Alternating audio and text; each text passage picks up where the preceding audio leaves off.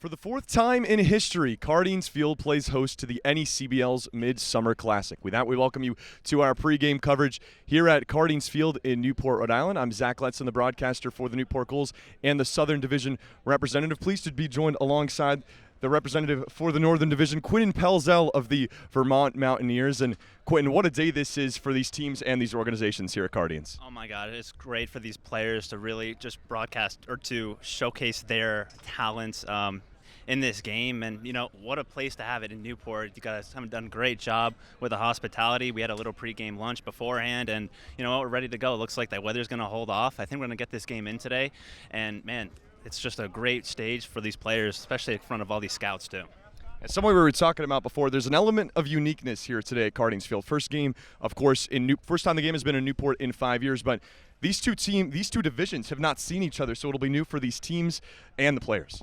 Yeah, it's kind of a new format this year in the NECBL, how all the North teams play all the North teams and all the South teams play all the South teams. So it kind of has that like old-time feel in the MLB where only the National League plays the National League and the South plays the South, except for the All-Star game. So it's the first time that these players will be seeing each other, and that's, you know, it just adds to the uniqueness of the game.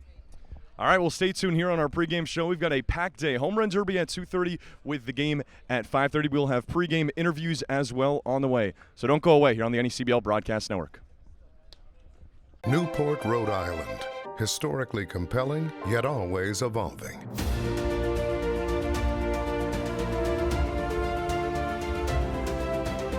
It is the Classic Coast. Discover Newport.org. You don't have to go far to experience the ultimate in Gilded Age architecture. Immerse yourself in these opulent palaces, the Breakers, the Marble House, and the Elms in Newport, Rhode Island. Open daily, newportmansions.org. Welcome back to the pregame show. I'm here with Newport's representative in the Home Run Derby, Bryce Hewlett. And right off the bat here, Bryce, let me ask you, what is going to be your strategy going into this derby today?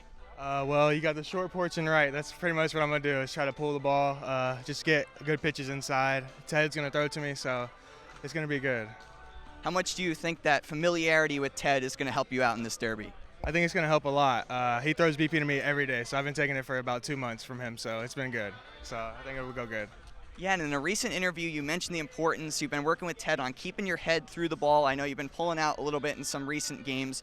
How important is that going to be in this derby, even though you're trying to launch the ball, but keep that head down and stay through the ball? Yeah, I just got to stay within myself, not try to do too much, and just stay with my swing. So that's what I'm looking forward to do. All right, and how awesome has it been to kind of chat with some guys from the Northern Division as well as the Southern Division here at the All-Star Game? It's been awesome seeing some of old people I used to play with, stuff like that. It's been pretty cool, so I've been enjoying it so far. All right, well, thank you so much, Bryce, and best of luck tonight. Thank you. That was Bryce Hewlett, Newport's representative in today's Home Run Derby. The pregame show continues right next.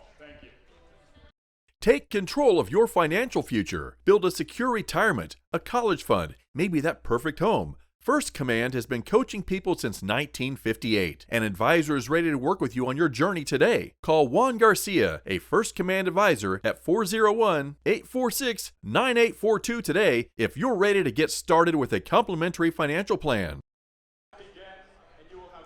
Welcome back to the pregame show here on the NECBL Broadcast Network as our All-Star Game coverage rolls on. Here with the skipper for the Newport Gulls and the skipper for the Southern Division here tonight, Kevin Winterode. Coach, what does it mean to you to have the honor of coaching the best in the Southern Division? Well, mainly I'm just proud of our kids because it was our kids that really put us in this position. So I'm mainly just happy and proud of our kids. And looking ahead here at Cardines Field, just the fourth time that this place has hosted the Midsummer Classic and the NECBL. What does it mean to you not just to manage, but to do it right here at your home stomping grounds? Well, our environment is different than most in the country, and so for all the kids as a reward to get to experience this, I think it's a very positive thing. Well, you mentioned how talented this Newport team is and how it played a big reason and got you here. 7 different players that'll be recognized for this Newport team. What does it mean to you that your guys have had so much success and so many of them are going to get recognized? Well, the biggest thing is we have good kids and they're good baseball players, and just to have an opportunity to play in this environment and get to know, they all know each other from playing at college, so that makes it a fun, laid-back environment, and it's just neat to be around this talented of kids. All right, Coach, well, thanks so much for the time. All right, the pregame show will continue right here on the NECBL Broadcast Network. You choose your own course, set your own pace. We get that. And our community succeeds when we work together. At People's Credit Union, we've been about people helping people since we first opened our doors in 1922. That's what credit unions do. We serve our members and our communities. And that drives our every action, every single day. That means building strong ties and doing what's right for our community. Because at People's, you're more than just a member. You belong here and always will. All-Star Game coverage continues here. I'm Quitin Pelzel alongside the manager for the North, Sean McKenna. And Sean, this is your first time managing in the All-Star Game. What's the experience been like for you? Have you been able to soak it in? Oh yeah, absolutely. This is a great place to be at in Newport. First-class organization, accommodations, nice brunch we had, and we're getting ready to take some BP and the home run derby. Great experience, of course. So you had 7 Swamp Bats now on the All-Star team in the North. It was 6, now it's 7. What's the experience been like for you coaching these guys, looking at them from when they first grew up here or when they first arrived to Keene to where they are now? Well, I mean, if anybody was following, half the guys that were on our team hadn't even arrived early on. We came here for an exhibition game, and I only had 9 position players. So going from when we started off on the 2nd of June and to where we are now, and seeing how these guys have developed and really, stood out amongst a lot of people in the league, I think it's great for me. It's great to see. They're all great kids. So now a lot of the players that you've been competing against throughout the entire season, you're now coaching them. How special is it to be coaching some of the best talent in the NECBL? Oh, for sure. It's definitely a special thing. It's an honor for me to be the coach of the head coach of the North. And, a lot of these kids in the North Division we've interacted with. Of course, we've seen each other so many times already without the crossover that I know everybody, and we've had interactions. I'm coaching third base, talking to everybody and whatnot, and the whole, pretty much every manager in the North as well, exceptionally well as well. So seeing these kids and knowing that they're all-stars when we voted on it, definitely excited for those guys as well. All right, Coach, thank you so much. That's Sean McKenna. He's the coach of the North. Stay tuned as All-Star Game coverage continues right here on the NECBL Broadcast Network.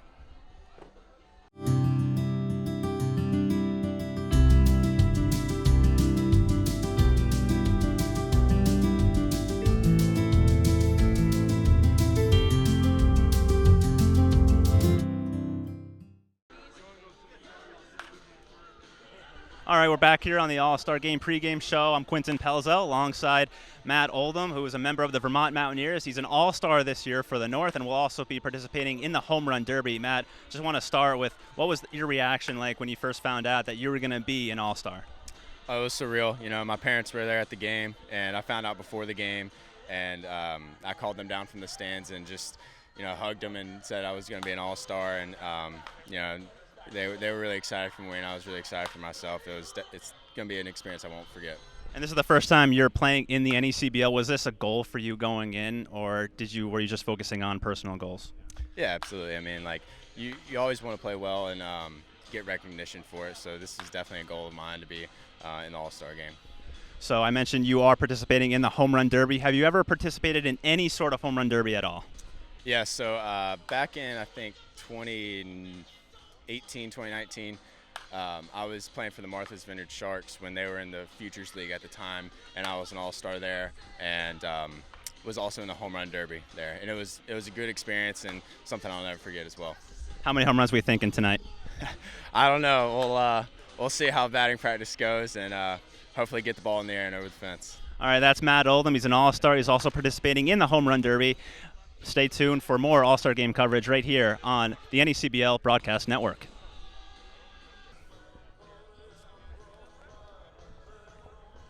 Welcome back to our pregame coverage here on the NECBL Broadcast Network. As our All-Star coverage rolls on here on the pregame show, Zach Letson pleased to be joined alongside the commissioner of the NECBL, Sean McGrath, before tonight's All-Star Game and Home Run Derby here at Cardines Field.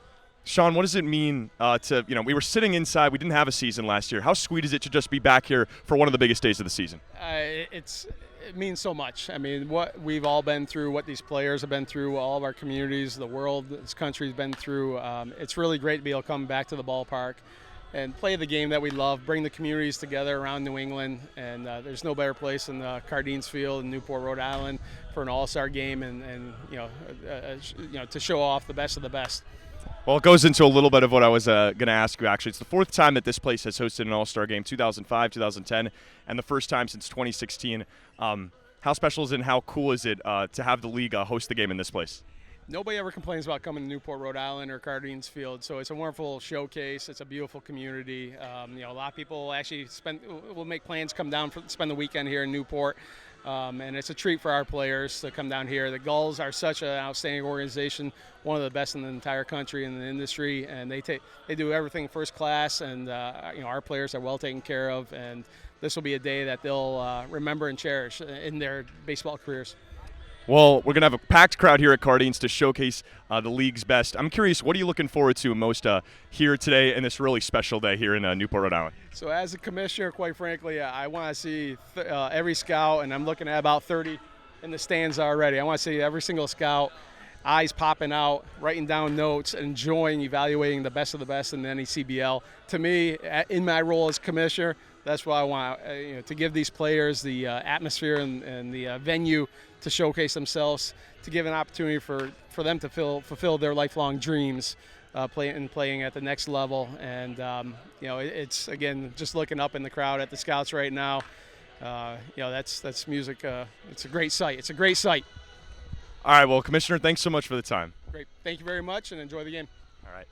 All right. So the pregame show will continue right here on the NECBL Broadcast Network.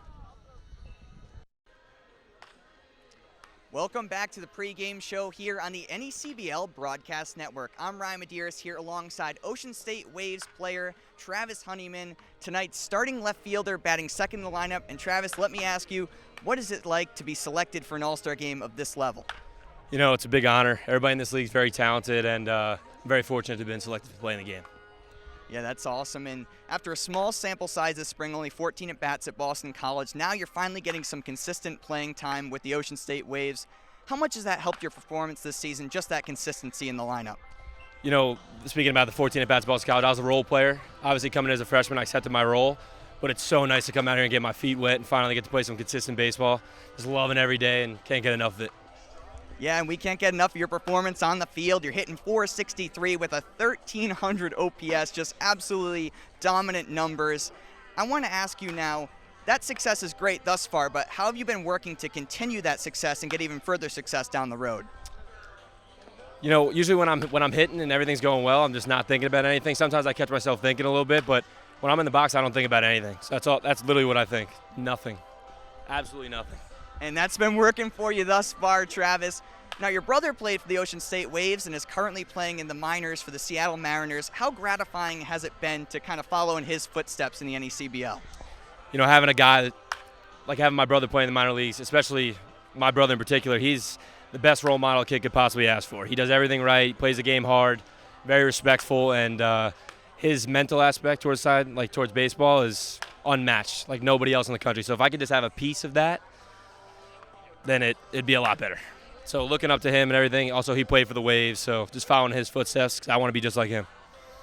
Well, thank you so much, Travis, and best of luck tonight. Thank you for having me. That was Travis Honeyman. I've been Ryan Medeiros. The pregame show continues next. Welcome back to the All-Star Game pregame show. I'm Quitin Pelzel alongside the starter for the North in the All-Star Game, Mike Bachicha. And Mike, describe the moment that you found out you got the All-Star gig, but not only that, you were announced that you were going to be the starting pitcher in the All-Star Game. It was definitely exciting. A little bit shocked too. I don't really focus on numbers or anything like that. I'm more worried about getting the wins for my team and just performing well. And it was definitely exciting, and it was an honor, and I appreciate the vote for sure. So this is your second year with the Keene Swamp Bats. The first year you did not get on the All-Star team. This time you are. What do you attribute your success to, and what did you improve on? Really just stayed working on my craft. I worked on hammering the zone more and just playing my game and finding my game. And it's just hammering the fastball inside and just, getting ahead of batters and just Just pounding the zone. That's all I really do. So now that you're here, you've had a chance to kind of soak it in, the moment with your family, with your teammates, that you were going to be in the All-Star game. What are you looking to get out of tonight? Just have a good time. I've been hanging out with a bunch of these guys, getting to know them. I mean, obviously we play against them, but it's not so friendly when we're playing against each other. So it's been really cool environment here, and it's just looking to have a good time and just pitch my one good inning. Congratulations, Mike, and good luck. And we will continue right here on the All-Star game. I'm Quitin, Pelzel, right here on the NECBL Broadcast Network.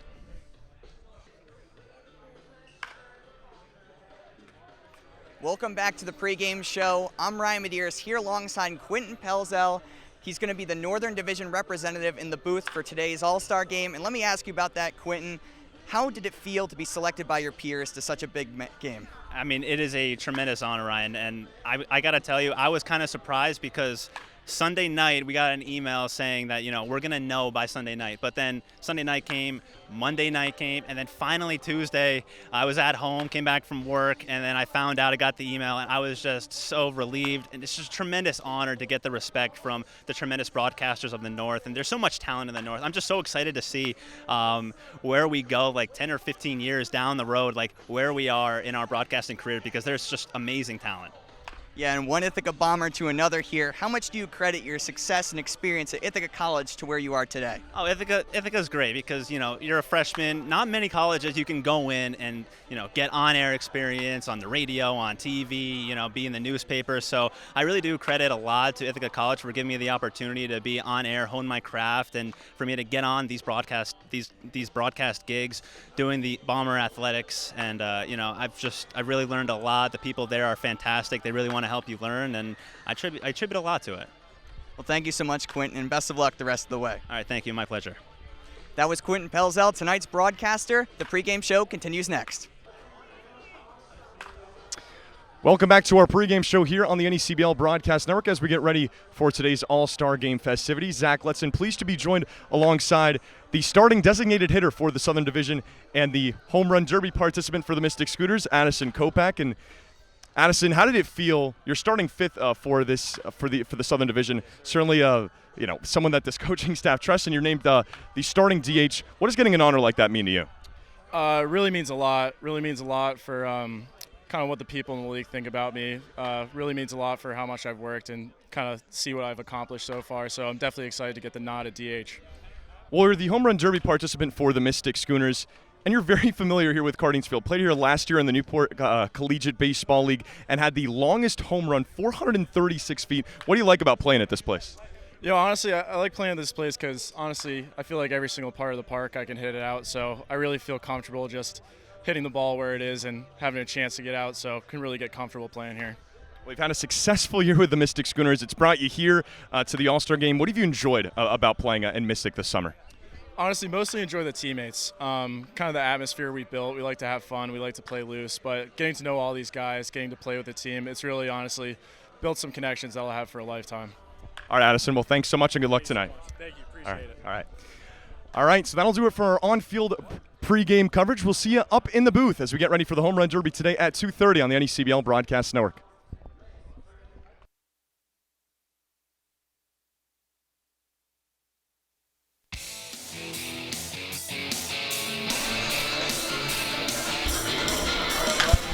We welcome you back to Cardines Field as we get set to get our All-Star Game festivities underway. What a day of events we have here for you, and thanks so much for joining us on Blue Frame and on your view here for today's All-Star Game. Home Run Derby at 2:30 and the All-Star Game coming up at 5. Zach Letson joined alongside the voice of the Vermont Mountaineers, Quitin Pelzel. It really is just a fantastic day to be here. What a surreal moment it is to be here at Cardines Field. I mean, it has so much history, too, the players that have played here, and just the dynamics of this field, too. I was looking at it during batting practice. You got 357 out there to left center field with the high fence as well, and we were talking about it beforehand. Kind of reminds you of the Fenway Park, how big that wall is out there, but for the Home Run Derby today, I do think the lefties are going to have a field day. If you're a righty, you got to live in that center field field area. 348. The fence is still really high. You got to get under it, but the righties are really going to have a really tough time with that fence, and 357 to left field. Well, it's certainly a little different than the home run derby that we saw in 2019. Of course, you guys, that was something you got to experience out there in Vermont with the Mountaineers. Yeah, no, that was definitely a fun experience for me. 2019, obviously, the Vermont Mountaineers hosted all the All-Star Game festivities, including the home run derby. I got to be able to be on the field doing the emceeing stuff and got to see a really good contest between the hometown kid, Cam Climo, who at the time was on the Vermont Mountaineers, and then obviously T.T. Bowens, who was a member of Mystic. He just put on an absolute show. I was talking to Rich Seska, who is the manager of the Winnipesaukee Muskrats. He was also the pitching coach of the Vermont Mountaineers in 2019. So he got to pitch to Cam Climo, who was in the finals facing T.T. Bowens. And T.T. Bowens, I think he ripped off 24 home runs in the final round. And what he said to Cam Climo after the round was, you know what, good luck, because I don't think you're going to get it. So that's kind of like the fun kind of jargon that they have. But it was a really fun experience. T.T. Bowens put on a show. He won in 2019. 24 home runs in that field, too. And if you've ever been there, that field is pretty big, too. So pretty impressive. Well, it moves from 2019 from Montpelier, Vermont, 2021 here at Cardines Field. Of course, in the year between, didn't have any CBL baseball the year off.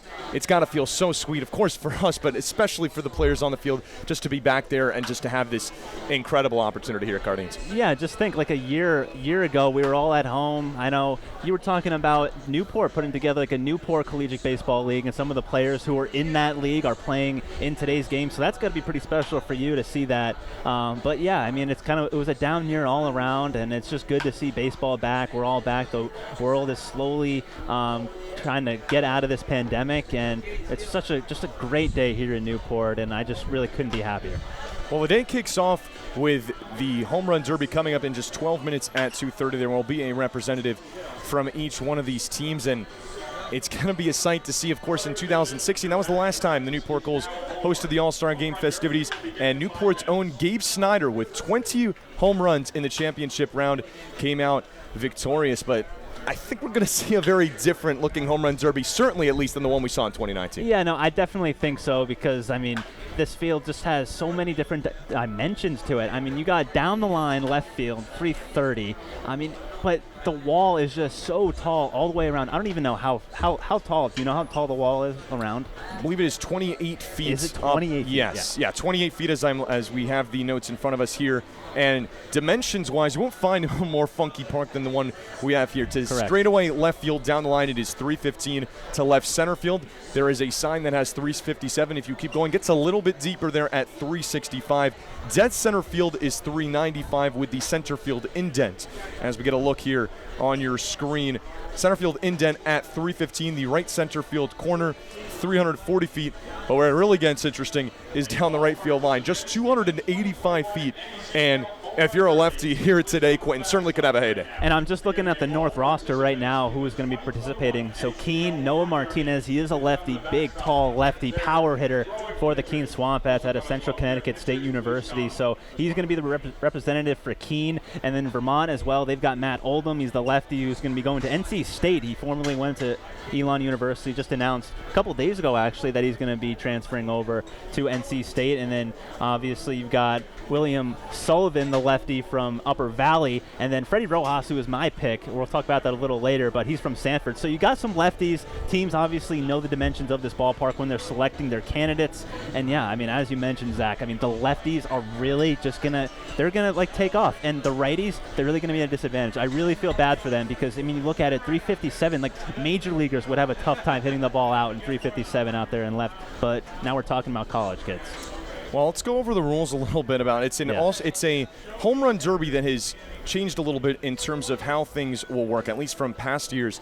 And here at Cardines Field, it will be a 3-minute round for each one of the hitters.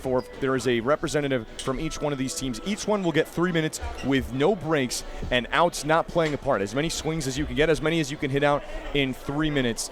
And the top two finishers from round number one will advance to the championship round, and there they will get a break, but not having a break for 3 minutes really test these guys' stamina. stamina. I was talking to the participants here, and they were saying, like, especially with the heat. I mean, the sun has come out. We were just on the field too, and with the sun behind the clouds, it's kind of okay. You got a little breeze, but once that sun comes out, it gets really humid, really hot, and I don't know how these players are going to react. 3 minutes straight of just big swings that they have to have, and I mean, it's going to be tough. That first round without a break, 3 minutes past. I mean, you see the MLB players hit. We were just talking about it too in the home run derby a couple weeks ago. I mean, they struggle through the first minute or two, and they need that timeout. That is essential to get their strength back. So we're going to see the stamina, and I think whoever has the biggest stamina is going to win today. Well, we do have TrackMan technology here at Cardines Field. One of the great parts about it, had the Newport Collegiate Baseball League here last summer with no NECBL season, of course. And the man that hit the furthest home run is participating in today's home run derby. That is Addison Kopak of the Mystic Schooners. And I bring up TrackMan here because in the event of a tie for first place following the conclusion of round one, the decision to hit first or defer will be granted to the player who hits the longest home run. Oh, I didn't know that. Recorded by TrackMan technology. So it's certainly interesting with a whole different rule book here that we're dealing with for the home run derby this year. So now, are we going to be able to have access to the TrackMan data in real time? Yes. So we should be. We have been fortunate enough. Our TrackMan, our Synergy and TrackMan coordinator Colby Mason has done a fantastic job this season at hooking us up with the stats that we've actually been able to use in live time. And there's never a better time to use that for the home run derby. Yeah, no, it's great. I mean, I love even watching the MLB home run derby, just looking at how far the ball went, what the exit velocity was off the bat, and it's going to be great to see today because I know last year or 2 years ago, I think we might have had it, but we might have not. I don't remember, but it's going to be good to have those stats real time and to see how far they hit it, what the exit velocity is, and that's really cool, kind of a neat little thing that the NECBL did. So you're going to be awarded based on how far the home run is. So that's pretty cool. Well, should be a very exciting home run derby to kick things off. After the conclusion around 3:30, we will have an interview with the player of the game, Ryan Medeiros. Our field reporter will talk to the winner of today's home run derby, and then the pregame opening ceremonies for the All-Star game begin at 4:30 before today's game at 5. An exciting day, a big day for a lot of these players and a lot of these teams to put their talent on display. We'll step aside and give you the full lineups and the participants for the home run derby when we come back here on the NECBL Broadcast Network.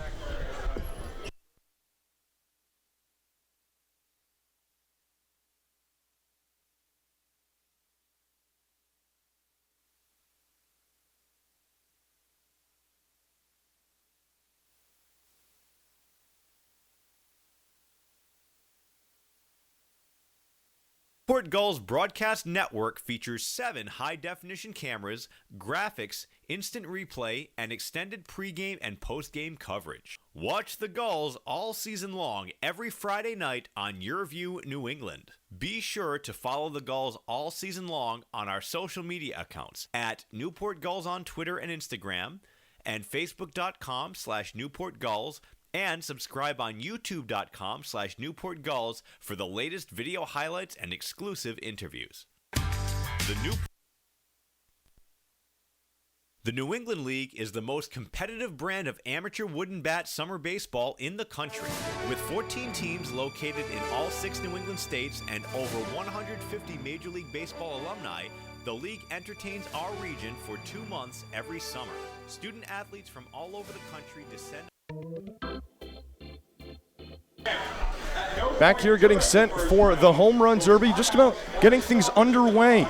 We'll give you today's representative for each team. It's Brennan DeRigi of the Bristol Blues to get things started. Of course, representing Bristol their very first year in the NECBL. Brennan DeRigi followed by Cameron Masterman of the Danbury Westerners, Noah Martinez of the Keene Swamp Bats right behind him.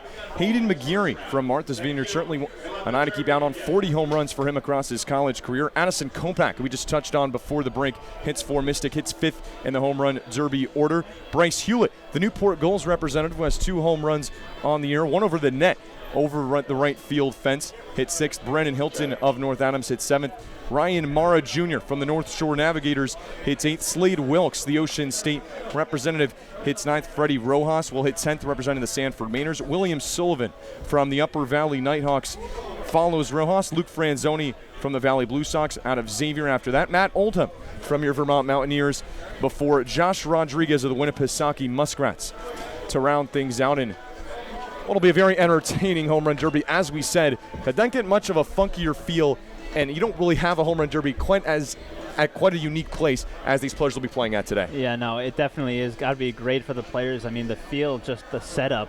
Talk about the dugouts being on the same side as well. So that's got to be kind of weird, too, for the players just during a regular NECBL game to have the players on the same sideline.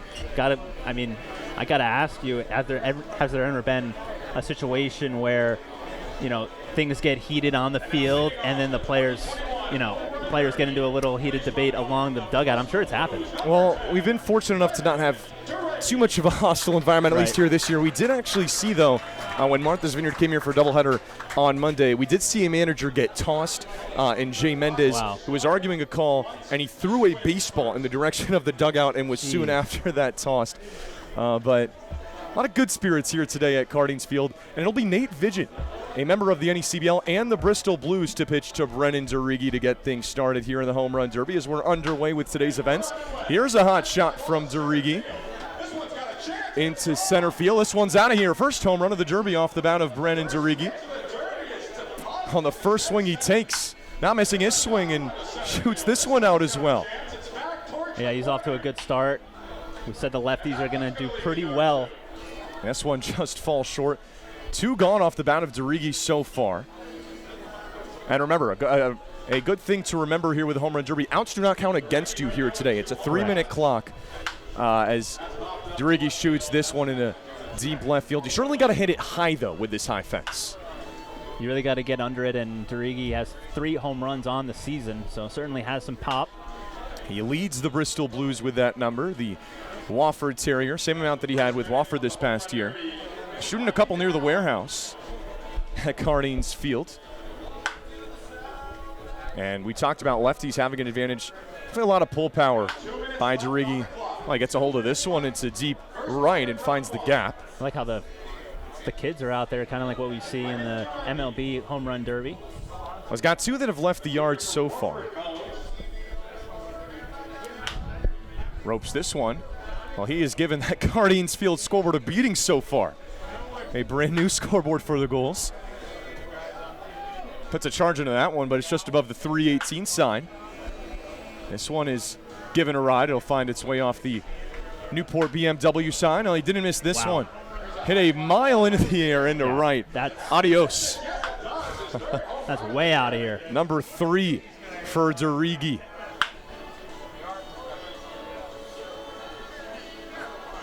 A lot of power from the lefty, a 6'2", 225-pound frame. I think he's running out of gas here. We talked about it, too. You need that timeout, but the NECBL, for whatever reason, their format here, you do not get a timeout in the first round. So you got to go 3 minutes straight of just huge swings. As he finds his 4th, has he found his 5th? It appears so. Not missing on his swing for Durigi. Number 6, another one on its way. And high off the fence, a high fence 28 feet here at Cardines Field. The count is 6 for Brennan Durigi to this point. How about the tremendous pressure, too, on the pitchers? Now you got time, so every pitch from whoever is going to be throwing has to be right down the middle or wherever the hitter wants it. Puts a charge into one down the line. If it stays fair, it's gone. Shoots this one out. That ball's going to leave. Clock winding down for Durigi. His last swing is a drive into center field. Well, a successful day as that one falls for Durigi. Successful day for Brennan Durigi to get things started. A 6 spot for the Bristol Blue. I would say that's pretty good to start it off. Obviously, just trying to get the feel for it. And obviously, if you're the first guy up, you're kind of at a disadvantage. You don't know where the ball flies out, where the wind is going. 7 home runs now for him. So, I mean, that's a really good start. It's going to be tough to beat, but, who know? I don't know what everyone else has in store. Obviously, he's a lefty. We do have a few righties coming up. And this next guy, Masterman, is a righty, so we'll see what his strategy is. I mean, if you're a righty, I think you have to work the center of the field, kind of what Durigi did. Well, righty and a very dangerous bat at the plate in Cameron Masterman, an NECBL Player of the Week selection, and for good reason. How many guys can say they had a 10 RBI game? Yeah, you were talking to me about that game that he had. I mean, that is crazy. 10 RBI, and all the relevant thing to mention here in the Home Run Derby, 3 home runs to each side of the field, 1 to right, 1 to center, and 1 to left for the kid out of the University of Louisville. How do you think he was feeling after the game? I mean, that must have been just a surreal feeling. 3 home runs to each side of the field in the NECBL. 2 of them for grand slams, 1 for a 2-run home run for Masterman, who takes a big hack at this. It'll find the kids out there shagging some flies. I mean, right now he's putting on a good showcase in batting practice. Just a lot of line drives. Really can't get under it, and you really got to get under it if you want to get it out over these 28-feet fences. That one has a chance in a deep left. Into the trees it goes. That's gone. So Masterman with his first. And you really got to hit it high, as we said, 28-foot fence. That one to deep center off the wall. Well, these would be base hits if we were playing a game. No, exactly. Yeah, I was going to say he's putting on a very good show in batting practice. As he flies this one out, it'll just fall short of the wall. And something else that's going to come into play, too, especially when you hit it to the left field, is those 2 overhang trees. Obviously, we saw that home run that was hitting the tree. It was called a home run by the officials on the field, but there's a lot of subjectivity when that ball goes into the tree. Does it go over the fence, and if it comes down? So a lot that has to be dealt with here. Well, he's got 2 so far. Hits this one to dead center, and it disappears. That's a home run for Masterman. Masterman's finding his groove here at Cardines Field. 4 home runs on the afternoon. Up to 4, and like you said, he's finding that dead center contact. It looks like that's what you have to do. As another one in the trees. This one will fall short. Looking at 5. Taking some pitches, which, well, you have the liberty of doing that in a 3-minute frame. With you almost have to. With no breaks in the first round. But not missing on this pitch. Deep near the 357 sign. Adios into the houses. Yeah, what a season it's been for Masterman. 5 home runs for the Westerners. Second on the Danbury team. Oh, boy, that one off the roof for Cameron Masterman in a dead center field. That is not easy to do. Is this guy fun to watch? Wow. Shoots that one. Oh, my, into left field. Well, you won't have to run into that one. That is a souvenir for somebody on the playground. Yeah, I would go out on a hunch and say that's the farthest ball that's been hit so far in the first 2 batters. I think it's going to find the slides out there for Masterman. 9 home runs so far, the count for the Louisville Cardinal, looking for double digits. 20 seconds to go for Cameron Masterman, the righty. What a show this is. I'm sure he's getting really tired. Just going to take a little break. I mean, you got 9 right now. It's going to be tough to beat. Uh-oh. That one with a chance to go. Looks like it did clear the fence. Out of here, number 10. And number 11 might be on its way. There she goes. 11 for Cameron Masterman in round number 1. And that'll do it. The last swing for Masterman might have been a big one. Down the line it goes. Wow. It looks like it'll go just foul, but what a day for Cameron Masterman to kick things off. An 11 spot for the Louisville Cardinal, the second batter here in the Derby. Yeah, that was 11. What did Derigi get? He got 7, right? Yeah, so Masterman already solidified himself, and I would say 11 is going to be a very tough score to beat. Obviously, Derigi from the left side, we saw 7 from him, but, Masterman just put on a show. He was living out in that left field. So, like I said, center field, but, he was getting it out in left field. He was getting a big piece of the ball and putting it out pretty handily. Pretty impressive showing for him. Now, Noah Martinez, I believe, will be the next batter. Yeah, so from Keene, yes. 2 down, 8 to go. It'll be Noah Martinez from Keene, Martha's Vineyards, Hayden McGeary, and Addison Kopak, the next 3 batters that we'll have here. And that was Noah Martinez, and he arrived to the Keene Swamp Bats a little late this year. And he arrived to the Swamp Bats when their offense was really struggling, but really since Martinez arrived and the Swamp Bats got a lot of their players back, that's when they really took off. And if you don't know, they are first place in the North right now. Just had a terrific season. Noah Martinez, first baseman from Central Connecticut State University, and he's going to have his coach, Sean McKenna, pitch to him. Also happens to be one of the coaches here in the All-Star game here today. He is the manager for the All-Star game. Got to interview him before the game. He's just so happy to be here, and I can't blame him. Like, this is such a terrific moment for him. As that ball is lifted to deep right field, I think that was foul. Just getting a little out in front of it.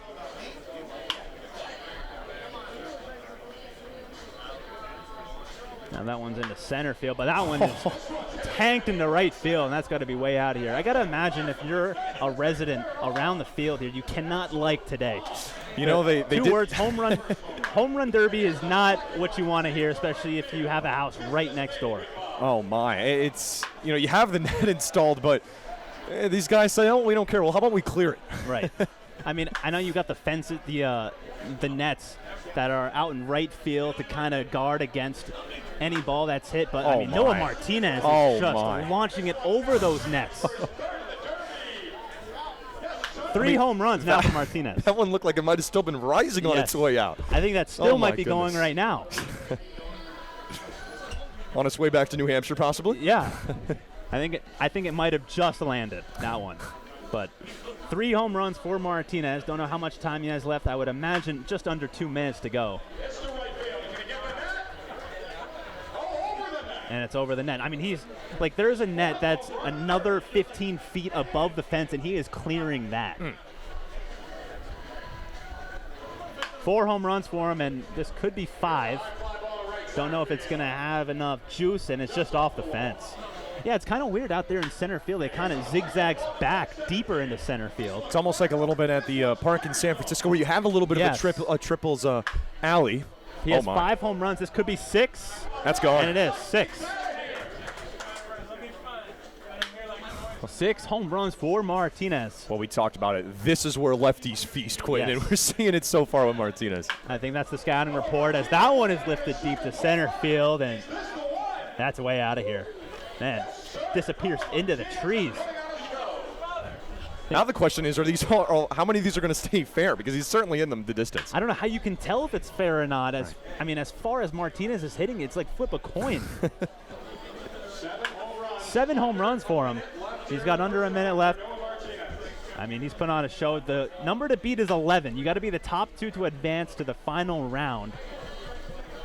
And right now he's at 7. So, of course, he's matched the number of Derigi to start things and still got some time here to work with. He's at 8 now, and that one, if that's fair, that's gone. I believe that's foul. It's kind of hard to see where we are here. Yeah. But he is up to 8 home runs. Sean McKenna doing a great job giving him some balls middle in where you can hit it. He's got just under 5 seconds, probably one more pitch here. He's at 8 total home runs, and he will finish with 8 total home runs. Noah Martinez, the first contestant from the north and the representative for the Keene Swamp Bats with 8 home runs. Right now he is 2nd out of 3 batters. That's got to be a pretty good showing for him. Oh, yeah. I mean, we talked about it. It's so much fun just to see lefties go to work here at Cardines Field, and some of those – oh, yeah, maybe not the best day to own a house out there in right field. That roof's getting some work. Yeah, no one tell anybody that the home run derby is happening now, or else there's going to be some sort of feud. But right now, pretty good start to the home run derby, I would say. Oh, yeah. No one really going out there and not hitting any home runs. I mean, the lowest home run total is 7, and that's still a pretty good showing. So from one purple jersey wearer to another purple jersey wearer, Hayden McGeary, the catcher from Colorado Mesa College, steps in and has had a historically good collegiate career, certainly so when it comes to the home run ball. Looking over his stats, 40 home runs in 108 collegiate games for the righty. Doesn't get a lot more impressive than that. That's almost historically good. That's crazy. Of course, 2020, a season that was short, and only played in 18 games. How about having 9 of them in that span? It's unheard of stuff. The 4th contestant here today. The score to beat so far is 11. And for these hitters, got to be in the top 2. The 4th of 10 contestants grounds this one in the left field. First lefty batting practice pitcher we've seen today. Not that it means anything, just an observation there. Challenge, of course, getting underneath it enough for these hitters. Yes. No, yeah, that's what we talked about, too. And for McGeary, too, he's only played in 9 games with Martha's Vineyard so far this year, but, I mean, you mentioned it. That might be his first. Back at the wall, adios for Hayden McGeary. This one has a chance as well. Just a bit high off the wall. So 1 so far for the catcher, who lofts this one foul. Just has tremendous power, stands at 6'5", 235. He is just a big dude. Well, he is certainly hitting these balls on the screws so far. As he takes that pitch. 97, the exit velo on the last one. Yeah. And this one might be on its way. Goodbye. Oh my, that ball was crushed. That one got out. That one got out in a hurry. 103 miles an hour, the exit velo. This one headed to a similar spot. And it clears the wall. Number 6 for Hayden McGeary. Hitting triple digits on just about all of these on the exit speed. And it's even more impressive, too, because, I mean, they're throwing batting practice. These balls are coming in at 40 miles an hour, and these hitters are turning it around at about triple digits, like you said, 100 miles an hour. It's just impressive stuff, impressive exit velo from these hitters. So just have tremendous talent. Oh, did he crush that one into deep left? That one's out of here. Yeah, that one was crushed. Another 104 miles an hour for McGeary. Might be a new record here so far today. I believe that is 7 so far for the Vineyard catcher. From Colorado Mesa University. That one goes. A 9th for McGeary as the clock winds down. Trying for double digits to be the second contestant so far. He is the 4th of 10. He gets a hold of this one to deep center. It's got a chance high off the wall. 35 seconds to go. Looking for the double digits. Oh, did he get a hold of that one? High off the wall. Aiming for that playground. Souvenirs for some kids out there. I don't know if the kids will have a souvenir of that one. No, they won't. It's gone. He's got 11 now. That one's on its way. Off the fence. He's looking for a solo lead in his final swings here. Did he turn on that baby? I think he did. Oh, yeah. A 12th for McGeary. As that will do it. Will that count? Oh, my goodness. That ball is gone from McGeary. How about a 13 spot? Yeah, I don't know if that last one counted. It did go over the fence, but he threw it after the whistle. Well, I think if the ball is thrown, it's probably got to be fair game, right? I would say so. I mean, you got to give it to him. Come on, it's the NECBL All-Star game. Come on. But I mean, we mentioned at the beginning of the broadcast that the lefties were going to have to eat, but it's actually the right-hand hitters. I mean, we've seen Masterman, we've seen McGeary put on shows, double-digit home runs, and they're now the leaders in the clubhouse per se. So just to recap here a little bit, Brennan Zarigi got things started with a total of 7. Cameron Masterman followed with 11. Noah Martinez, the first Northern Division representative, followed after him with 8. And Hayden McGeary, the new record to beat, with 13. And boy, this should be fun to watch. Addison Kopak, who we chatted with on the pregame show, had a 436-foot bomb here in the Newport Collegiate Baseball League last summer. Would you say that he is the favorite going in? He was my pick to finish this, just with the sheer, of course, distance matters, but so does consistency. Shoots that one. That's got a chance. That one is gone. That'd be the first for Kopak. Here's potentially a second, high off the wall. This one has a chance to reach the playground, and it is out of here. So 2, I believe, so far as we get confirmation. That's kind of tough to see as the ball travels out to the deep outfield. Kind of tough to see if it gets caught in the trees. Hits this one off the wall and gets underneath this. A lot of pull power for Kopak, but actually when we were talking about it, the home run that he hit 436, actually the opposite field last summer over the net. And I was running a camera on the dugout and just watching where that one would land was a sight to see. Speaking of the camera, how about the camera work here by the production team? Traveling and getting all the fly balls flying everywhere. Can't say enough about pretty good about the job our production staff does here. And what a treat it is to have the All-Star game here for the 4th time is Kopak, who I believe the total is at 3 right now for the Mystic outfielder. Looks for a 4th there. Does it have the distance? It's high off the wall. Oh, hitting these hard, just needs a little more height on him. Bloops that one, of course. A reminder, these don't count for outs. You're working against the clock, but not against an out total for Kopak. I think it really, for these hitters, it really depends on how good your pitcher is. Like, are they throwing strikes and are they throwing it where you want it? And I'm sure these guys, they practiced beforehand, and so they know. But I mean, a lot of the pressure is going to be on the pitchers who are throwing the BP. A total of 3 right now. Record to beat is 13. Oh, he lofted that one high and deep in a left. Say goodbye on that one. Yeah, that one was towering. That is 4 for Addison Kopak. And he may have number 5 right here. That one's gone. I don't think you got to move if you're out there in the right field, out there in the outfield. No, all you have to do is just look at the kid's head just staring up at it.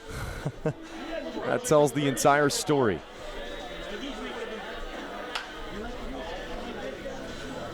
Comes from the University of Rhode Island, and it's got some pop in the bat as we see here. Working against the clock now, though, just 25 seconds to work with. At a total of 5. The 5th participant of the 10 here so far. Skies this one into the outfield. And he's got 10 seconds left. Got to go on a little bit of a streak here. Fortunately, he has to get to double digits in order to be advancing. As that sounds the clock, as you said, so 5 home runs for Addison Kopak. And we are halfway home in the home run derby, as you said. Now the requirement becomes you got to hit double digits in this park just to move on. Yeah, it's going to be tough. And, I mean, we got some tremendous talent, tremendous power coming up. But, I mean, Masterman and McGeary, they really set the precedent for what you need to get if you want to even have a shot to get into the final round. And we mentioned the top 2 batters with the most home runs will advance to the final round. And I believe once you get to the final round, that's when these batters will finally have a timeout because it's 4 minutes long. Well, you got to earn it. Yeah. You don't get it. You have to earn it in the championship round. And here's the Gulls' own guy, Bryce Hewlett, the Newport Gulls representative for the All-Star game. He's got a pair of home runs on the season and some really impressive pull power for the tall kid from Pittsburgh. He's being pitched to by Gulls hitting coach Teddy Regan. Skies that one in the air. Does that have the distance? Looks like it just snuck out. And this one's given a ride. Well, this one, let me tell you, no doubt about it. And another one that's got given a ride for Hewlett. That ball's on its way out of here. He's got a really nice swing, really nice stroke, too. It's repeatable. Man. Well, he has cleared the net before in games that count, not just in home run derby or in batting practice, so he's certainly capable. 1 home run for Hewlett so far. That one with a chance, it's gone off the net. Another one for Hewlett on its way. Looks like it's just short. Looks like the total is 2 for Bryce Hewlett so far.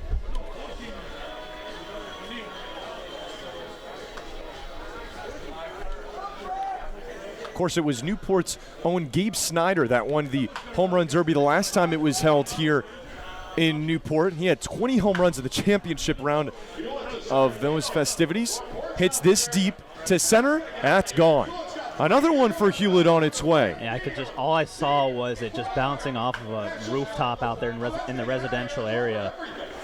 There's going to be a lot of balls in these people's backyards when they come out in a little bit. Wow, I mean, that one was crushed.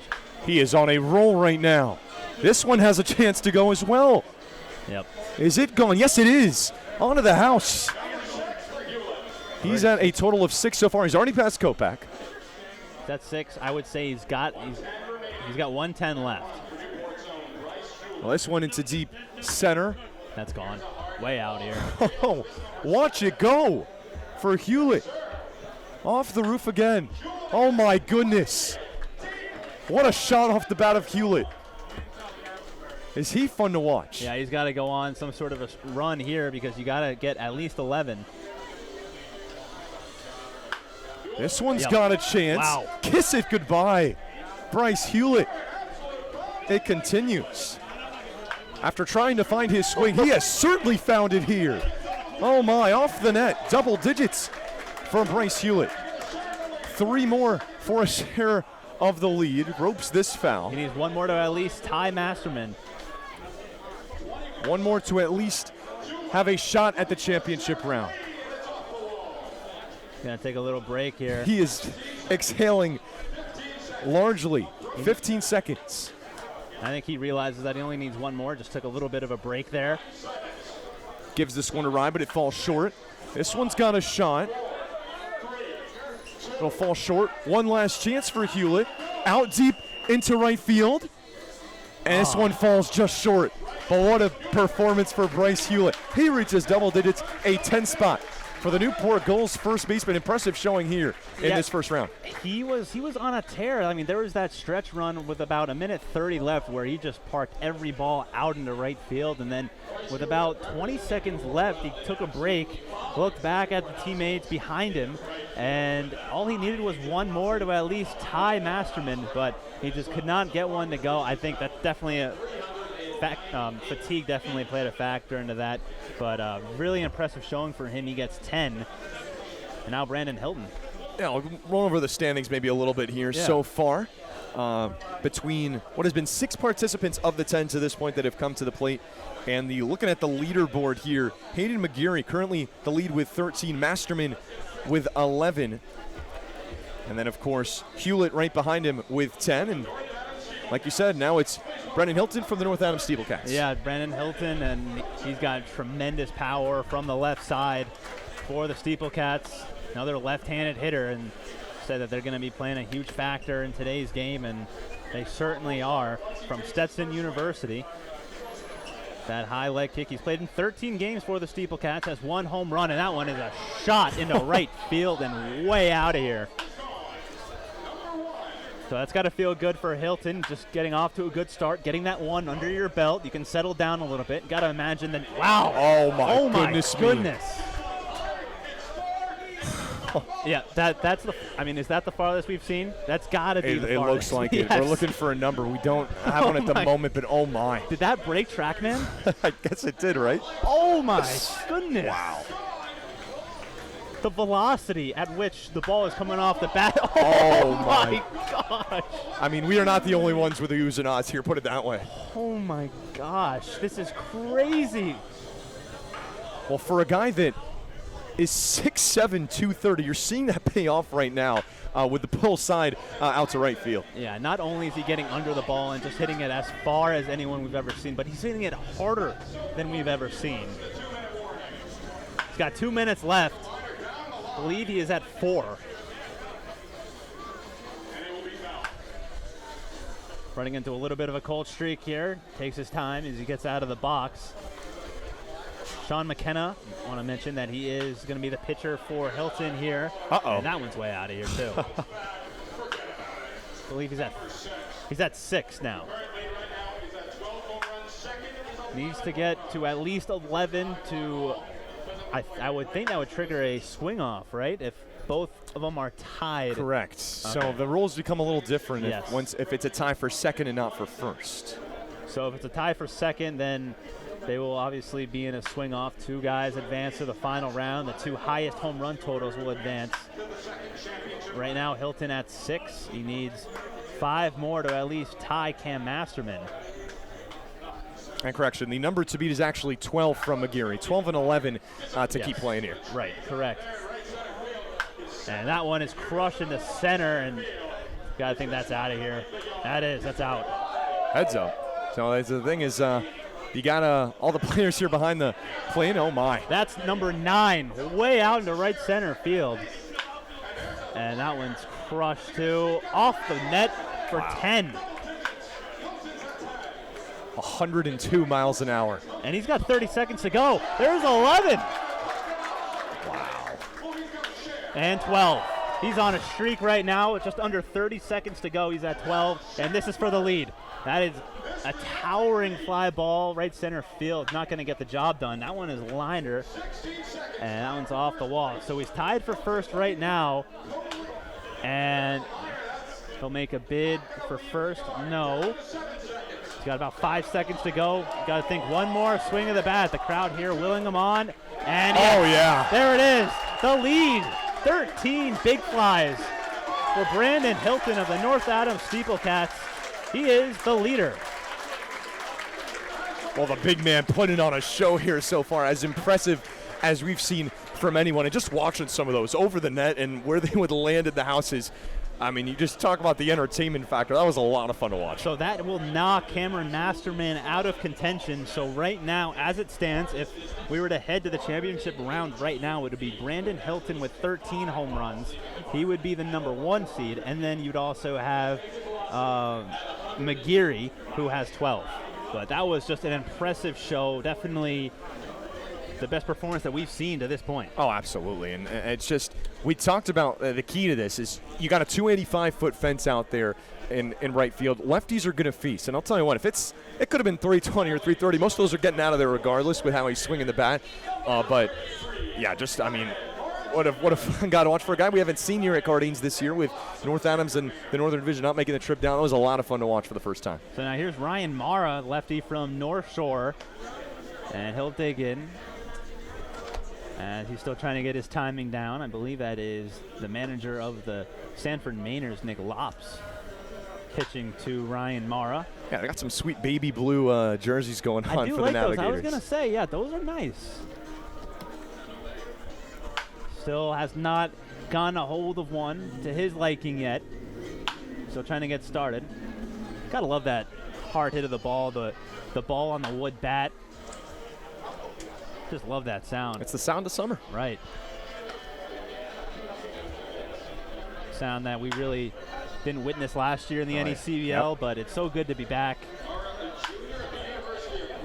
And he makes a bid to the opposite way, but there's just too much grass out there. That one's definitely got a chance if it stays fair. Looks like it did. I think that's home run number 1 for Mara. If that was fair, still don't know if it's fair or foul. From Brown University. He does have 1 home run. They did confirm that one. He stands at 6'6", 250. Played in 24 games for the Navigators. Had 1 home run and 11 runs batted in, but the exit velo is why he is in the home run derby. He can hit the ball far. Yeah, high and far. That's the goal when they come out here for the home run derby. Yeah, no, that's exactly. I think that's why a lot of these hitters get picked, is because they either have had success in their college ball, and that's 4. And there's 5. Over the fence and gone in right field. He's got 5, so Mara started off a little slow, and now all of a sudden, over the past 30 seconds or so, he's got 5. That's the luxury of this 3-minute time. If it could take you a minute, but if you can find that groove, and we saw it with you, even though we fell just short, a groove that he can get in is really the key here. There's 6. That one is just way out of here. Wow. And if that one's fair, that one's gone.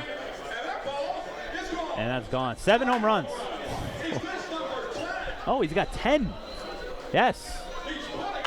Oh, wow. My goodness. This might be the most of a groove I've seen so far. So waiting for some confirmation on those balls down the right field line. 11 home runs for him, and he's still got just under a minute to go. He is well on pace to be in first place. Got to think that he's fatiguing a little bit, but for him, it's just looks like it's an effortless. Yeah, it doesn't. I was gonna say, don't look like it if he is. That's for sure. It doesn't even look like he's breaking a sweat right now. He's at 11 home runs. Oh my! And that one is on a line, gone. 13 or 12, excuse me, and this one's 13. I got ahead of myself. I knew that one was coming. 13. Well, I can't blame you. You can almost bank on the fact that he was going to hit 13. The way that he's been hitting over the past minute 30, he's at 13 home runs. He is tied for the lead here. He needs one more for the lead, and he's got it. 14 home runs for him. He still got time. No, now he doesn't. So 14 home runs for him. We have now had records in back-to-back batters, starting with Brandon Hilton, who had 13. We thought he put on a show, but how about Ryan Mara? putting on a show here for the North Shore Navigators, representing them 14 home runs. It's really keeping you on the edge of your seat. Like you said, you saw Masterman and McGeary, all these guys put on shows, and now it just keeps getting more impressive of what we've seen from a couple big dudes and a couple lefties really take advantage here at Cardines Field. And that'll bring up the Ocean State Waves representative, Slade Wilkes, who will be pitched to by a man that knows Cardines Field, Eric Hershine Bonder, who was one of the 4 managers here in the Newport Collegiate Baseball League last summer. Yeah, it's kind of a unique opportunity for all those players, too. Another lefty. See if he can take advantage here. Slade Wilkes out of Southern Miss. He's got 1 home run this year, and he's got 1 so far in the Derby. Say goodbye on that one. This one could be on its way. That one is just foul. Second one confirmed out of here, so we're at a total of 2 so far. For the right fielder, could be 3. Oh, yeah. Wow. I didn't even see that come down. You know, if the trajectory's still up on its way, I think you're doing something right. Sky that one into deep right. Does that one have the distance? It's just held inside the fence. And you know, Zach, a lot of these hitters, too, I see their stats, and they have 1 home run, maybe 2 home runs. Oh, wow. Look at that baby go. High off the net. And this one might not even get the net. Could go over it. Into the trees. Oh, my goodness, Slade Wilkes. What did these baseballs do to you? His Ocean State teammates filming him with the cell phones behind home plate. Oh, yeah, they're their own personal hype man. Oh, he gives this one a ride. That one looks gone, and it is. This ball could be gone as well. And that's kind of different, too, from what we've seen. That's an opposite field tank. Well, I'll tell you what, it is not easy to catch up with Slade Wilkes right now, the swings that he's putting on display. Ropes this one, it'll find its way off the wall. Minute 20 to work with. 7 so far, this could be 8 for Slade Wilkes. Yes, so, it is. Yes. 8 so far. Oh my, there's 9. Oohs and ahs. For good reason, too. You can just tell whenever they're like, ah, that's when it's just gone. Oh, if that one could have stayed fair. Well, this is really a treat for all the players, the ones participating, the ones watching, and for everybody involved. Total of 9 so far as we've reached under 60 seconds for the Ocean State Waves participant. I know, Zach, it's just so good for these players, too, to just come together and celebrate what they've done this year. Well, it needs 3 more for a share of second and a chance at the championship round for Slade Wilkes. Under 30 mark for Wilkes, who gives this a ride. Does it have the distance? Oh, yeah. You bet it does. He's at 10 now, matching Bryce Hewlett. It's tied for 4th right now. Oh, that one's gone. Kiss that one goodbye. This one's on its way, too. In a groove. So that puts him at 12, and now he is officially tied for 2nd. And this one, did it come in after the buzzer? It looks like it's gone. Off the top of the wall, just missed. Whatever the case, 12 home runs for Slade Wilkes, putting on a show here in Rhode Island. Yeah, 12 home runs, not too shabby, but unfortunately for him, that is just not enough. Brandon Hilton and Ryan Mara, 13 and 14 apiece, so really was off to a slow start. And you know what, as you said, I mean, all it takes is just a minute stretch where you put like 5 or 6 out, then you're right back in contention. Give you a little bit of a look here at the leaderboard. As you mentioned, Ryan Mara Jr. from the North Shore Navigators currently in the lead with 14 home runs. Hilton comes in behind him with 13. Hilton from North Adams comes in with 13. And behind him, it's Hayden McGeary from Martha's Vineyard with 12. But not only the top 2 move on to the championship round. So certainly setting a high bar here as we go into the home stretch. Yeah, no, certainly is. And I honestly did not know what to expect. It was hard for me to remember what even happened in the championship round. I had to talk to Rich Seska, who pitched in the home run derby, to see how many home runs were hit. I mean, it was 22 in the championship round. It was T.T. Bowens, he's a member of the Orioles organization right now. But I would say 14 and 13 home runs is not too shabby, especially setting the precedent. But I'm going to tell you what, this is my favorite for the home run derby. I think Freddie Rojas Jr., got to see him actually last night play against the Vermont Mountaineers. He can hit the ball a ton, and he made not very many people that can make Vermont field look small, but he does. So he's a left-handed hitter from the Sanford Mainers, the representative there. Rising senior, Texas Rio Grande Valley outfielder for the Mainers. And he gets into one into deep center field, and the kids don't even look up at it. That one's way out of here. His first one of the contest. That one is lined into right, just off the wall. So he's hitting the ball hard. He has one so far, about the first 30 seconds through. Trying to still get his footing as Nick Lops is pitching to Rojas. He's the manager of the Mainers.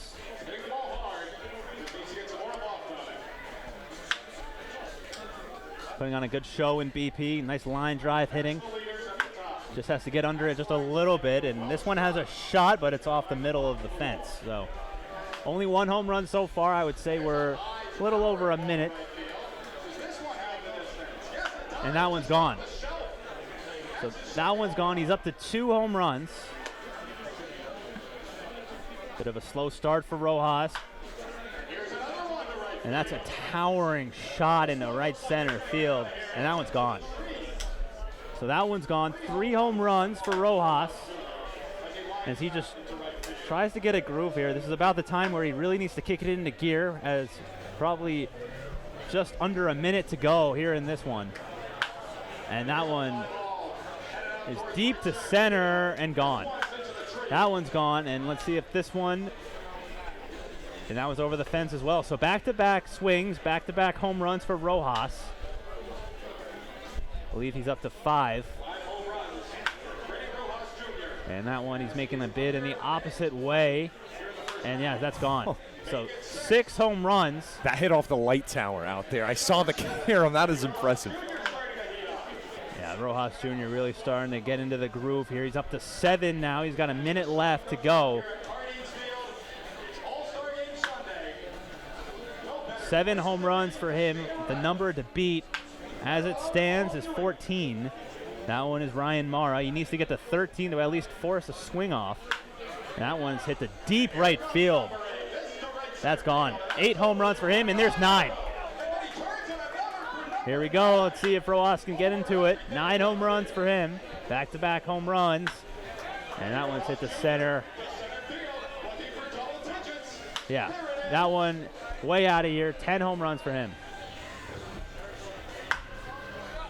Loud sound off the bat. So he's up to 10 home runs, and that one's 11. Wow. Easily over the net. Yeah, way over the net. I mean, it's just amazing how much power these kids have. He's got 11 home runs. Still needs 3 for the tie of the lead.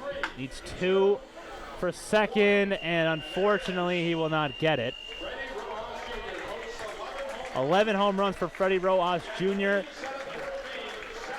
Made a bid for Ryan Mara's record and Brandon Hilton at second, but unfortunately just couldn't get it. He just got off to a slow start, and that's what doomed him in.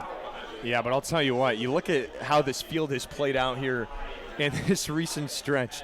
Let's take a look. The last 5 guys that have all come up have hit double digits here, so you're kind of seeing guys that have started to get in the groove, and a lot of that, of course, is the fact that we have seen so many lefties here at Cardines Field, but it's really looked like, sure, it might take 30 seconds to find the swing, but like you said, you just find that groove in the middle, and that can really prove to be a difference maker. So, Zach, you've broadcasted games here all season long. Would you say that there are a lot of home runs that are hit at this field compared to the rest of the fields in the South? I have to say it's definitely your best off hitting them to right field, but it is hard. You do have the high fence, so you do see a lot of extra base hits. Home runs can be tough. Will Sullivan now the batter representing the Upper Valley Nighthawks from Troy University. Big, tall left-hander, 6'3", 220. Played in 28 games for the Nighthawks. He's also appeared on the mound for the Nighthawks. Got the loss. Didn't even give up an earned run. So he's done a little bit of everything for the Nighthawks. Still getting on the board here as he makes a bid for his first, and that is first home run. That got out in a hurry. Yeah, it's always fun to watch the two-way guys in this league and see what they can do. And it's crazy. I mean, we see it in Major League Baseball, but how you can do both things so well. Yeah, there are a couple players that can do that. As Sullivan, towering shot to center, and that one is gone. There's two for Sullivan, just getting started here. For Sullivan, we got 3 more contestants to go. And that one, if that's fair, that's gone. I mean, that's staying fair, all right. Oh, my. That went behind the roof that we can see. Yeah, I don't even know what building that is, but it went over that one. And there's not even any protective netting or wiring on those windows out there. Would not be surprised if one of those gets hit today. So the fence out there is 285. The distance we have on that one, 399 for him.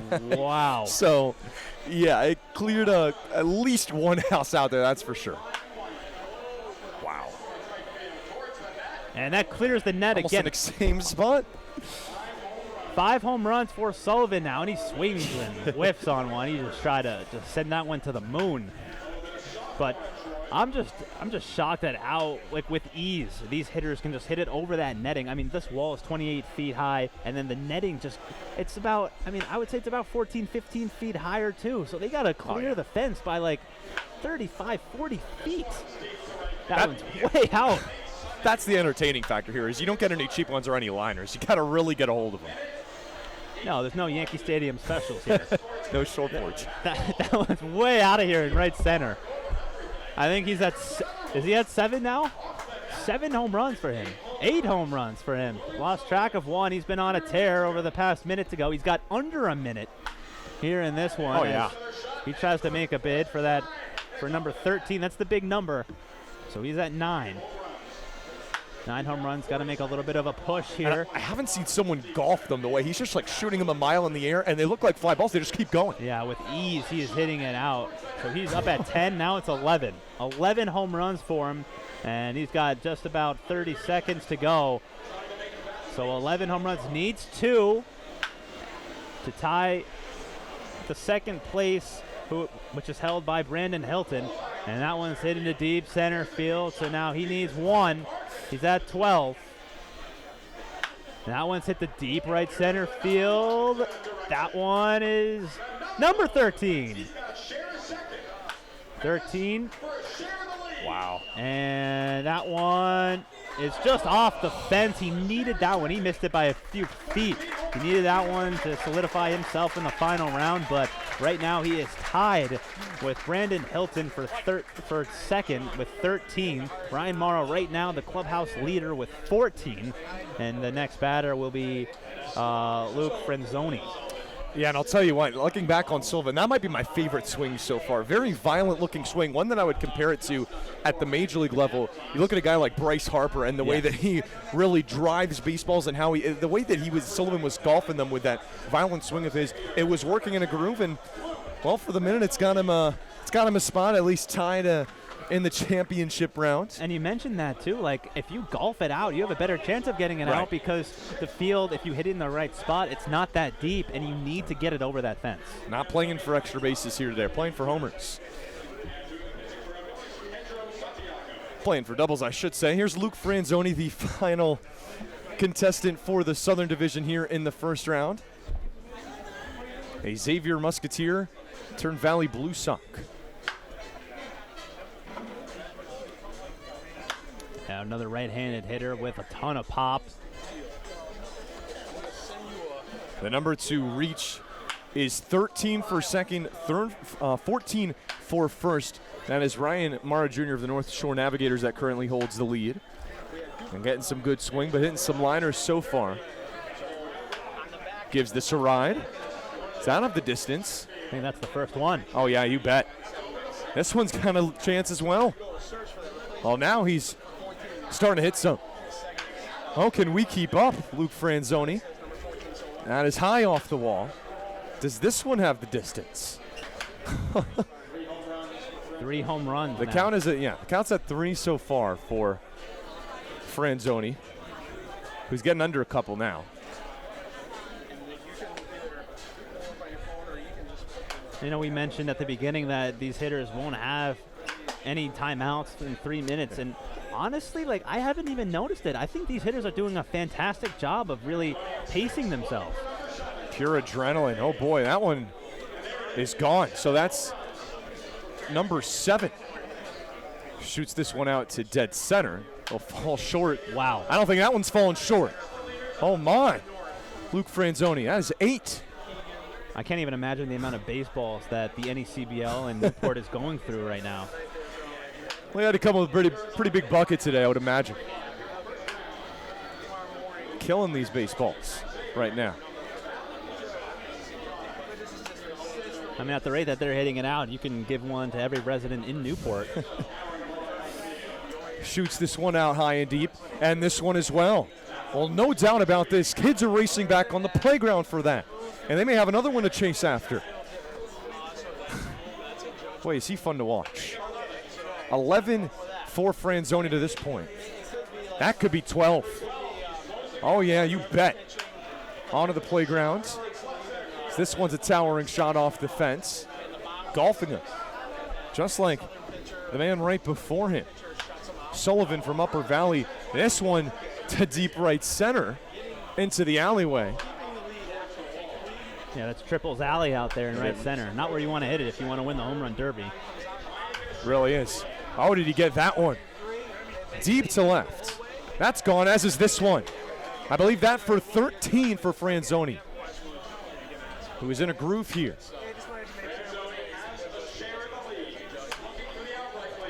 Looking for the outright lead right now. This has a chance. It's just short. This one, oh, doesn't look like there's any doubt about it. Into the trees. 15. Wow. 15. As this one's given a ride to polish things off. Wow, Luke Franzoni.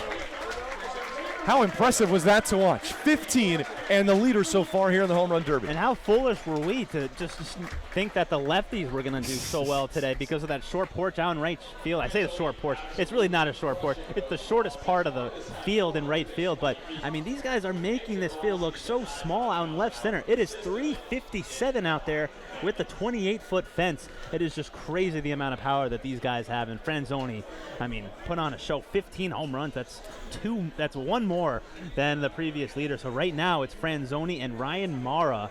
If the competition ended right now, they would be in the final round. And now the next batter is Matt Oldham, who is part of the Vermont Mountaineers. Yeah, what a way that is to cap off the Southern Division participants here in round number 1 for Franzoni. Like you said, I mean, you would think out to right field makes the most sense, but he's just crushing some baseballs that easily are going over that 357 sign, and out near the playground and near the houses area was really as impressive as I've seen so far. Batter is Matt Oldham now. Member of the Vermont Mountaineers. He will be going to NC State in the fall to continue his academic and playing career. Powerful left-hand hitter, leads the Mountaineers in home runs with 5. And he puts a charge into one to center field as the kids look up, and that one is gone. So that's the first one off the overhang tree out in center field. So first home run for Oldham. Got that one under his belt. As Taylor Vile, who is an assistant coach for the Vermont Mountaineers. He also throws BP for them before games. So Oldham certainly no stranger to Vile. As Oldham with 1, it's off to a bit of a slow start here. Still getting started. That one popped up and almost hit him on the way down.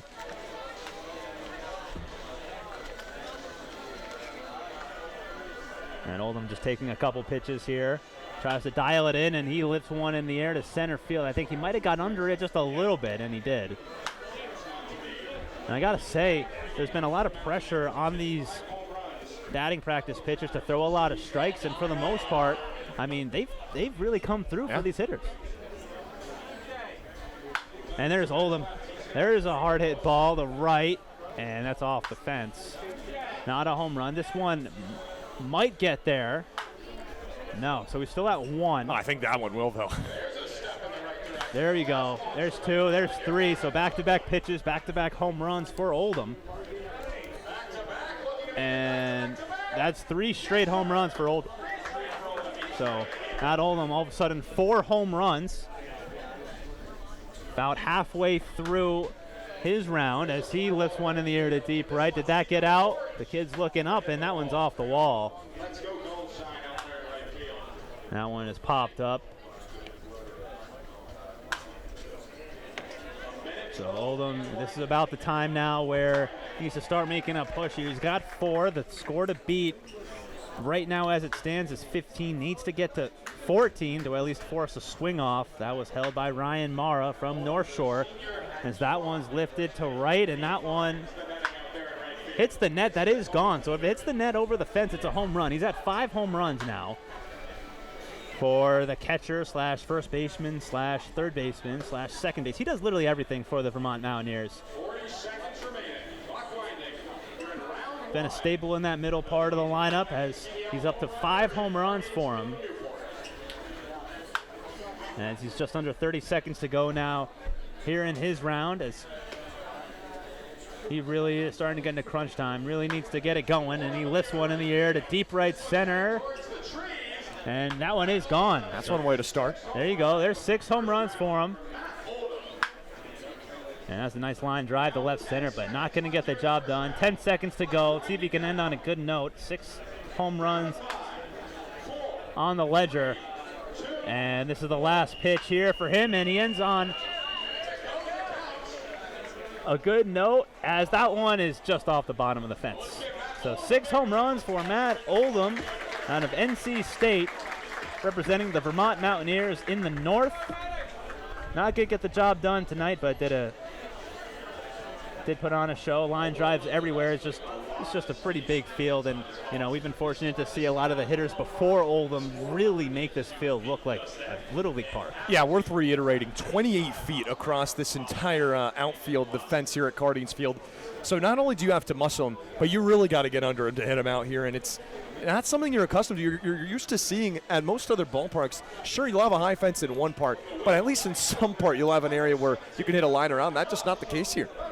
So now here's Josh Rodriguez, the representative of the Winnipesaukee Muskrats. And the clock will start when Josh Rodriguez swings the bat. So Rich Seska, who is pitching to Josh Rodriguez, trying to dial it in here for Rodriguez. And we are getting started here as the clock starts to tick. Still looking for his first home run is Josh Rodriguez, the outfielder out of Rutgers University. And tell you what, Rutgers has a lot of representatives in the All-Star game, especially in the north. A couple from the Swamp Bats, and Josh Rodriguez, a member of that Rutgers outfield, as he lines one into right center field, and that one's off the fence. I had a chance to talk to Rich Seska prior to the game, and he said that he did one round with Josh Rodriguez yesterday of slow pitch where he hit 7 home runs, and then he followed that with a round in which Seska threw fast to Rodriguez when he hit 10 home runs, and then they went back down to a slow pitch when he hit 12. So he's working his way up. They're trying to dial it in. Seska, of course, does have some experience throwing in these home run derbies. Pitched to Cam Climo, who was a member of the Vermont Mountaineers last year in the home run derby and actually got to the final round before T.T. Bowens took over for Mystic and ended up just crushing Cam Climo en route to his home run derby crown. So Rodriguez cranks one in the air to left field, and that one is gone. So that one is out of here. Rodriguez so far, I believe, with 2 home runs,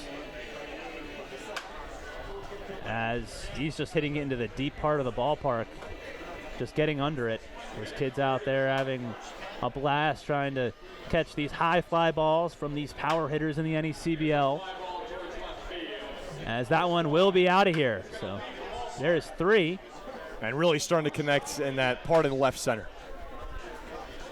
Josh Rodriguez, the final batter here in the first round. Of course, right now as it stands, it'll be Franzoni and Mara going to the final round. Franzoni with 15, Mara with 14. And that's a good north versus south battle. That'll be a fun clash with 2 guys, and one that we saw really really impressed to left, the other one to right. And Rodriguez puts a charge in the center, and that one's off the top of the fence. This fence is just way too big, and that one's gone. So Rodriguez making a late push, and that one was up and in, and Rodriguez tried to fight that one off. Just landed in front of him. Got to be distracting as the pitch is coming in. I would think so. You don't got a helmet on, dude. I would be looking up. So he's got 4 home runs right now. That one's in the center. And it is 5. So 5 home runs for Rodriguez, 30 seconds to go, a little under 30. And Josh Rodriguez just looking to really catch fire. There's a little miscount on the field. So it's under 10 seconds to go. 5 home runs for him, and that is going to be it. So 5 home runs for Rodriguez as he rounds out the first round here in the home run derby, and everyone has hit. Man, we saw a lot of home runs, a lot of double-digit home runs. Looked like Masterman was going to be in the final round with 11 as he started it off, the second batter of the first round, but he ended up being outdone by McGeary, who then was outdone by Hilton and Mara. I mean, it was just, anything you can do, I can do better. Yeah, it's like we unintentionally saved the best for the last half here at Cardines Field with, boy, did things really get impressive as we saw Hilton hit 13 out. Mara hit 14. Wilkes with 12, which remarkable that you got guys like Wilkes and McGeary that both connected on 12. They won't be moving on just because of how impressive the round was from Mara, who really took advantage of right field, and from Franzoni, who really took advantage of left field. Kind of interesting to see that dynamic, how two guys that use different parts of the field had really similar amounts of success when you talk about 29 home runs combined between the two of them. So, Zach, I got to ask you, I know, we saw just tons of home runs. Who is your pick right here? So it's going to be between Franzoni and Ryan Mara. Franzoni had 15, Mara had 14. Boy, I'll tell you what, you're looking at the big lefty right now, stepping up to the plate with Mara of the North Shore Navigators. And if you want to talk about an individual group, just like in terms of maybe a 20 or 30 second bit, I think he might have had the most impressive stretch of anyone, even though overall one short of Franzoni. So you think Mara had the most impressive round? I'm actually going to say Hilton. Even though he had 13, he did not advance to the final round. I mean, the amount of velocity that came off his bat, how far he hit it. It's a shame he hit 13. I would have loved to see him in the final round. The shots that he hit individually, probably the most impressive home runs, without a doubt. So this is Ryan Mara here. It's 4-minute round. They do have a timeout. The clock will start on his first swing, and we are underway in the final round. Ryan Mara and Luke Franzoni. And Mara in the deep center field, and that ball is gone. So that's his first home run. 1 home run for Mara. He had a total of 14 in the first round, and he's got 2. And worth mentioning, the 1 home run advantage does not carry over to this final round, so it's 2 separate. The home runs do not carry over. Oh my goodness! I mean, we talked about it in the first round too. This is a guy who it just looks like it's just effortless coming off of his bat. He barely even swings the bat. Wow, that is what a shot! He's up to 4. Just put on a display right now. Oh my gosh! I mean, even the liners are fun to watch. If I'm being honest. That's not a liner. That one's way out of here. And he's calling a timeout. So 5 home runs, and he calls that timeout. It's 30 seconds for the timeout. So we talked about that before. So these hitters in the first round did not get that timeout. It's a 3-minute round. This one a 4-minute round, so that's why in the championship round you got 1 timeout. Mara taking it rather early, so he's going to have to really make a push. 5 home runs right now as it stands. You got to think that anything around 15 home runs, 16 home runs could get you there. Yeah, certainly. As we see here, get a look at the clock. Just about a minute to go, and while you're looking at, it's a big guy at the plate, and oh my goodness, look at that swing. Cranks one in the air to right field, way out of here. 6 home runs for him, and here is number 7 on the way. That's gone. 7 home runs for Ryan Mara.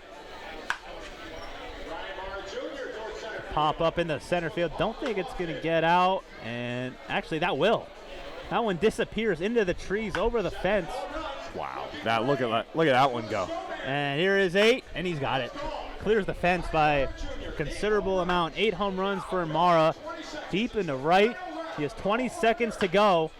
He's at 8 home runs. He had a total of 14 in the first round. 9 home runs now for Mara. Getting down to crunch time. 10 seconds to go. And there is 10. 10 home runs as the countdown has started here. Gonna get one more swing. And that one's foul. They're gonna try to sneak in another, and that one unfortunately does not go over the fence, but a pretty good showing here. 10 home runs in the final round, and all Luke Franzoni needs to do is hit 15. Yeah, or all he needs to do is hit 11, excuse me. Right, but for Mara Jr., 24 home runs combined between those 2 rounds. And for the big kid, 6'5", 230 from Brown University. Some of those that he was just pulling out there were just, you lose sight of where the ball was going. So, yeah, I just heard over the PA that Ryan Mara, during that round, hit a ball 438 feet. It's a record for the home run derby today. I got to say, that's an eye-opening number, but I'm not surprised with what we just saw.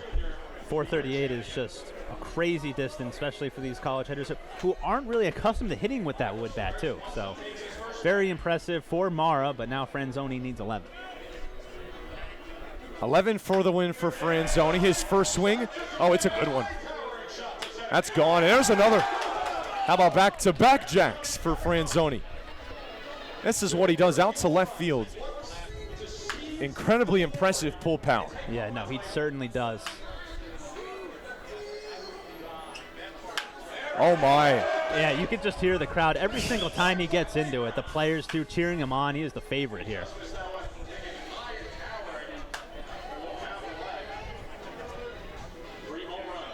At a total of 3 so far, 7 to tie, 8 to win. As he shoots this out into deep center, it'll find the grass. I don't think that one's finding the grass, though.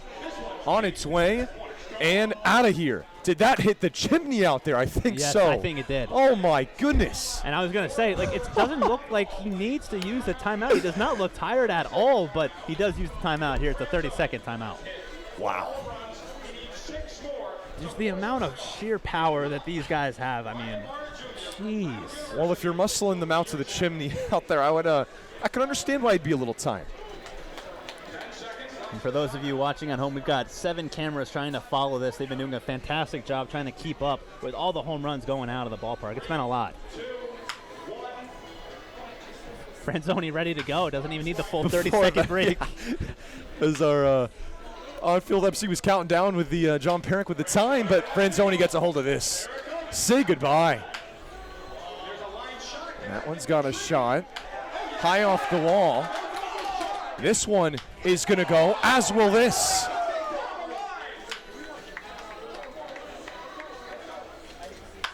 Don't know how much he's at right now. Yeah, it's hard to keep track of. Our on-field man doesn't know either. Oh, boy, we're all trying to keep up with Luke Franzoni right now. The Xavier Musketeer is putting on a show. And he's at 9 right now. 1 to tie, 2 to win. This one will stay in the yard. Still got plenty of time, too. Oh, yeah. That one's a tie. Kiss it goodbye. And he's done it. Luke Franzoni of the Valley Blue Sox is your 2021 NECBL Home Run Derby champion. What a performance. 11 in the final round, 15 in the first, 26 overall for Franzoni. Yeah, what a moment for him. And I got to tell you what, I thought for sure a lefty was going to win it, but Franzoni just parking it out to left field. And it's not like there were no cheapies either. Like, he hit the ball way over the fence. I mean, you even said hit the chimney out there in left center field, the playground with the slides down there in left field. I mean, it is just amazing. The power off of Franzoni's bat, but congratulations, well earned for him, and it's got to be a surreal moment. I got to be honest, I've never seen a ball batting practice, anything that is getting the chimney out there. Very impressive for him as he gets set to talk to our Ryan Medeiros here out on the field. Luke Franzoni, your 2021 Home Run Derby champion, being congratulated by some. Let's send it down to our field reporter, Ryan Medeiros, with a Home Run Derby champion, Luke Franzoni.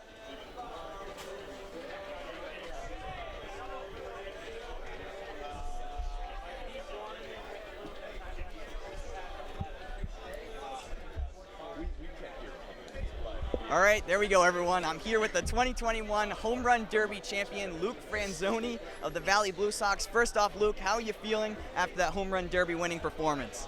Feeling good. Pretty tired, honestly. It was a long 2 rounds, but I got to give it to Pedro, my BP thrower. He was throwing them in there good, and it was awesome. It was a lot of fun. These guys brought a lot of juice, and it was awesome to compete against guys like that. So it was a really fun time. Yeah, and you mentioned a little bit of fatigue there. No timeouts in that first 3-minute round. How were you able to overcome that fatigue in order to hit 15 home runs? Yeah, I was just swinging at basically everything, just trying to get as many swings as I could to just have a chance of putting as many home runs out. I mean, some of the swings were bad because I was tired, but just trying to put as many balls in the field as I could. So. And lastly here, 11 home runs to beat Ryan Mara. What can you say about his performance today and the other competitors who performed so well? They were great. I mean, they were hitting balls far, they were hitting balls hard, and it was really fun to watch and compete against people like that. It makes you really enjoy the sport of baseball and really be proud and grateful to have this opportunity. So it was awesome. Well, congratulations, Luke. I'll let you get some rest. Sending it back up to Zach and Quitin in the booth. Thank you, Ryan. Ryan Medeiros with awesome the Home Run Derby champion, Luke Franzoni. What a home run derby it was, and we said we were expecting the lefties to have the big day. They sure did, but the righties did as well. Yeah, no, the righties really put on a show. Even Masterman, I mean, once he put on a show with 11 home runs, the second batter of the home run derby, I knew that this field was going to play a little shorter. And man, I mean, Masterman really well. McGeary, another right-hand hitter at 12. But I mean, just consecutively, the next batters just kept outdoing the other, and you know, it was just a really, really fun time. Take you through a recap a little bit. Franzoni wins with 15 in the first round, 11 in the second round. The runner-up, Ryan Mara Jr. from the North Shore Navigators, 14 in round number 1, 10 in round number 2 to conclude the Home Run Derby. And we're getting set for the All-Star Game, which will be at 5 o'clock. Our pregame coverage starts here at 4:30 with our pregame ceremonies. So we'll step aside, be back in less than an hour, in 53 minutes. Thanks for sticking with us here on our All-Star coverage here on the NECBL Broadcast Network. We'll be back at 4:30.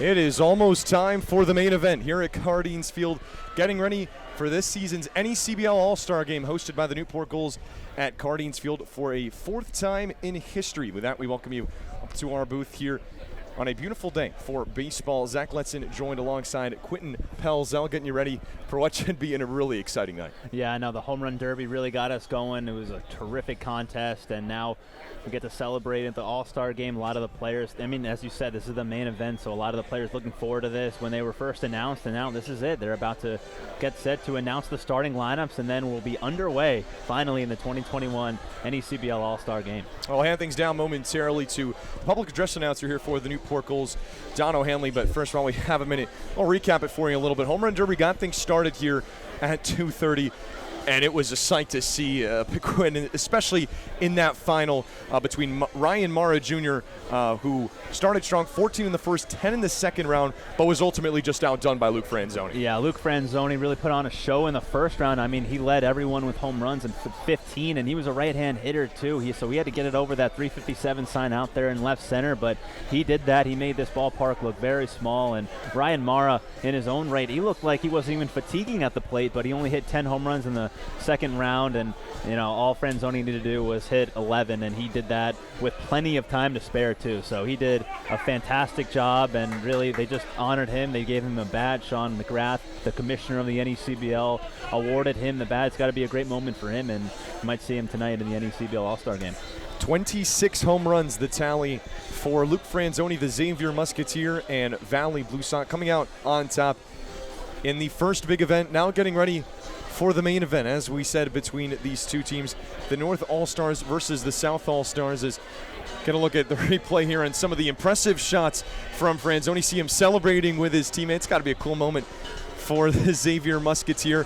What a performance. 26 long balls for Franzoni, just outdoing the mark of, 26 outdoing the mark of Ryan Morrow Jr. with 24. One more in each of the 2 rounds. And a day here at Cardines Field where the weather has held up a little bit. Have had some clouds, but for the moment, it's been great baseball, and we're set right now to play the All-Star Game, something that we weren't able to have in 2019. Yeah, I was just going to say that the weather has been absolutely terrific. I think when we got to the field, we saw a few drizzles here and there, but for the most part, the sun has stayed in the clouds, which has been great to keep down the humidity and the heat as well, but looks like the sun will be out at least for the start of this game, as there's still a slight overcast. But for the most part, yeah, the weather looks great. I know last night driving down, it looked like that this game was very much going to be in question. I think 60-70% rain was in the forecast, but skies have seemed to at least have cleared just for a little bit, and it looks like we'll be able to play some baseball tonight.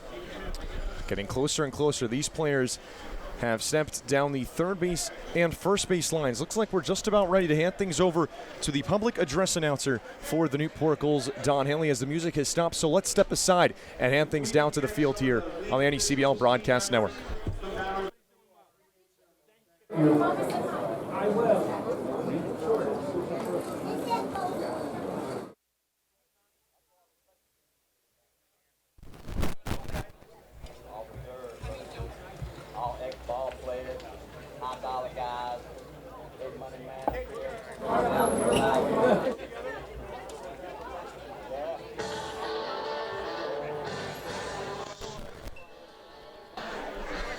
Let's actually stick with you here for a little bit as we wait to get you our starting lineups here, as it is a quick turnaround here at Cardines Field. We had the home run derby at 2:30. That concluded at 3:30. And like you said, just had the home run presentation, but a field that's getting ready quickly for a 5 o'clock start. Yeah, I think they're still just getting it started. I know the ground here at Cardines Field is a little dry. You know, the dirt on the infield, it was definitely a little dusty when they were going over the dirt, but it looks like they've gotten some water down, and they're just finishing up the lines, brushing off the plate, and we're getting ready to go. And I see the mascots are here, especially Skip from the Vermont Mountaineers. Of course, I'm very familiar with Skip, see him at almost every single home game, and of course all the other mascots that are around. Well, I did stop the music. The music is started again here at Cardines Field, and you talk about the dirt. I don't think this is a problem we thought we were going to have. It's an old field at Cardines Field that has been around longer than just about any person here in attendance, and when we were worried about rain, the field has become a little too dry, but a great job by our Newport Gulls operations staff to try to tend to it, make sure that it is A-okay as we play 9 innings between the NECBL's best. And I think one important note for the All-Star game is that we will be playing the bottom of the 9th no matter what. So that's some, format change that the NECBL has. So even if the North is up, we will go to the bottom of the 9th inning. And or even if the North is down and they lose, like theoretically, in the top of the 9th inning, we will go to the bottom of the 9th, because the structure is that there are 9 pitchers on a team, and you want to get every single pitcher into the game. So the 9th pitcher wouldn't be able to be used if the North was losing. So I think that's kind of a cool little added, format change that they had, and I think we're not going to go into any extra innings either. So it's just 9 innings, 9 full innings, and then we're done afterwards. Well, a couple different things to let you know about for the rules of tonight, how it's a little different. But we are underway here with public address announcer Don O'Hanley announcing tonight's rosters and starting lineups. So let's send things down to the field.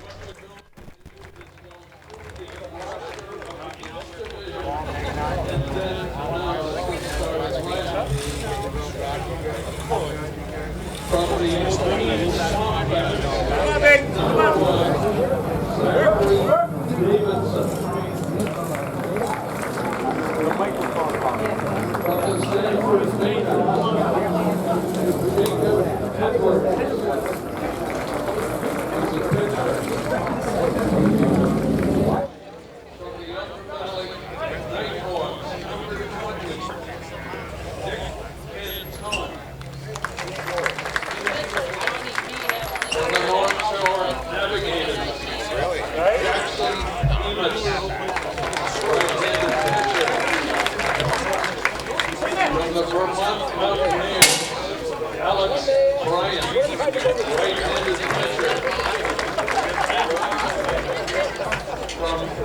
Winnipesaukee, used to be known as Laconia. Reese Sharp, right-handed pitcher. From the Vermont Mountaineers, Enzo Stefani, right-handed pitcher. And from Vermont, Cole Lola, right-handed pitcher.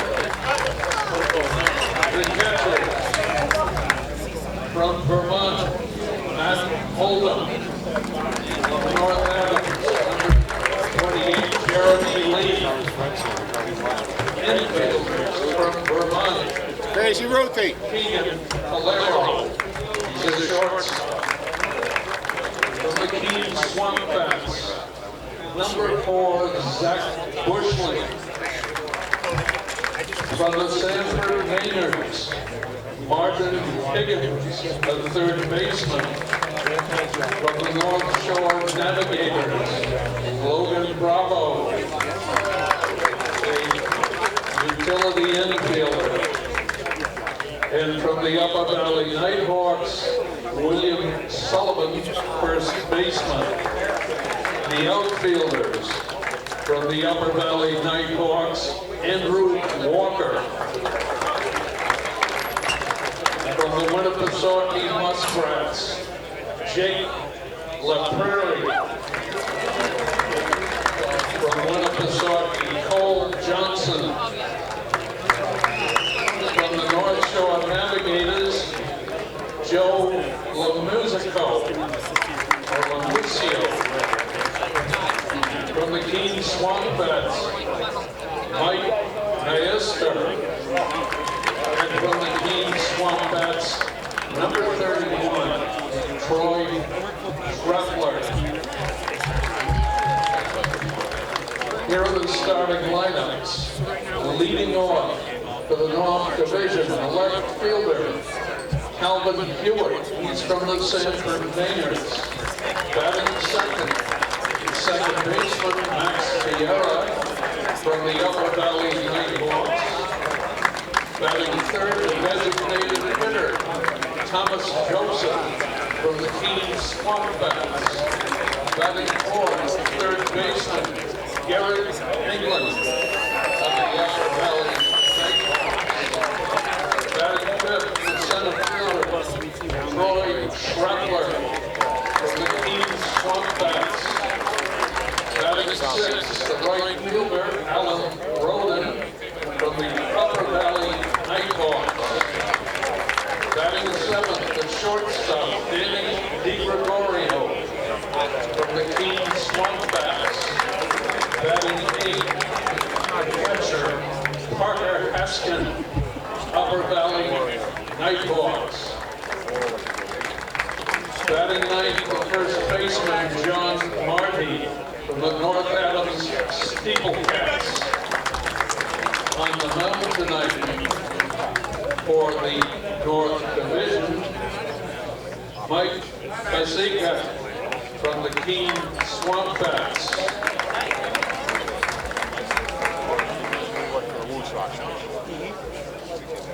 The roster for the Southern Division All-Stars.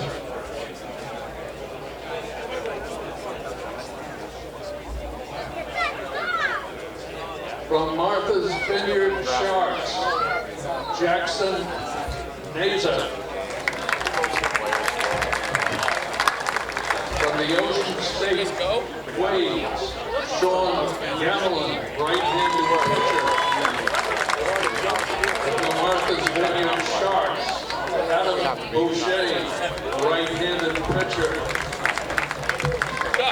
From the Ocean State Waves, Nick Mayero, right-handed pitcher.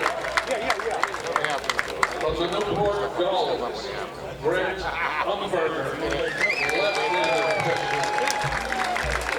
From the Newport Gulls, Helen Tullio, left-handed pitcher. From the Valley Great to talk to you about. Okay. Of course. Blue Sox, Ryan Toll, from the Valley Blue Sox, Antonio Balducci, left-handed pitcher.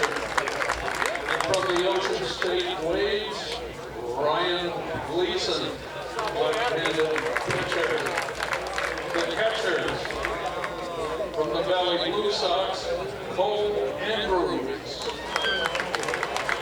From the Ocean State Waves, Johnny Priscillo. The infielders from the Newport Gulls, Dawson Brickman, second base. From the Valley Blue Sox, Luke Franzoni, the first baseman.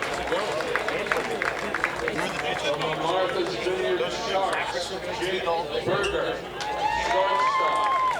Definitely not my fault. From the Newport Gulls, Spencer Smith, shortstop, third baseman. From the Danbury Westerners, John Anderson, second baseman. From Mystic, Danny Crossan, third baseman. The reserve outfielders. From Mystic, Brendan Cummings. From Danbury, Cameron Masterman. And from the Bristol Blues, Austin White. Now the starting lineup for the South Division.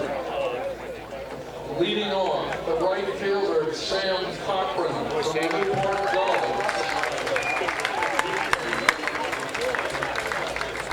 Batting second, the left fielder, Travis Honeyman from the Ocean State Waves. Batting third, the catcher, Jack Payton from the Danbury Westerners. Batting fourth, the first baseman, Ryan Hernandez from the Martha's Vineyard Sharks. Batting fifth, the designated hitter, Addison Chopak from the Mystic Schooners. Batting sixth, the second baseman, Kyle Mays from the Ocean State Waves. Batting seventh, the third baseman, Nick Hassan from the Ocean State Waves. Batting eighth, the center fielder, Barry Walsh from the Mystic Schooners. Batting ninth, Mason LaPlante, shortstop from the Valley Blue Sox. And on the mound tonight for the South Division, Ryan Ramsey from the Martha's Vineyard Sharks.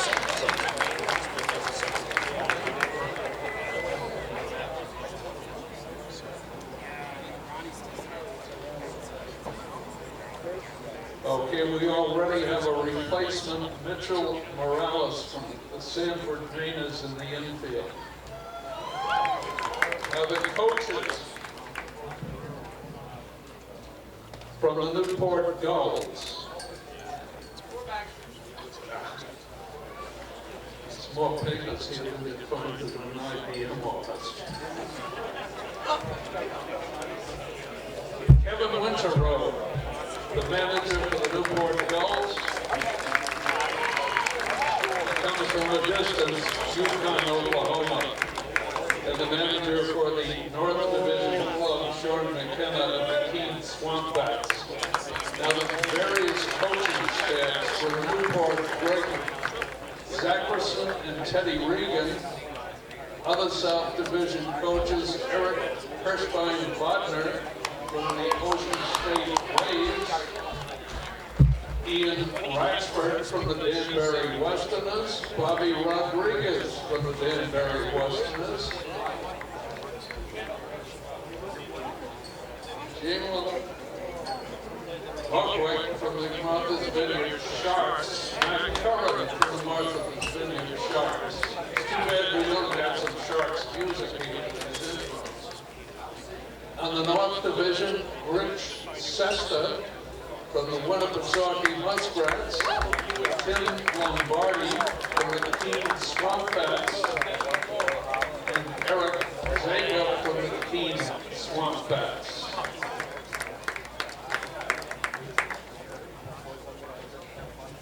And I believe, ladies and gentlemen, that does it. If you're tired of my voice.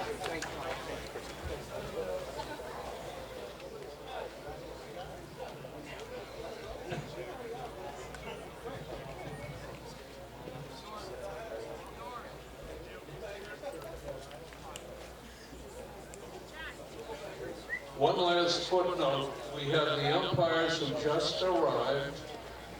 Home plate umpire Joe Gravina, Will Bowers on the base paths, and Mike Lum on the base paths. Tony Letizio, he's the first base umpire. These gentlemen deserve your utmost courtesy.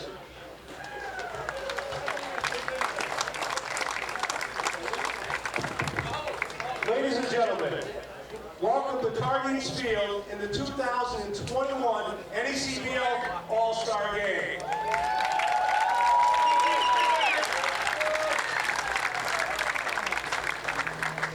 It's a great day for baseball here at Cardines. The sun is shining. We're able to play here again and host the All-Star Game. This is our fourth time, and we're very fortunate to have all of our member teams here today. So first of all, I'd like to welcome the member teams from the NECBL in attendance today. Let's give them all a big hand.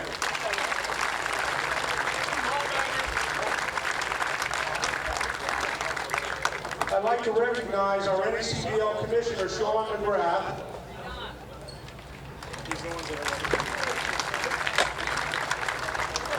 I'd like to also thank one of the most important parts of our day is our scouts here behind home plate from every Major League Baseball team. Let's welcome our scouts.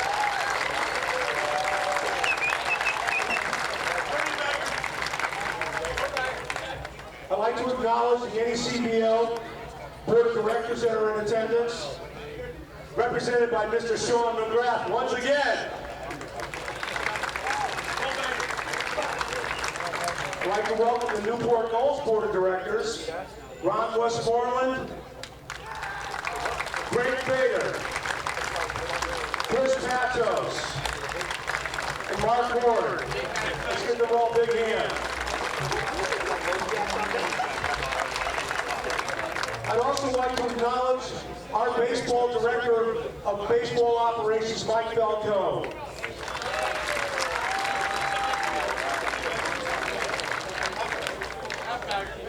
Now I'd like to acknowledge we have our mascots in attendance today. We have representing the Vermont Mountaineers, Skip. Where's Skip? There he is. And representing the Valley Blue Sox, Paws. Where's Paws? Representing the Winnipesaukee Muskrats, Marco. Hello, Marco. And let's welcome our Newport Gulls mascot Gully.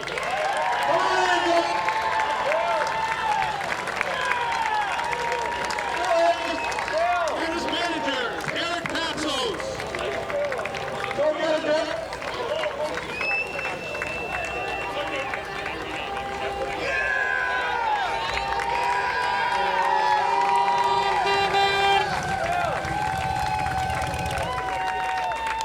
Welcome, Gully.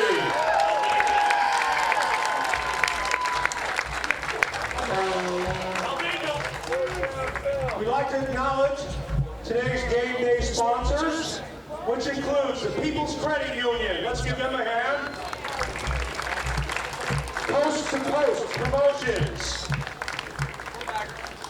Guaranteed Rate Mortgage. Diz. And Discover Newport. And now we're going out today's ceremonial first pitch, representing the University Orthopedics, our other major sponsor, our own trainer, Norm Provost. Let's welcome Norm to the mound. Norm?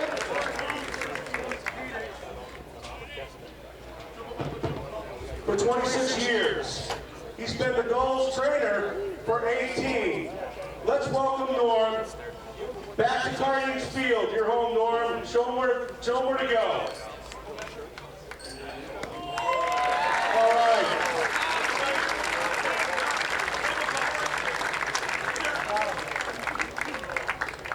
Norm, thank you for all you do for the Newport Gulls and all of our players in the past. Thank you.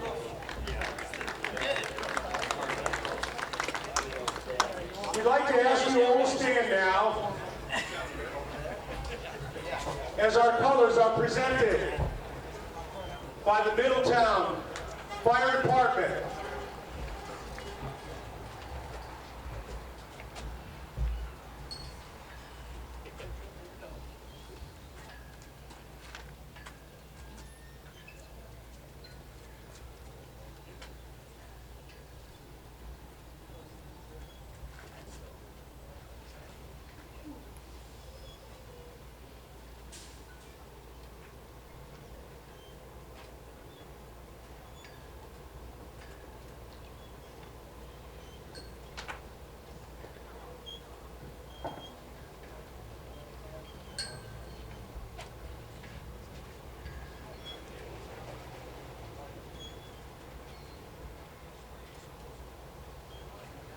Please remain standing as our national anthem is now presented by Jennifer Giles.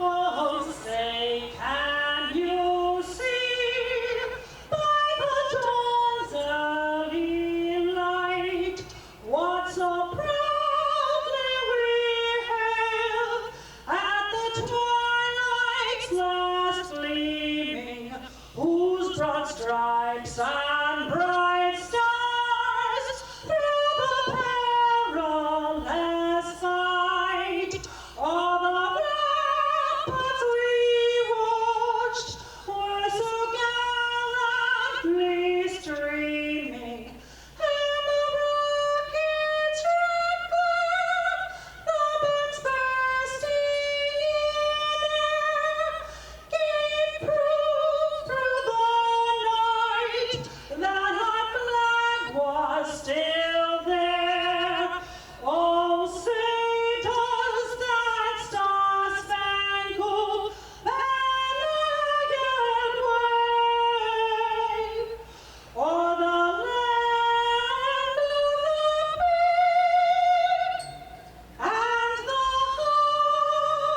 of the free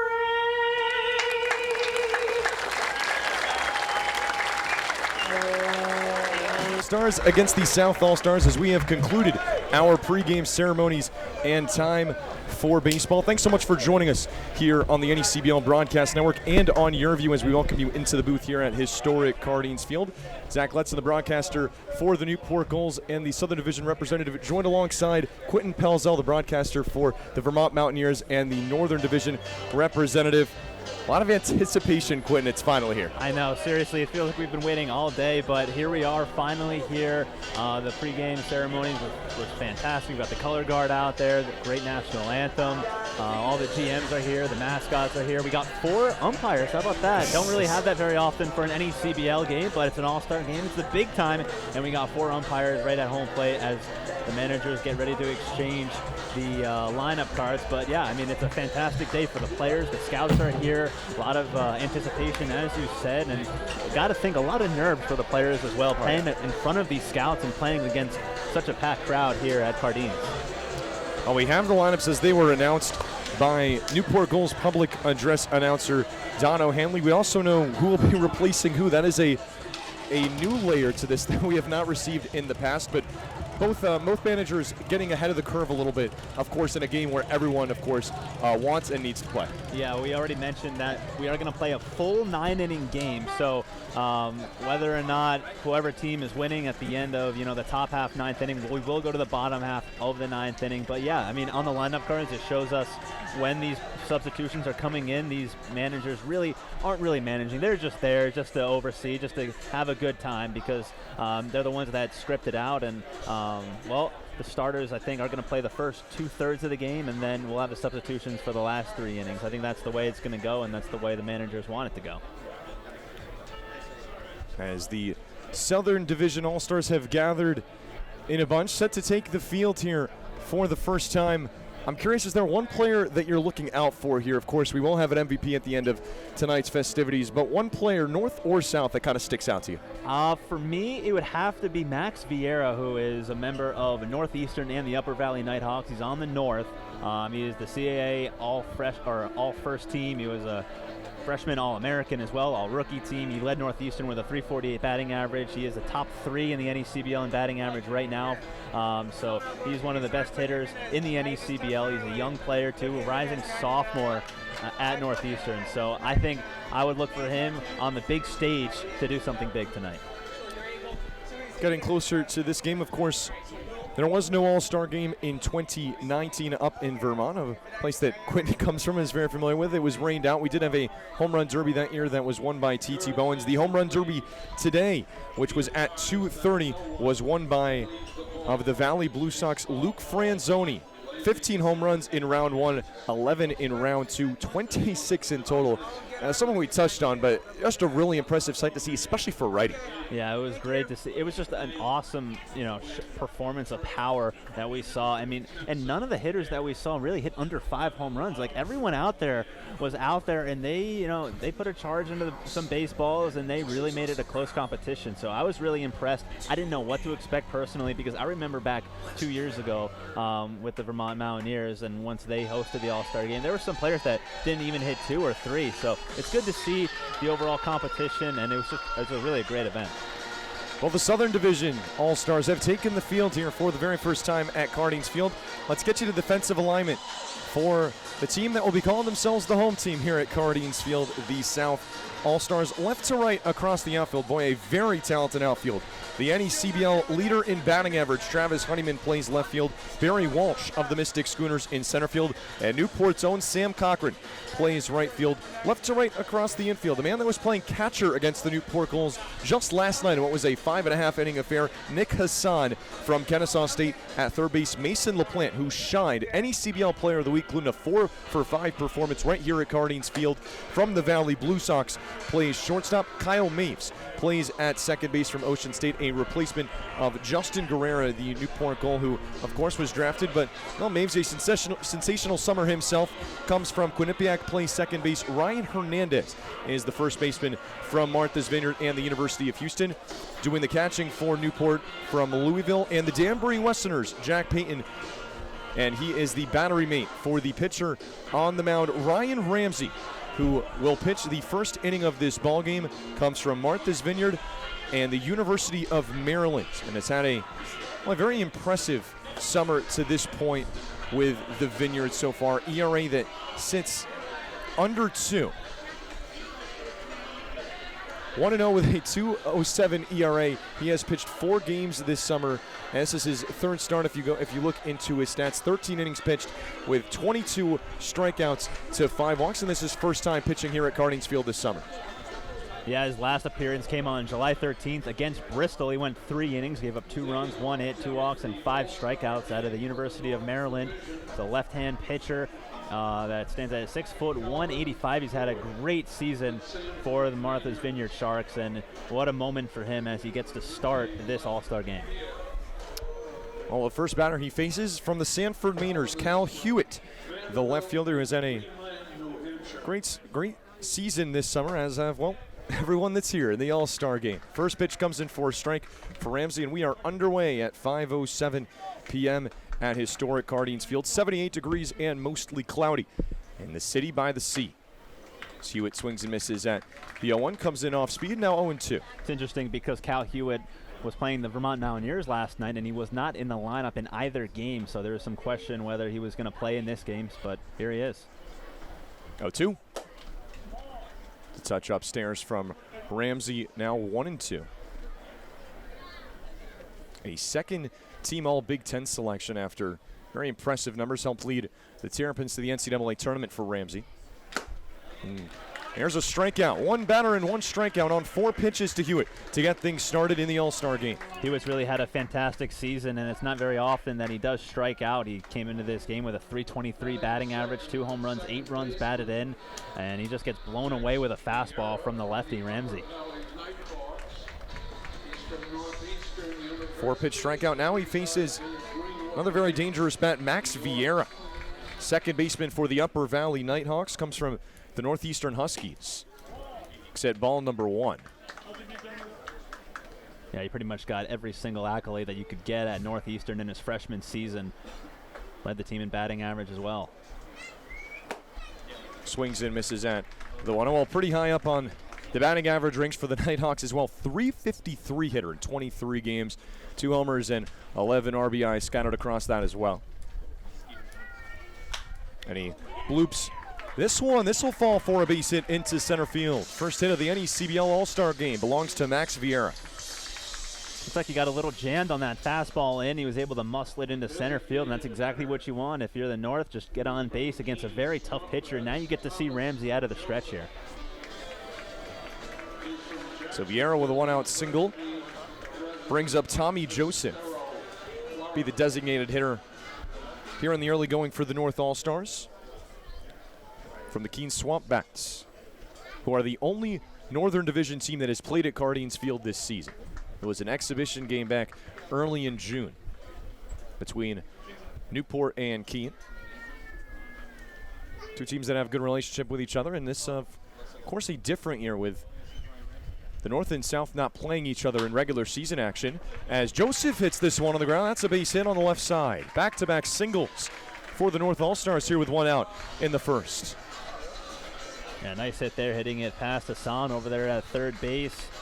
And after strikeout to Cal Hewitt, now it looks like the North has a little something brewing here. Now the cleanup hitter, Garrett Anglin, who's had himself a wonderful season and his second season with the Upper Valley Nighthawks. Something we talked about off the air. That's it's not a bad first name to have either. No, he also wears number 4, so I got to think there is some Yankee connection with Lou Gehrig as well. What a summer he has had to this point, earning that cleanup spot in the starting lineup for Sean McKenna's team as he looks at strike 1. 383 hitter, best on the Upper Valley Nighthawks. 3 long balls and 15 driven in. Has a chance to drive in the first runs here in the All-Star game. Vieira on second, Joseph on first. 0-1. Went to the off speed, did Ramsey. Inside, says home plate umpire Joe Gravina, calling the balls and strikes on the base paths. Tony Letizio at first, Mike Lum at second, Will Bowers at third.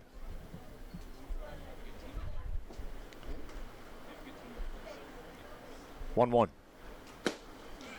There's a strike on the inner part of the plate. Now 1-2 the count to the third baseman. Anglin, a rising senior at Wright State. He batted .299 with Wright State this past year. Going into his third season with them.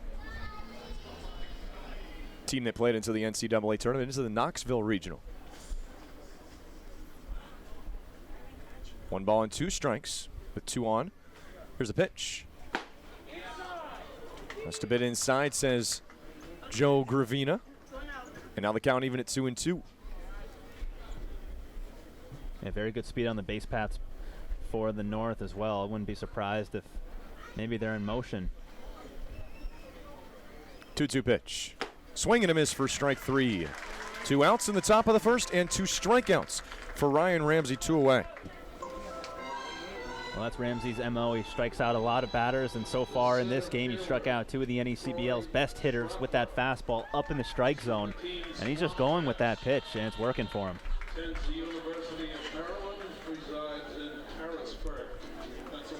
2.07 ERA, as mentioned this season, earning that starting role with the Martha's Vineyard Sharks. As the batter, Troy Scheffler, another Keene Swamp bat, hitting in the 5 spot, swings and misses at the first pitch, 0-1.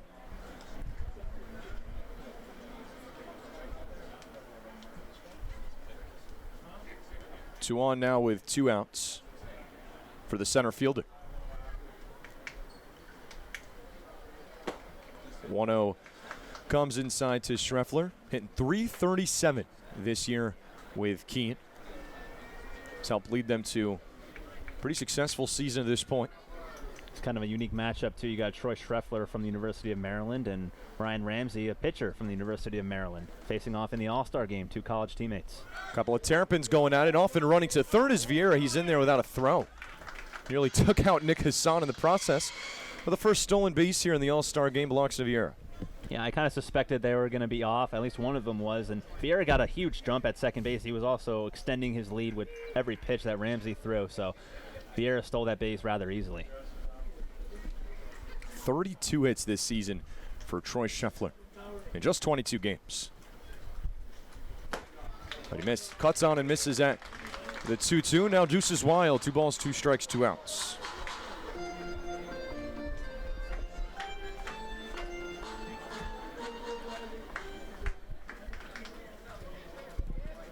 The North All-Stars looking to strike first here right away. Top of the first. Runners on the corners. 2-2. Swing and a miss for strike 3. Ryan Ramsey strikes out the side. Here in the top of the first, still no score as we go to the home half between the North and the South All-Stars. We'll be right back on the NECBL Broadcast Network.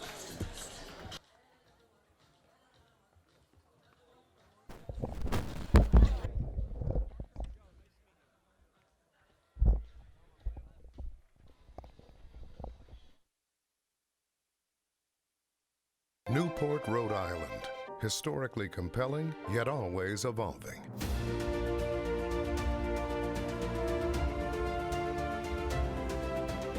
It is the classic coast. Discover Newport.org. You don't have to go far to experience the ultimate in Gilded Age architecture. Immerse yourself in these opulent palaces, the breakers, the marble house, and the elms in Newport, Rhode Island. Open daily. NewportMansions.org. Doctors at University Orthopedics have been caring for the people of southeastern New England for more than 40 years. With the Warren Alpert Medical School of Brown University, we train the next generation of orthopedic surgeons. Our state-of-the-art facilities stretch from Westerly to Mansfield. At our East Bay Surgery Center, we've performed thousands of surgeries, including same-day total joint replacements. We've grown through the years, but our goal has always been getting you back to doing what you love to do. The best orthopedic care anywhere is right here. University. Newport Gulls.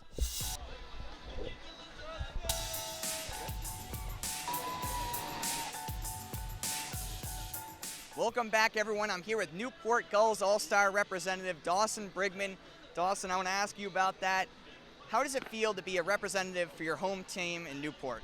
Oh, special for sure. It's super nice that we ended up having the All-Star game here. You know, really glad to be a part of it, get to meet all these guys. Special group right here, a lot of talent, so it's definitely cool. And you were Coach Kevin Winterow's selection to this roster. What did that mean to you?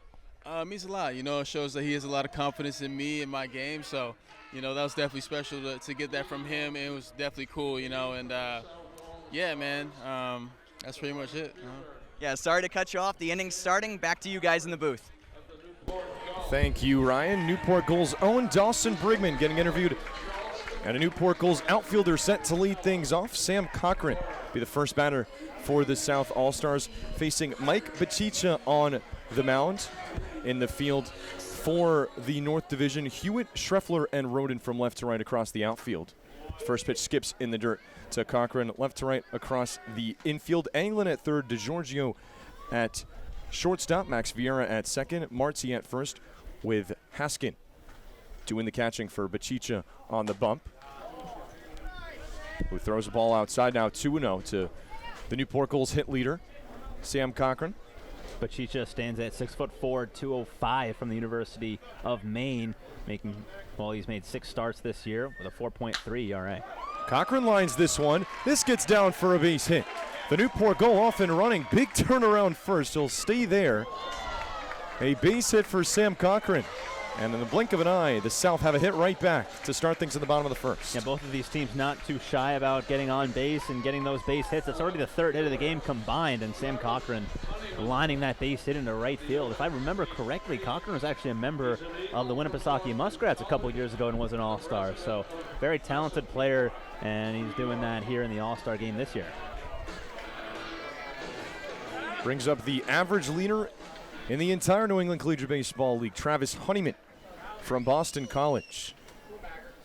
It's had an unbelievable season.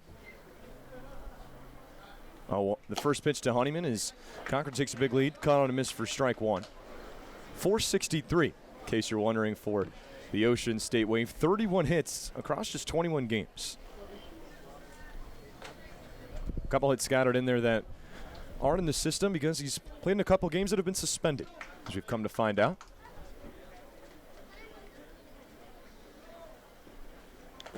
Oh, one skips in the dirt. There goes Cochran off to second. Won't even warrant a throw from Haskin. So Sam Cochran does all we've seen all season. Swipe second base and immediately runner in scoring position. Now we've had a game as well suspended because of fog and because of a light malfunction at Montpelier Recreation Field. So a couple different times that we've been suspended. Now the Gulls fogged out yesterday after just 5.5 innings against Ocean State. It'll get you. 1-1 the count to the left fielder. And now Honeyman calls for time. Just finished his first season with Boston College. Didn't get a ton of playing time, but has really shined, really proving, how great of a league this is. You get your reps, and well, see what you can do with them if you're Travis Honeyman.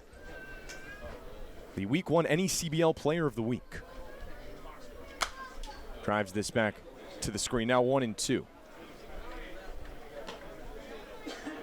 Bachicha mentioned he's made 6 starts. He's appeared in 7 games, 29 innings pitched, 34 strikeouts in those 29 innings pitched, 14 walks, 22 hits. His last appearance was on July 15th against Winnipesaukee. It did not go too well for him, but before that, he had an ERA that was at 2.57. That would explain for what maybe looks like a little bit of an inflated ERA coming into today's action. Trying to escape a jam early on. 1-2. Outside now, 2-2 to Honeyman. It's from Boston College and Massapequa, New York. And well, when you're hitting that wall, when you're hitting 462, there's a lot of impressive stats that'll jump out to you. And for Honeyman, how about a 16-game hitting streak to open up the summer?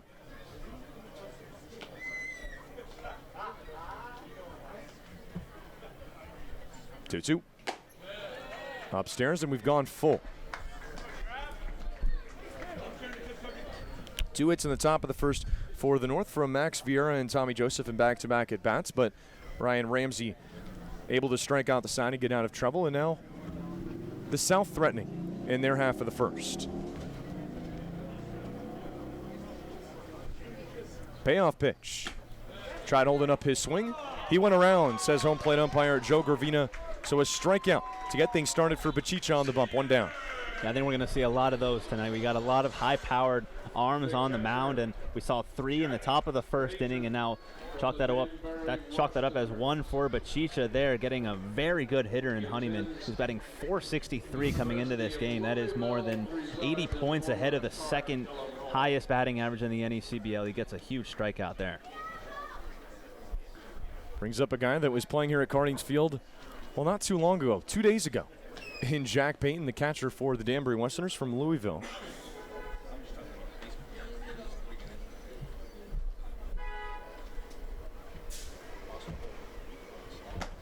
Looks at the first pitch outside. Strong throw down from the Upper Valley catcher, Haskin, but Cochran's back in safe.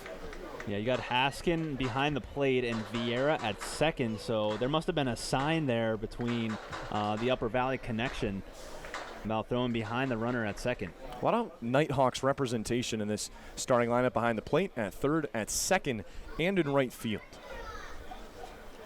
As the 1-0 misses outside to Payton. Quickly 2-0 to the catcher from Louisville. The Nighthawks have had a terrific season. It's currently second in the North, and for a time they were actually leading the North. And if you look at the stats, they're leading the league in batting average, and for a large portion of the NECBL season, they were the best pitchers in the league too.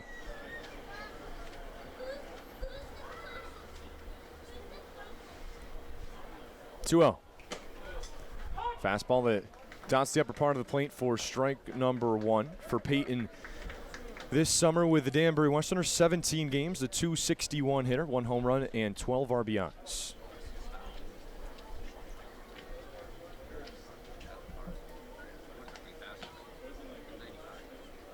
Cochran on second after the leadoff hit with 1 out here in the bottom of the first.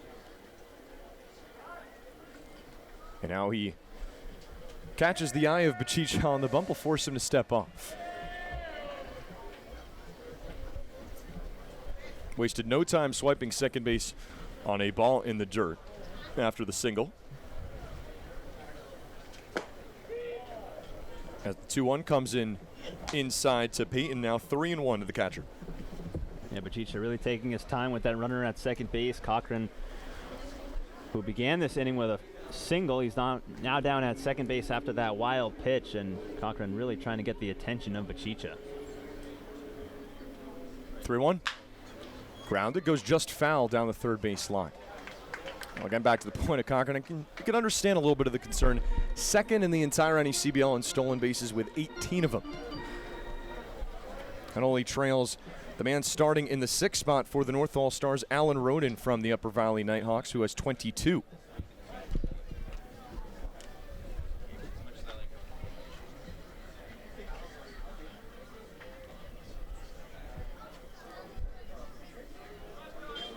(3-2). Down low for ball 4. First walk of the ball game belongs to Jack Peyton. Now runners on first and second with 1 down. Just a really good at-bat by Peyton there, fouling off some tough pitches from Bachicha, and ends up drawing the walk. And a really good start here. Just like the North did in the top half of the first inning, they've got 2 men on. Brings up the big bopper, Ryan Hernandez from the University of Houston. Won some accolades in his time with the Cougars. And obviously here with Martha's Vineyard. Throw goes into third. What a throw behind the plate from Parker Haskin to gun down Sam Cochran. My goodness, on the money for out number 2. Yeah, that's a humongous throw from Haskin. And I think Cochran might have gotten a little bit of a late jump off of Bachicha, who immediately came home after he came set. And then it was a nice tag by Garrick Anglin. So again, the Upper Valley Nighthawk connection doing the North huge. This pitch skips there. That is something that has not really been done to Sam Cochran this year. I mentioned 18 stolen bases, only caught stealing 1 time. Yeah. 18 for 19. And gunned down there and wasn't too close of a play either.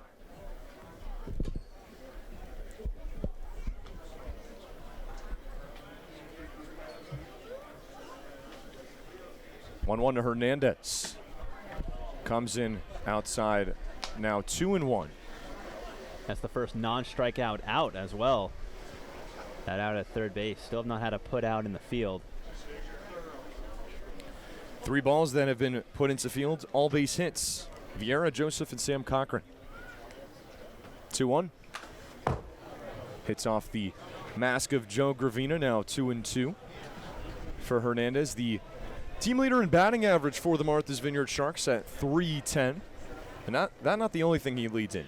Hits, home runs, and RBIs. 7 long balls, 28 driven in for the Houston Cougar. It was the American Athletic Conference's number 10 overall MLB draft prospects. Swings and gets into this one into deep center field. Going back is Schreffler to make the play.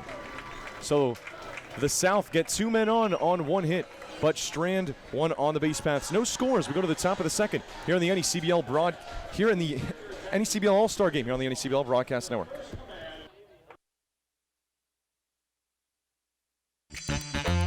I'm Becky Gibble, and this is Simply Southern New England, where we'll bring you the best of what this area has to offer. Whether you're looking to explore new neighborhoods, try something new, or stay connected, we'll bring you the best food, fun, and people that make this area what it is. This is Simply Southern New England. Simply Southern New England is brought to you by Harbor One Bank, with you in banking and life.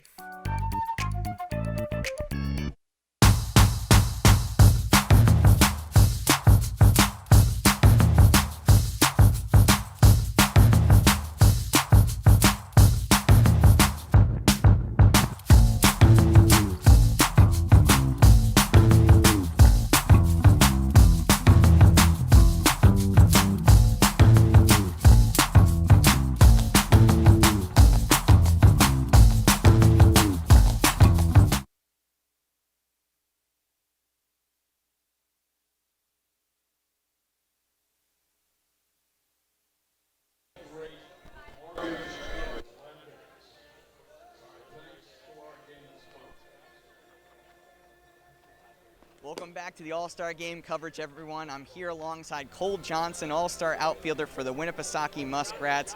Cole, you grew up in Texas and you play ball for Kansas State. What has it been like experiencing Newport for the first time? It's been awesome, man. This place is sick. It would be first time up here, and it's been awesome. Can't say much more. All right. Place. Yeah, and you have pretty good offensive stats thus far this year. What's been working for you in that department?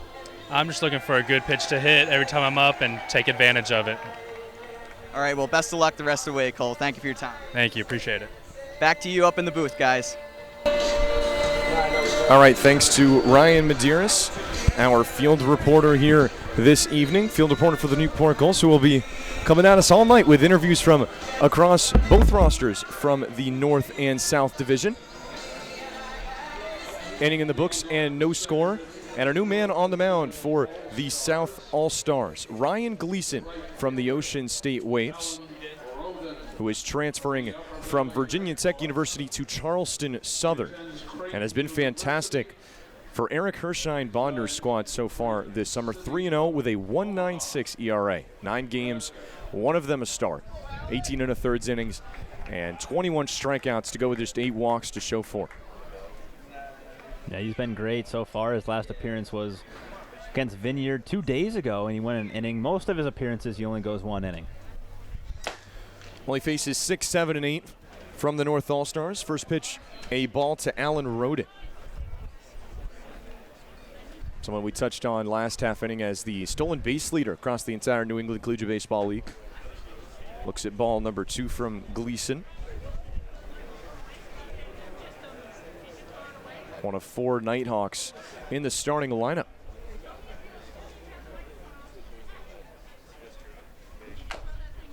Check swings on this one down low and fouled back. Strike 1, 2-1. Roden certainly has given the Vermont Mountaineers a lot of fits this year. I've certainly had the pleasure of getting to watch Alan Roden play each and every game that Mountaineers have played against the Upper Valley Nighthawks. Goes to University of Creighton. This one comes in and hits him on the back. So first hit batsman here tonight and a third base runner already for the North All-Stars. Yeah, now what you want to do if you're Ryan Gleason coming out of the bullpen. First batter that you face is the lefty-lefty matchup, so you would think that does benefit the left-handed pitcher on the mound, but that curveball getting away from Roden, so now he's at first base. He's the leadoff man, now has to contend with Dan DiGiorgio. The keen swamp bat comes in with an opportunity and swings at the first pitch. Over to LaPlante, over to second for one. Just like that, a double play for the South All-Stars. Made it look easy. 6-4-3, and there's 2 gone. Yeah, pitcher's best friend. That's exactly what you want now if you're Gleason. So crazy turn of events for him as he puts on the leadoff man with a hit by pitch, and then on the very next pitch he gets Dan DiGiorgio, a very capable hitter from Rutgers, to ground into that 6-4-3 double play. Good turn by Maves as well. Brings up Parker Haskin, yet another Upper Valley Nighthawk, hitting in the 8th spot. And that last name a familiar one with Newport Gulls fans. 1-0 gets in there for a strike on the lower part. His brother Hudson Haskin, an all-star with the Newport Gulls in 2019, the winner of the Southern Division fan vote. As the 1-1 curves in the dirt, 2-1.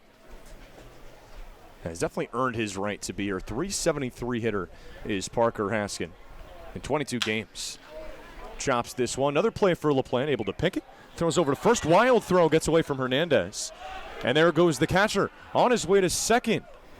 And the throw off the bag. Be an E6 against Mason LaPlante. And Haskin hustling around the bases gets to second. Yeah, that's a tough play for LaPlante coming in on it. He hit it the opposite way, and LaPlante, he gloved it, and it looked like he was going to be able to make the play. If the throw was on target, Haskin would have been out, but it goes wide. Maybe some nerve setting in for LaPlante, as if you ask him, that's probably a play that he can certainly make, but Haskin, the catcher, getting on to second base on that throwing error. Brings up the 9-hitter John Marty for this line of cards, turns over for the very first time. A strike from Gleason gets it started. A lot of lefties in this North lineup against the left-handed pitchers, cannot benefit them. A 1 downstairs to Marty, 1-1. And it's not like these are some average left-hand pitchers coming out of the bullpen for the South. I mean, these are the best of the best in the NECBL.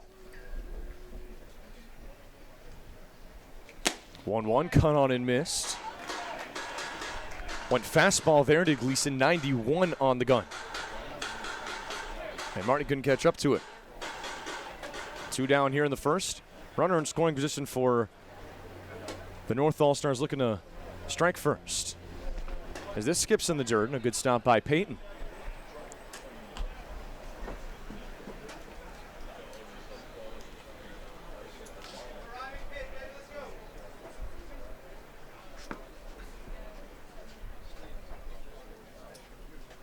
Two. It's chopped in front of home plate. We'll do it again. Marty has spent time at 3 different colleges in his college career. Started off at Lafayette, then transferred to the University of Delaware before finally settling in at the University of Albany this year, where he hit .350 with 7 home runs, 41 runs batted in.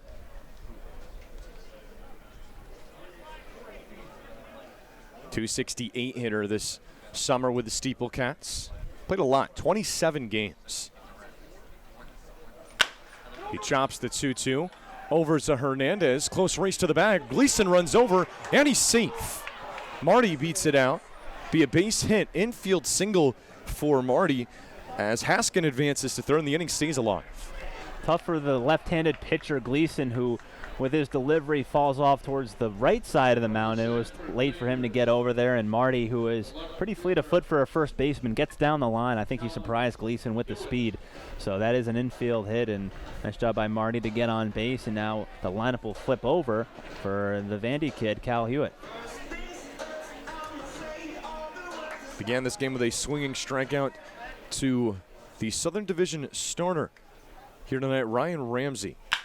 He grounds this one hard off the glove of Hassan. That'll bring home the first run of the All-Star game as Haskins in to score. Be a hit, a hard hit ball off the bat of Hewitt. RBI single makes it 1-0.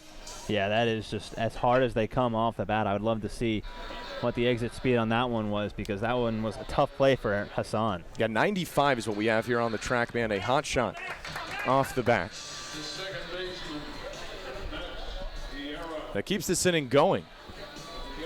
This has all happened with 2 outs. Parker Haskin reaches on an E6, and back-to-back singles from John Marty and Cal Hewitt. Bring up the man that had the first base hit of this ball game, Max Vieira, who looks at ball 1.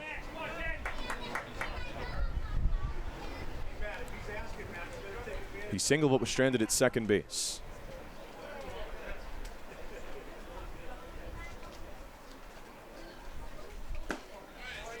Looks at strike number 1 there. All these runs in this inning now coming up against Gleason are going to be unearned because of the error at shortstop. 1-1 is lofted foul for Vieira's. Played in 23 games with the Upper Valley Nighthawks this season. One of 4 starters. That is the most of any team on any side. Getting some good representation for an Upper Valley offense that hasn't really been topped by anyone across the entire NECBL this summer. You look at the numbers. This one curves outside from Gleason. Now 2-2. Yeah, they've been great. I'll get to see them tomorrow when they come to Montpelier Recreation Field and play the Mountaineers.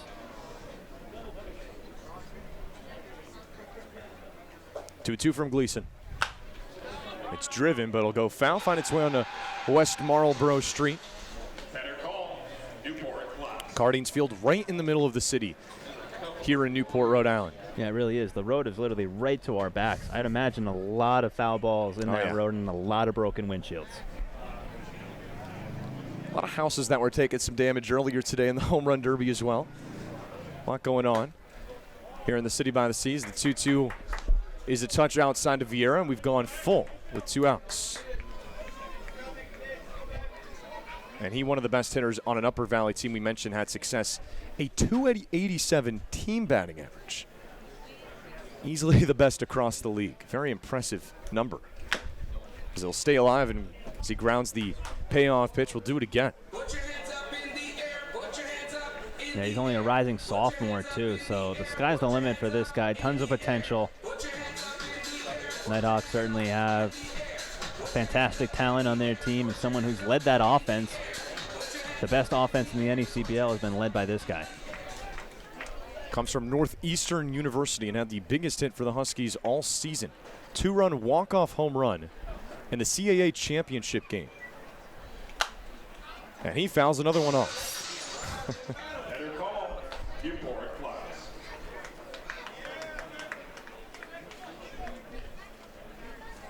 Be the 8th pitch of this at-bat coming up to Vieira, who has one of 4 hits for the North All-Stars to this point. 1 run on 4 hits for the away side. So the runners get a head start. And how about another foul ball from Vieira? Yeah, wasn't that bad here from Vieira, fouling off a lot of tough pitches. That fastball, the breaking ball in, and he's just getting a piece of it to stay alive. You can certainly see why he's one of the best hitters in the NECBL. Marty on second, Hewitt on first. Payoff. Grounded on the right side. This ball gets through for a base hit. A single as Marty scampers home. He scores, and it's 2-0 to the North All-Stars.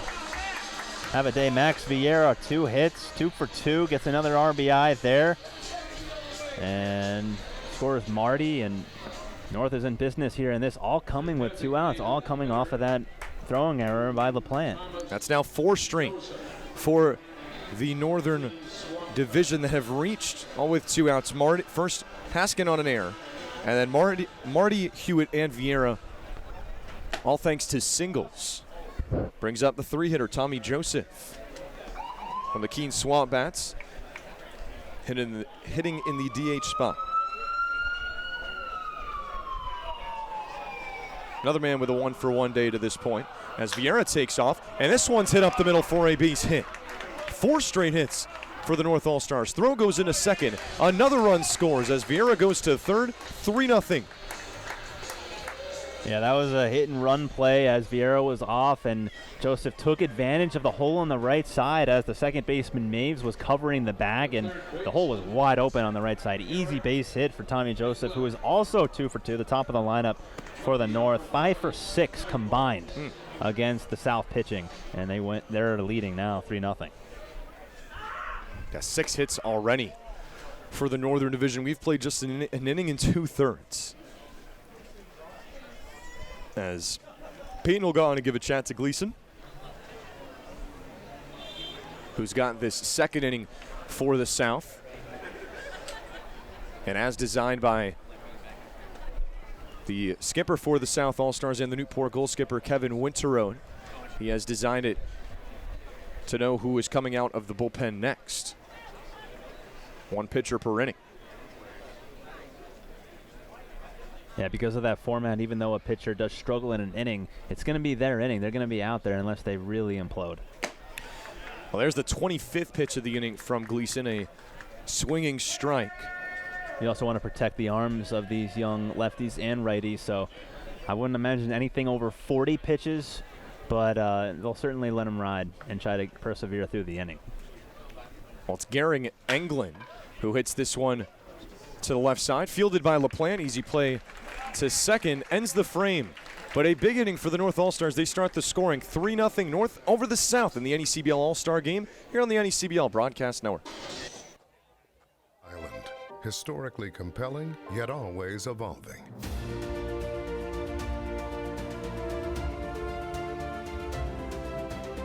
It is the classic coast.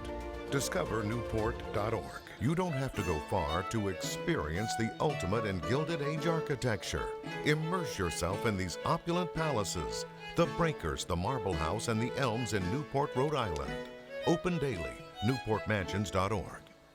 Doctors at University Orthopedics have been caring for the people of southeastern New England for more than 40 years. With the Warren Alpert Medical School of Brown University, we train the next generation of orthopedic surgeons. Our state-of-the-art facilities stretch from Westerly to Mansfield. At our East Bay Surgery Center, we've performed thousands of surgeries, including same-day total joint replacements. We've grown through the years, but our goal has always been getting you back to doing what you love to do. The best orthopedic care anywhere is right here. University Orthopedic.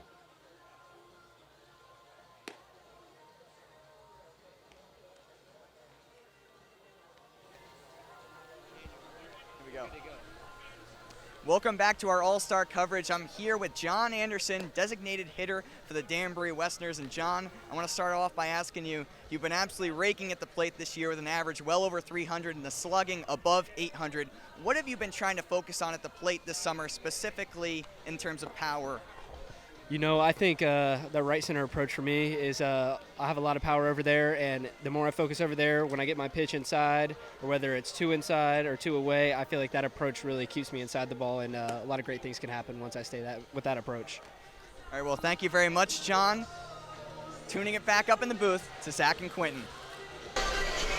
Thank you, Ryan. Getting set for the bottom of the second. As he talks with John Anderson, that a man that I don't think the Newport Gulls are very fond of. 5 home runs against the team that plays here at Cardines Field, 5 of his 7. And definitely worthy of that all-star selection as the North gets set to get their at-bats for the second time here tonight. They'll face a new pitcher from the North Shore Navigators, Jackson Emis. Jackson Emis from Princeton University. Started 5 games for the North Shore Navigators. Pitched in 28 2/3 innings pitched, 31 strikeouts, 9 walks, and 18 hits. His last appearance came on July 12th, so that's 6 days ago against the Keene Swamp Bats. 5 1/3 innings pitched, probably his best start, or one of his best starts of the NECBL season. He went 5 1/3, did not allow a run, gave up only 4 hits, walked 1, and struck out 7. South will look to answer after the North sent 8 batters to the plate. In their half of the second, brought home 3 runs to open things up. 5, 6, and 7 for the South. Begins with Addison Kopak, who looks at strike number 1 and looked a little surprised with the curveball there from Emis that started things off. The Mystic Schooners home run derby participant. Looks at ball number 1. Another off-speed pitch to the designated hitter from the University of Rhode Island. Yeah, Kopak, wasn't he your favorite for the home run derby? Well, he did have the longest home run here at Cardines Field last summer in the NCBL, so I figured maybe not the worst of picks as the 1-1 comes in there for a strike. I had 5 of them in the home run derby today, but boy, that was it's a tough go out there for 5 when you have guys that are hitting 13 and 14. Yeah, it's tough to compete with that. As fastball from Emis comes in upstairs. 15 in the first round, 11 in the second round for Luke Franzoni from the Valley Blue Sox, who came away with the title.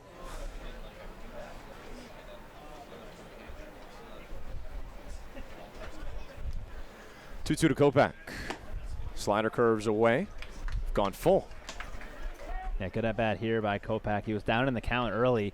Took a really close fastball that the home plate umpire, Joe Gravino, said was outside, and now he's worked it full. Payoff pitch. Upstairs. The second walk of the game for the South All-Stars puts their leadoff man on here in the second.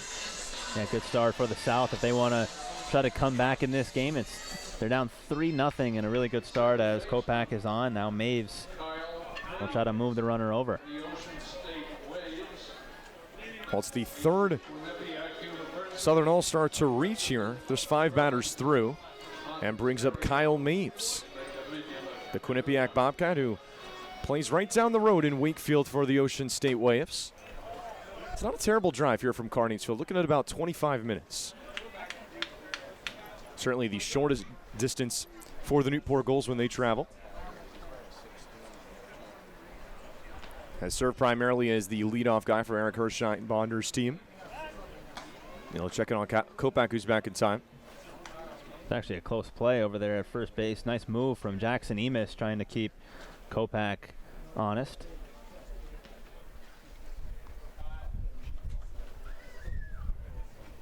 Checking over on him again. A healthy lead for Kopak, and well, that's probably what Emus is thinking as the DH dives back in safe.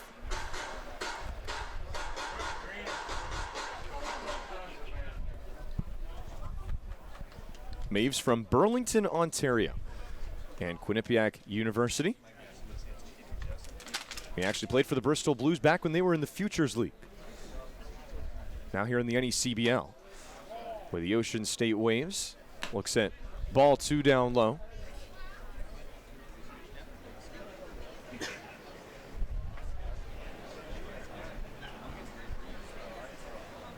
.218 hitter on the summer with 4 RBIs, pair of extra base hits as well. 2-0. It's chopped over to Marty at first. He'll try to go over to second. Wild throw goes into left. Kopak off and running to third. He'll be in there. Be a wild throw in E3 against Marty at first base, and now runners on the corners. Yeah, that's a tough play for Marty, who was just insisting on going to second base, and I think the throw actually hit Kopak in the helmet. Maybe skimmed the helmet, didn't hit him too hard. Whatever it did, it went wide into left field and allowed Kopak to get to third, and Maves reached at first base. Well, that would explain why it looked like it wasn't too close to being caught. I think it did. I'm not quite sure. Whatever the case, it brings up a teammate of Kyle Waves, Nick Hassan of the Waves, who looks at ball 1. Wearing number 16 for the Waves tonight, although he does wear number 3 with Ocean State this season. Looks at strike 1. Represents the tying run just like that after 3 runs from the north in the top of this inning. Addison Kopak reaching on a walk, fielder's choice and an error. On the Kyle Maves at bat, still nobody out. 1-1, Maves goes. This one's hit foul back to the netting, now 1-2. Yeah, the defense to start this game has been a little shoddy on both sides. Already an error on each side. And let's see if this error will lead to some runs for the South, just like it did for the North.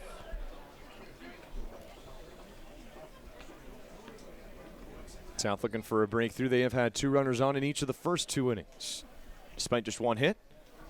About 6 hits for the North All-Stars. Really impressive so far, especially with the 2-out rally that they put together in the second. Yeah, they really took advantage of the throwing error by LaPlante, and as I mentioned earlier, I mean, the top of the lineup is really getting it done. 5 hits, 5 for 6. As Maves dives back in safe. Yeah, E6 on the Parker Haskin play, then singles consecutively by John Marty, Cal Hewitt, Max Vieira, and Tommy Joseph. 3-0 lead for the North All-Stars. As the 1-2 lofted into deep right, but it'll find its way on top of the warehouse here at Cardines Field. That could be trivial if you're a right fielder out there. Really, not a lot of real estate once you get down that right field line where the brand new Cardines Field scoreboard is.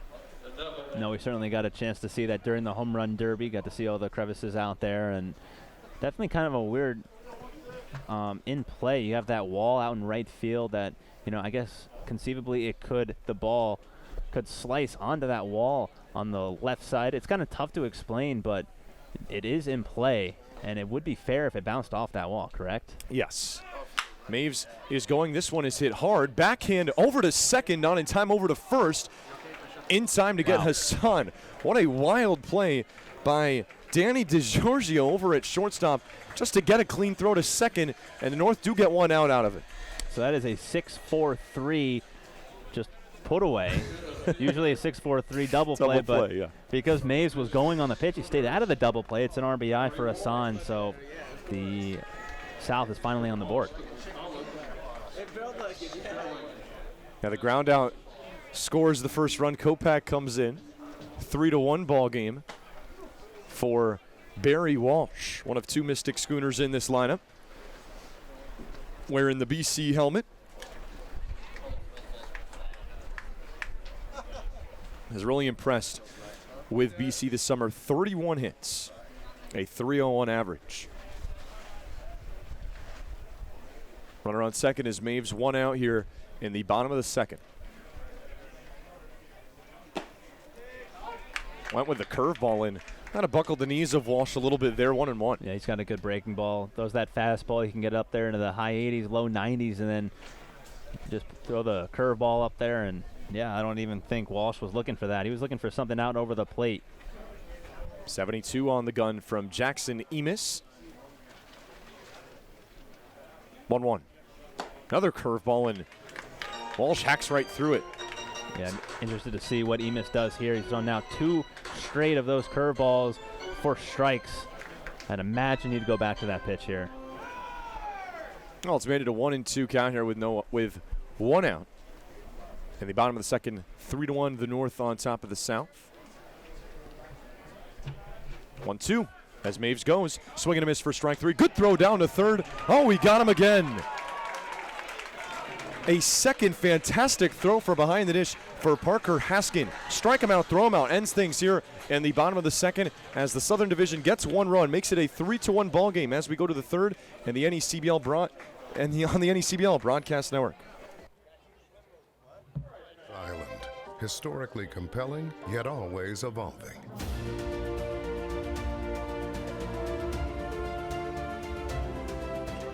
It is the classic coast. Discover Newport.org. You don't have to go far to experience the ultimate in Gilded Age architecture.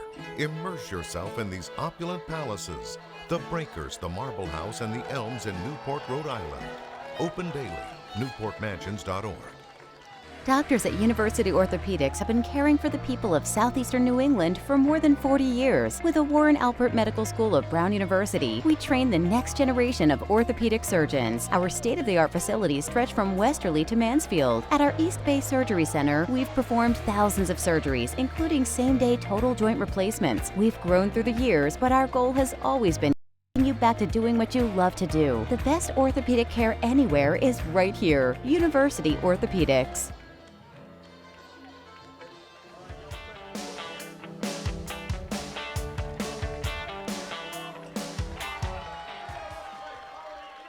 Welcome back to our All-Star coverage here on the NECBL Broadcast Network. I'm here alongside Keegan Calero, All-Star shortstop for the Vermont Mountaineers. And Keegan, I want to ask you, this season you got on base over 400, and that's bolstered by 18 walks on the season. What has led to such a patient approach at the plate?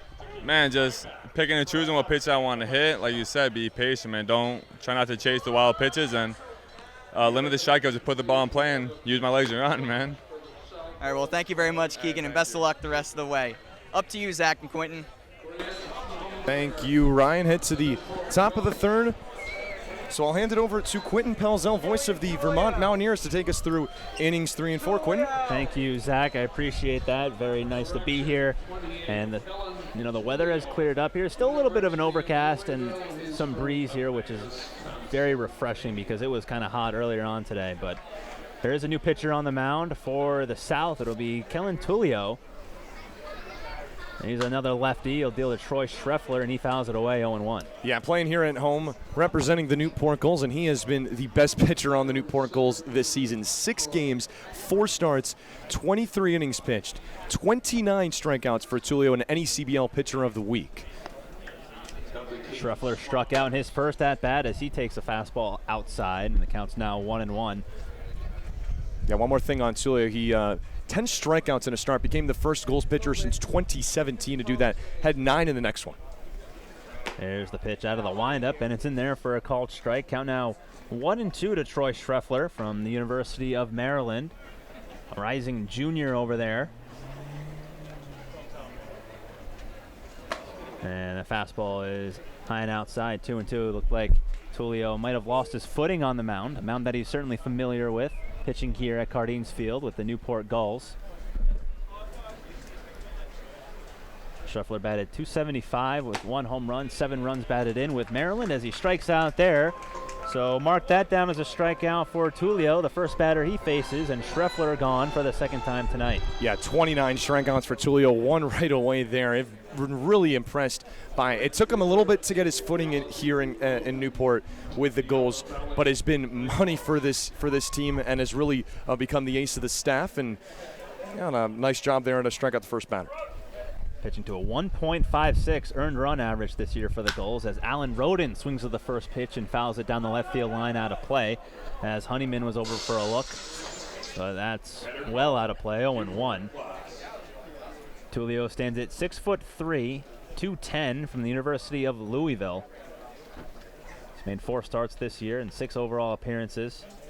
Hasn't given up more than 1 run in any of his outings. Certainly one of the best pitchers in the NECBL. Pitch to Alan Roden is in there for a called strike. Count now 0-2 as Roden is up for the second time tonight. He got hit by a pitch in his first at-bat. How about the South going with 3 straight lefties to open up the game? This is a lefty-filled lineup for the North. 2-strike pitch, fouled off his foot over the dugout, and the count stays 0-2. Alan Roden, a member of the Upper Valley Nighthawks.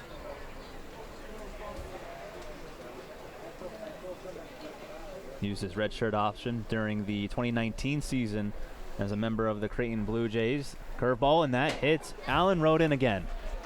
2 hit-by pitches in this game, and both of them are against Alan Roden, so he's down first base. Yeah, looked like it softly bounced off of the arm there at 78 miles an hour. Of course, no intent from Kellen Tulio on the curveball, but you can get away from you like that sometimes. Yeah, halfway down to first base, he held up his hands to the dugout, kind of like, what do I need to do to just get in that bat? But he's down at first base, and now here is Dan DiGiorgio. And first pitch to the tall shortstop is fouled back to the screen, and the count's 0-1. DiGiorgio grounded into a 6-4-3 double play on the first pitch he saw back in the second inning. Member of the Keene Swamp Bats, goes to Rutgers University. Tulio comes set. Here's the pitch, a little low. Counts 1-1 as Roden exercises his lead at first base.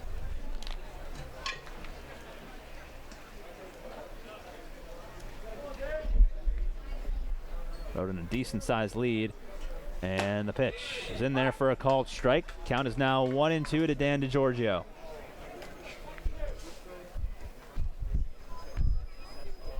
Giorgio, a career .282 hitter at Rutgers University, heading into his 4th year. Says the best player he's ever competed against was Max Mayer. And throw over to first base, runner back. And for those of you that don't know, Max Mayer, currently a member of the Marlins organization, the 3rd best prospect over there, hard-throwing right-hander. Yeah, number 3 overall pick out of the University of Minnesota, and for the Marlins, that's one of the pitchers they're really excited about. And here's the pitch. Roden goes from first. Throw is outside as the throw down to second base, and it's not in time. Alan Roden steals second base. He was inching off of first base, extending his lead every single time that Tulio was throwing, and he finally picked the right pitch to go on. Yeah, had a healthy lead over there at first base despite working with a lefty on the mound, but this is what he's done this year, leading the NECBL in stolen bases, and got a great jump there. So Roden at second base as Tulio comes set. It'll be a 2-2 count on Dan DiGiorgio. The 2-2 is lined to deep left center field. Center fielder Walsh is over in the gap, and he makes the grab. Back to second base is Roden as DiGiorgio put a charge into that one, but Walsh was playing deep enough, and he was over there to make the relatively easy catch. Yeah, put a charge, is right, hit it well into center field, and with Roden playing halfway, it was going to be tough anyway to try to get to third on a ball to left, and for Tulio, you just need one more out. So 2 outs here in the top of the 3rd inning, 3-1. The North is leading. They scored all 3 of their runs in the 2nd inning. Had 4 straight hits, lead to 4 straight runs. The batter now, Parker Haskin, catcher for the North. He showed out defensively as the pitch is in the dirt. Nice block by Jack Payton. And the count's 1-0. Haskin has thrown out 2 base runners already in the first 2 innings. Yeah, both at third base and both just great throws to get 2 pretty good base runners. Top 5 hitter in the NECBL as well. Pitch is hit on the ground to the right side. Second baseman Naves over to his left, has it, and he throws to first base to retire the side. And that'll do it for the North. here in the top of the third, but they get a base runner and they strand a runner at second base as we head to the bottom of the third inning here at Cardines Field. In the All-Star game, the score 3 in favor of the North All-Stars and then 1 for the South All-Stars. You're listening to the NECBL Broadcast Network. Newport, Rhode Island. Historically compelling, yet always evolving.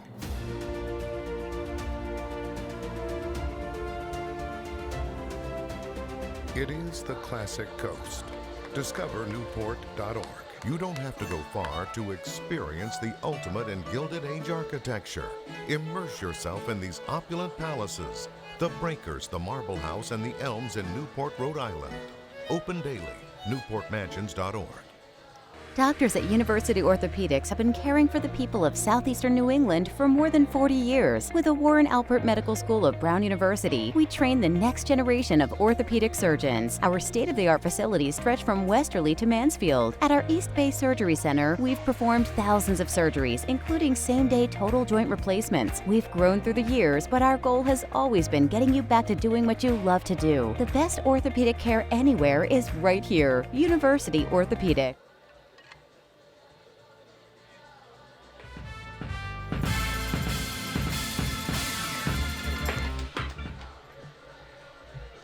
Welcome back to our All-Star coverage here on the NECBL Broadcast Network. I'm Ryan Medeiros here alongside Danny Carlson, All-Star third baseman for the Mystic Schooners.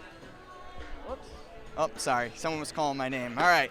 Anyways, Danny, you showed decent gap power this summer with 13 doubles at Northeastern. However, you really tapped into your home run power with 5 on the season. What has been working for you in the power department thus far this summer? It's really just been trying to go after pitches, be more aggressive, and also picking my spots to try and go for the long ball, but also try to stay to the gaps and just live up the middle. Thank you so much, Danny. Best of luck the rest of the way. Always good to be on your toes down here on the field. Tossing it back up to you guys in the booth. Thank you, Ryan. Appreciate that as we head to the bottom of the third inning here at Cardines Field in the 2021 NECBL All-Star Game. Quitin, Pelzel, Zach Letson with you as the North will send yet another pitcher to the mound.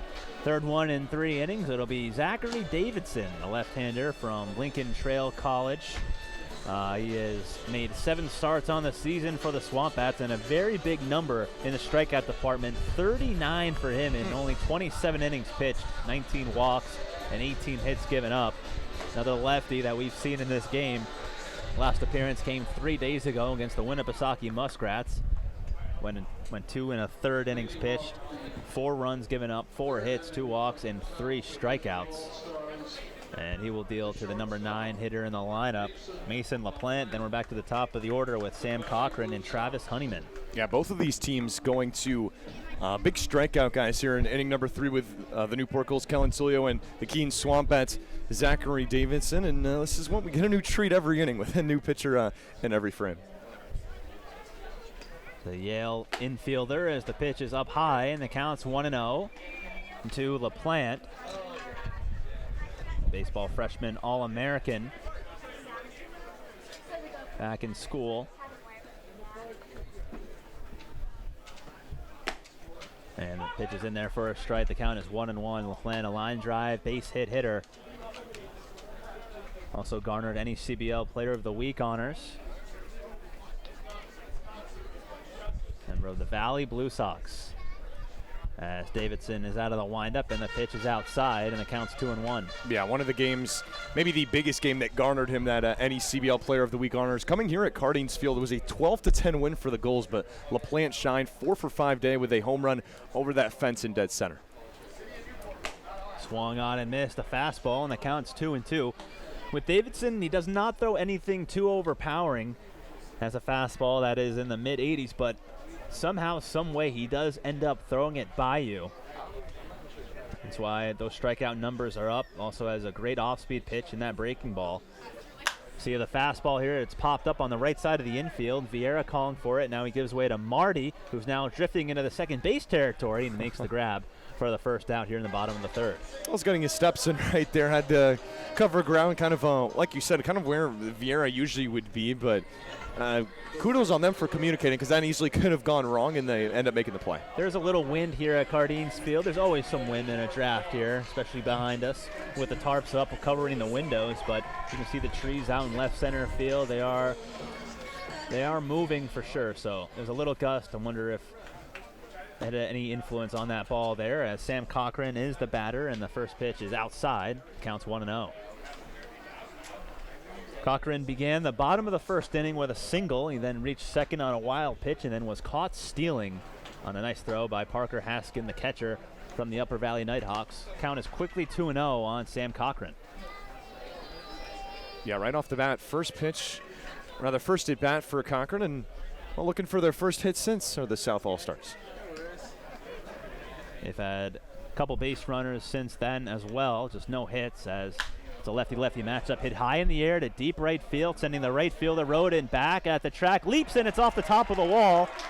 Roden will go in and grab it. Rounding second, heading for third is Cochran. Here's the throw into third. It's cut off, and on at third with a one-out triple is Sam Cochran. He is fired up over at third base. This is a guy who has been a hit machine for the Newport Gulls. We haven't really seen him tap into this extra base power, and he really got a hold of that baseball. His first triple this summer with the Newport Gulls come in the All-Star game. That's got to be a sweet feeling. Yeah, you hit it right around where that 318 sign is, out in right field. And that's the first extra base hit of the game for either side. Belongs to Sam Cochran. And he's had an influence on this game already. His second hit.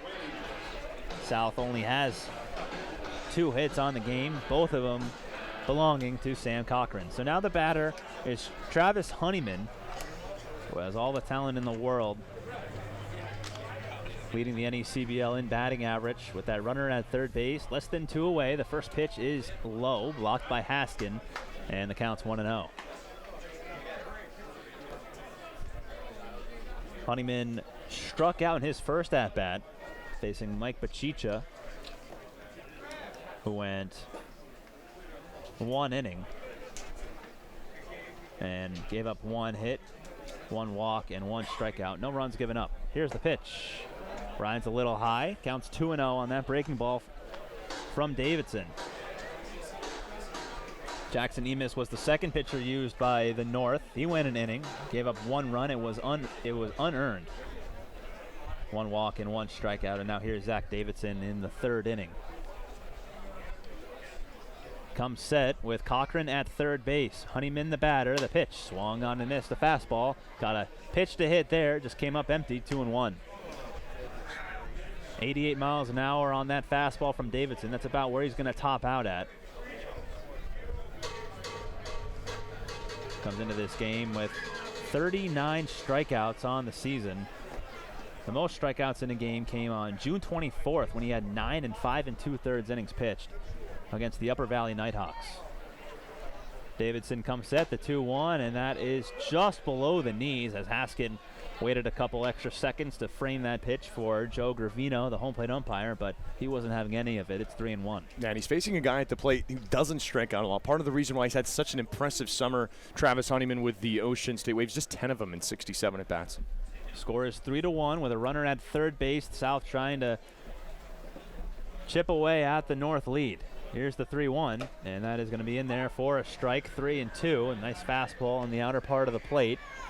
That'll be a full count pitch. On deck for the South will be Jack Payton.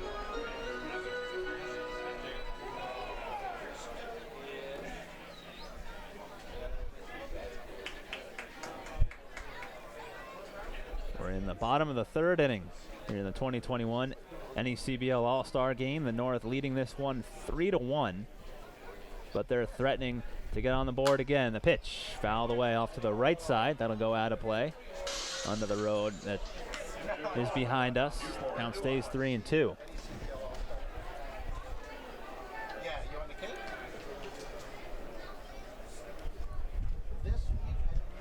Honeyman's played in 20 games for Ocean State.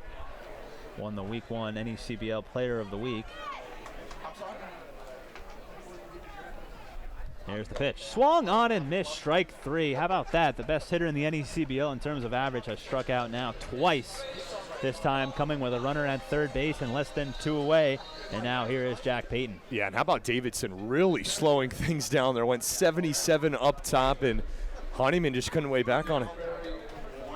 So now Payton is the last chance to see if they can get Cochran home from third. He's 90 feet away as the outfield is straight away. The infield is back. Davidson with a runner at third base. He will be working out of the stretch, and the first pitch to Payton is outside, and the count's 1-0. Davidson not missing by much with that fastball, as you see Payton out of Louisville.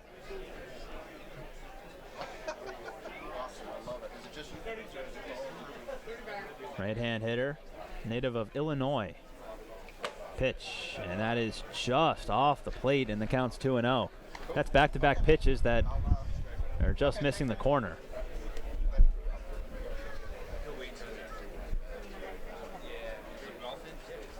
Jack Payton, the catcher at Louisville, his teammate, got drafted first overall this past week by the Pittsburgh Pirates. Henry Davis, the pitch, is in there for a strike, and the count's 2-1. Yeah, and Payton, the heir apparent, of course, playing the catcher position for Louisville, and Davis had a great season, and Payton didn't really get his chance to shine with Louisville, but has taken advantage of his chance to shine here with the Danbury Westerners, having a great season and earned that 3 spot in the lineup. It'll be a 2-1, good hitters count for Payton, and the pitch is in there for a strike, 2-2. I'll tell you what, Davidson is right around the strike zone with all of his pitches, and when he does miss, it's not missing by much.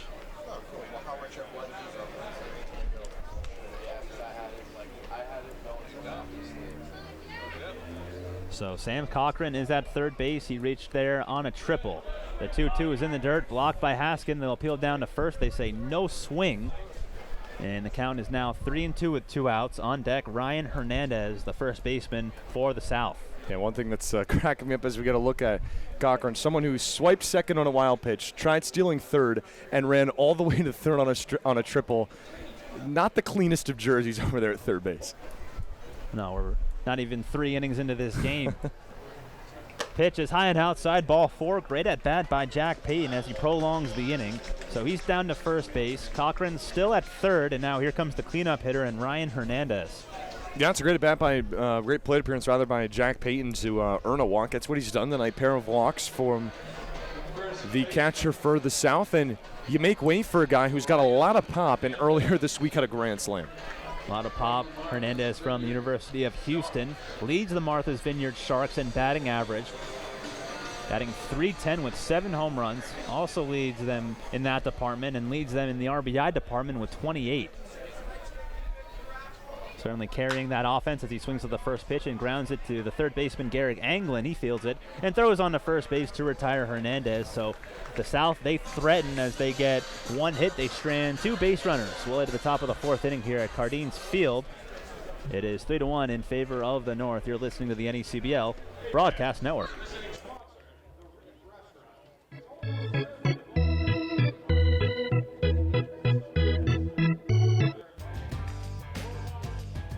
Franklin Sports is proud to be the official batting glove of the New England League. This summer, the NECBL and its 14 organizations join over 200 major leaguers by wearing custom Franklin batting gloves as members of the Franklin family. To design your own custom pair of batting gloves, visit franklinsports.com and join the fam. Franklin is the official batting glove of the New England League.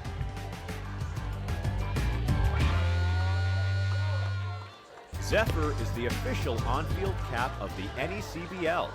Also known as the Z-Hats, Zephyr is the authentic college hat with a loyal following of those who only wear the Z.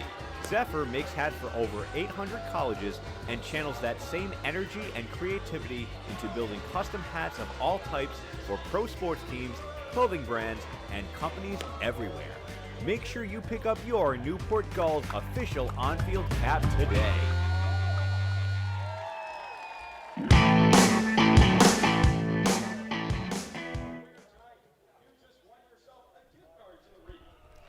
Welcome back to our All-Star coverage here on the NECBL Broadcast Network. I am here alongside Mitch Morales, All-Star third baseman for the Sanford Mainers, And Mitch, I want to start off by asking you got a lot of good players here. What have you tried to learn from the guys that you've been talking to in the dugout and on the field? I mean, it's just been a great experience to be here. Everyone, from different places in the country, just picking everybody's brain about hitting, about their summer, about how they like it out here. So it's just been a really good time. All right, well, thank you very much, Mitch, and best of luck the rest of the way.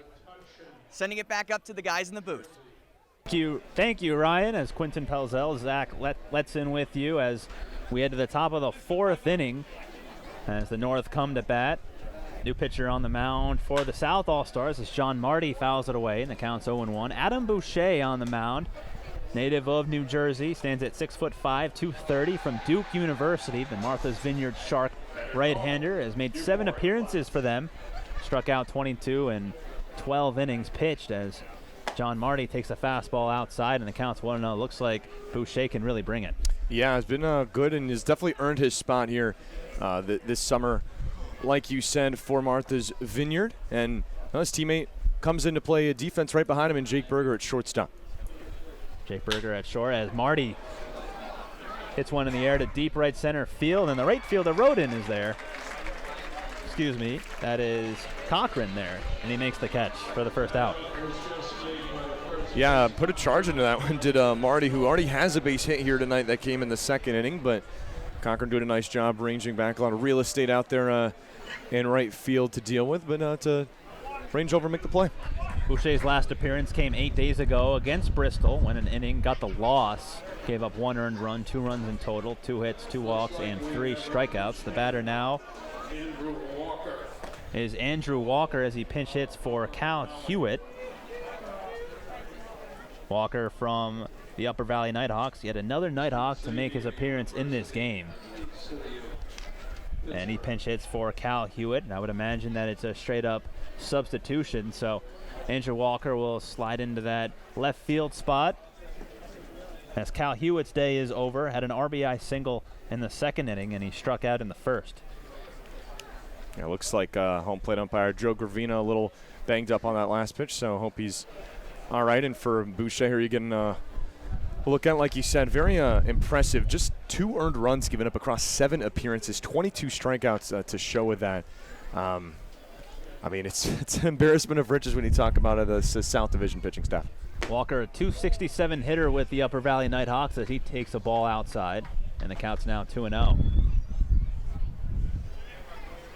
First right-hand pitcher on the mound for the South as we begin the top of the 4th. Pitch is on the inside corner for a strike, and the count's going to be 2-1.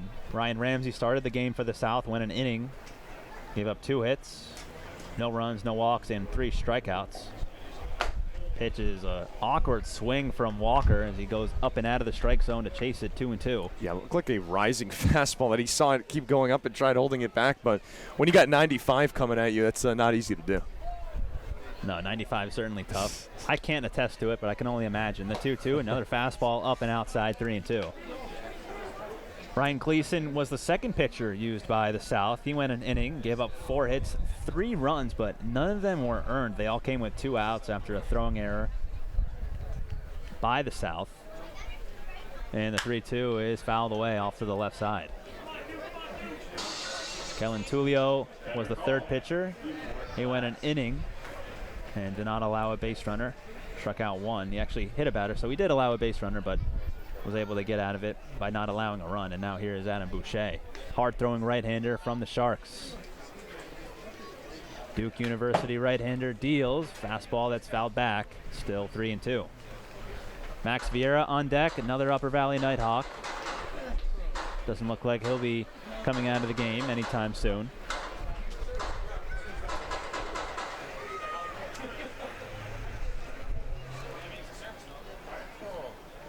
Walker from Xavier University, a rising senior, as he swings and lifts one high in the air to deep right center field. Back goes the right fielder Cochran, looking up and jumping, and he can't get it. It one-hops the wall. Stopping at second base will be Walker as the throw comes in to the shortstop Berger, and on at second with a one-out double is Andrew Walker in his first plate appearance here in the All-Star game. I continue to be impressed by these Upper Valley Nighthawks and what they've done all season, what they've done here in the All-Star game so far. Really good piece of contact for Walker, who, as you said, just came off the bench and put a charge into one to earn himself extra bases. 2 home runs, 13 RBIs on the season for the Upper Valley Nighthawks. A .267 hitter getting the job done. And now he gives way to Max Vieira, the second baseman of the Nighthawks. And now the catcher, Johnny Tuchulio, will head out there. He's the new defensive replacement for Jack Payton.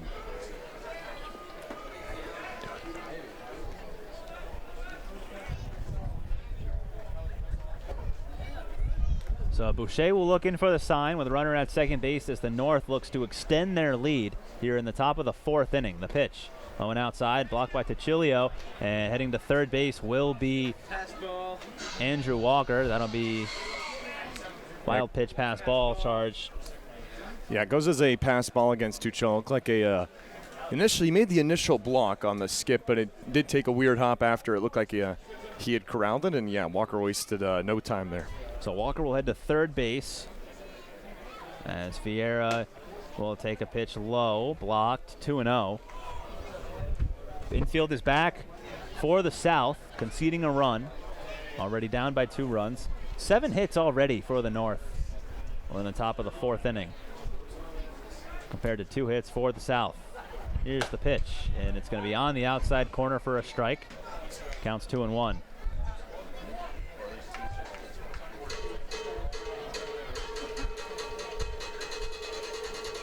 Max Vieira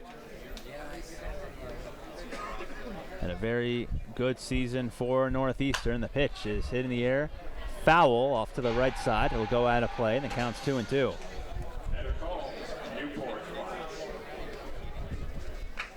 Boucher 1-2 on the season.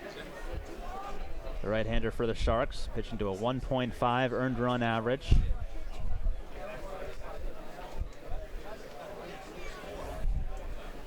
Come set, here's the pitch. Tough breaking ball, and Vieira somehow lays off that pitch. 3-2. Tuchillo tried to frame that pitch, but did not get the call from the home plate umpire. It'll be a 3-2 with Andrew Walker at third, and it's grounded up the middle, and it's going to be through into center field for a base hit. Credit Max Vieira with an RBI single, and for Vieira, that is his 3rd hit of the game, his 2nd RBI, and the North leads 4-1. Yeah, it continues by these Upper Valley Nighthawks. Just what we've seen, this danger in the top part of the order. Hewitt, Walker, Vieira, all with base hits in those 1 and 2 spots. You can't forget about Ronan and Haskin, what they've done in the bottom part of the order as well. Have really shined for the North here tonight. Here's Tommy Joseph, switch hitter, batting left now as he fouls it away, and the count's 0-1. But that's just a good piece of hitting, just right back up the middle, right, splitting in between Berger and Maves, and that's what this team's done tonight. Just 8 hits already, kind of very quickly here as we're only in the 4th. Yeah, good offensive showing for them against some very tough pitchers for the South. Next pitch, and the bat goes flying as he swings and misses. Counts 0-2. Looks like it found its way into the North All-Stars dugout, and that's definitely not something you want to see. Yeah, hopefully everyone's okay down there. As Tommy Joseph goes to retrieve his bat.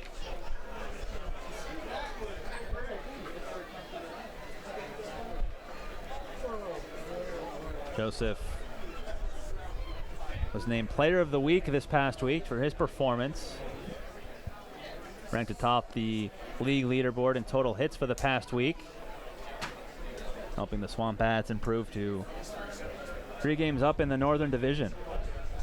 Batted .500 overall. Here's the pitch. Runner goes for second as Vieira slides in safely. 2nd stolen base of the game for Vieira. And man, Vieira's really had his fingerprints all over this game. Really has, and really got a great jump that time. Not a bad throw by Tuchillo behind the dish, but nothing he could do when you got a great jump like that. And already run across, but North's not taking their foot off the gas. Joseph chokes up on the bat with a 1-2 as he fouls it off to the left side. And we'll do it again. Just finishing up on Joseph, he batted .500 this past week, went 11 for 22, scored 7 runs, drove in 6, collected 3 doubles, hit a home run, had a stolen base, so he did little bit of everything for the Keene Swampats. The 1-2 is foul tipped into and out of the catcher's glove of Tuchillo. Just could not hold on, and the count stays at 1-2.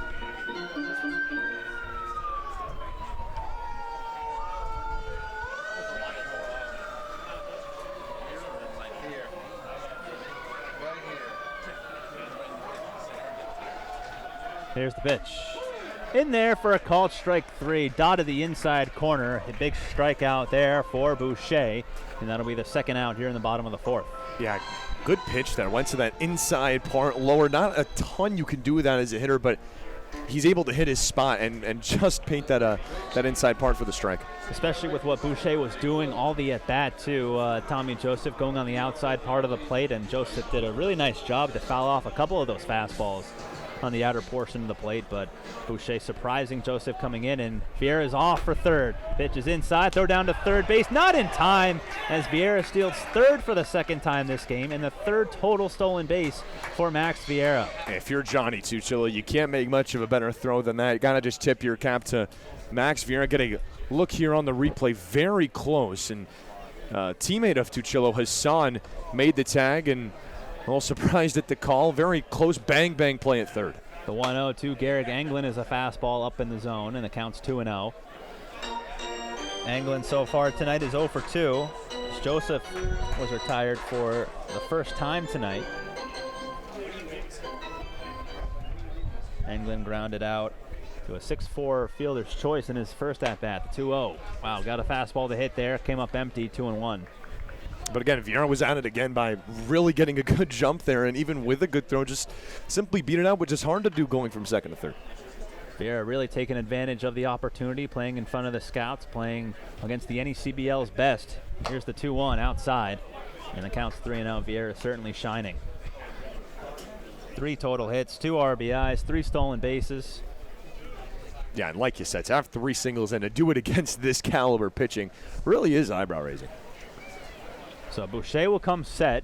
It'll be a 3-1 to Anglin, and it's inside, and they throw down to third base, and they surprise Vieira. Nice throw from Tuchillo, and he's out. Tag was applied by Hassan, and that'll do it for the North. It was a walk to Anglin, but Tuchillo did a really nice job to gun down Vieira at third base, who came down the line pretty far. We'll head to the bottom of the 4th inning. Here at Cardines Field, it's 4-1 in favor of the North. You're listening to the NECBL Broadcast Network.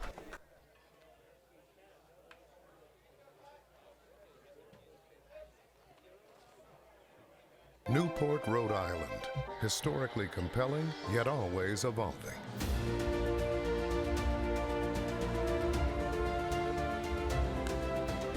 It is the classic coast. Discover Newport.org. You don't have to go far to experience the ultimate in Gilded Age architecture.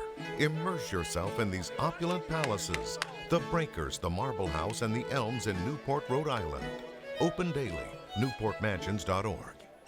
Doctors at University Orthopedics have been caring for the people of southeastern New England for more than 40 years. With the Warren Alpert Medical School of Brown University, we train the next generation of orthopedic surgeons. Our state-of-the-art facilities stretch from Westerly to Mansfield. At our East Bay Surgery Center, we've performed thousands of surgeries, including same-day total joint replacements. We've grown through the years, but our goal has always been getting you back to doing what you love to do. The best orthopedic care anywhere is right here. University Orthopedics.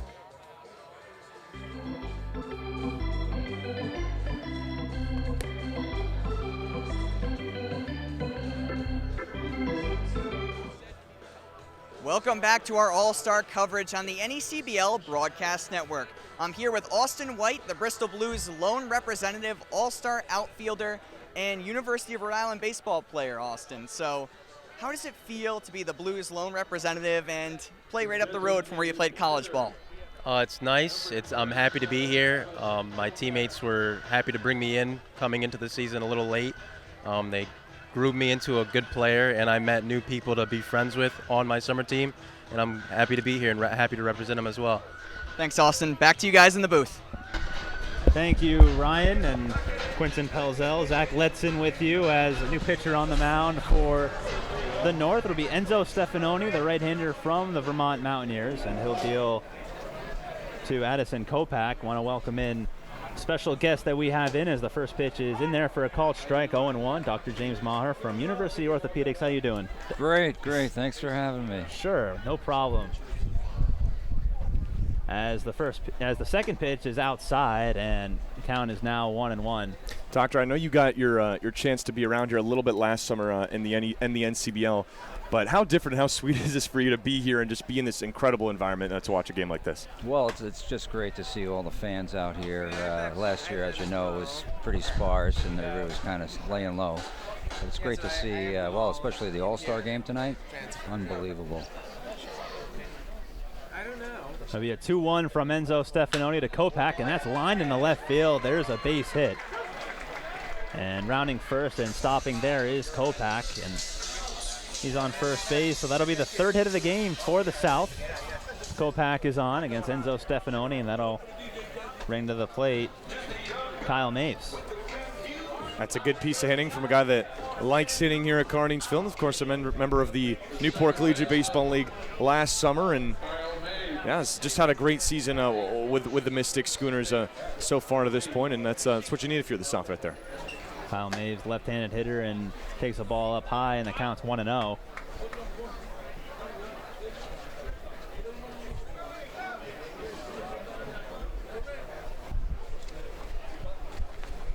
And there goes Kopak. He actually stops, so the throw goes down to second base. He got a little bit of a late jump, so he'll head back to first. It'll be 1-1. So, Doctor, forgive me. I don't really know. I'm not really familiar with you, but I'm sure you've been around the Newport Gulls for many years. And yeah, I've been here since they started. Oh, really? So it's been a while. Over 20, right? Ground ball to the second baseman. Vieira could be two. Flips to second. DeJordio to first base, and it's in time. Nice turn there. 4-6-3 on the double play, and Enzo Stefanoni gets the pitcher's best friend. Yeah, impressive. And that, they made it look a lot easier than I think that play actually is. The flip with the bare hand, and then, oh my, over to first. That is impressive with the speed of Kyle Maves running down the line to turn that. So 2 away, and here is Nick Hassan. Right-hand hitter who currently has an RBI, grounded into a 6-4-3 out at first base. Not a 6-4-3 double play, but a 6-4-3 out. As Stefanoni is out of the windup, the 1-0 is outside, and the count's 2-0.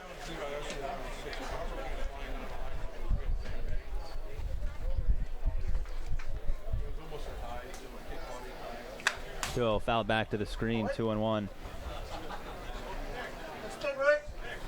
And Doctor, would you be able to fill in the audience on what you do over there at University Orthopedics? Yeah, absolutely. I'm a sports medicine specialist. I do a lot of shoulder and knee work, arthroscopy mostly, rotator cuffs and torn cartilages and ligaments, that sort of thing. Here's the 2-2. Swung on and missed, strike 3, as Enzo Stefanoni comes on and faces the minimum. And he gets the North through the bottom of the 4th inning. Doctor, thank you for joining us. Are you going to stay on for the next half inning? Thank you. Sure, I can do that. All right. Yeah. We weren't able to really talk to you too much. That was a fast inning, as Enzo Stefanoni works really fast. We'll head to the top of the 5th inning here at Cardines Field. It's 4-1 in favor of the North. You're listening to the NECBL Broadcast Network.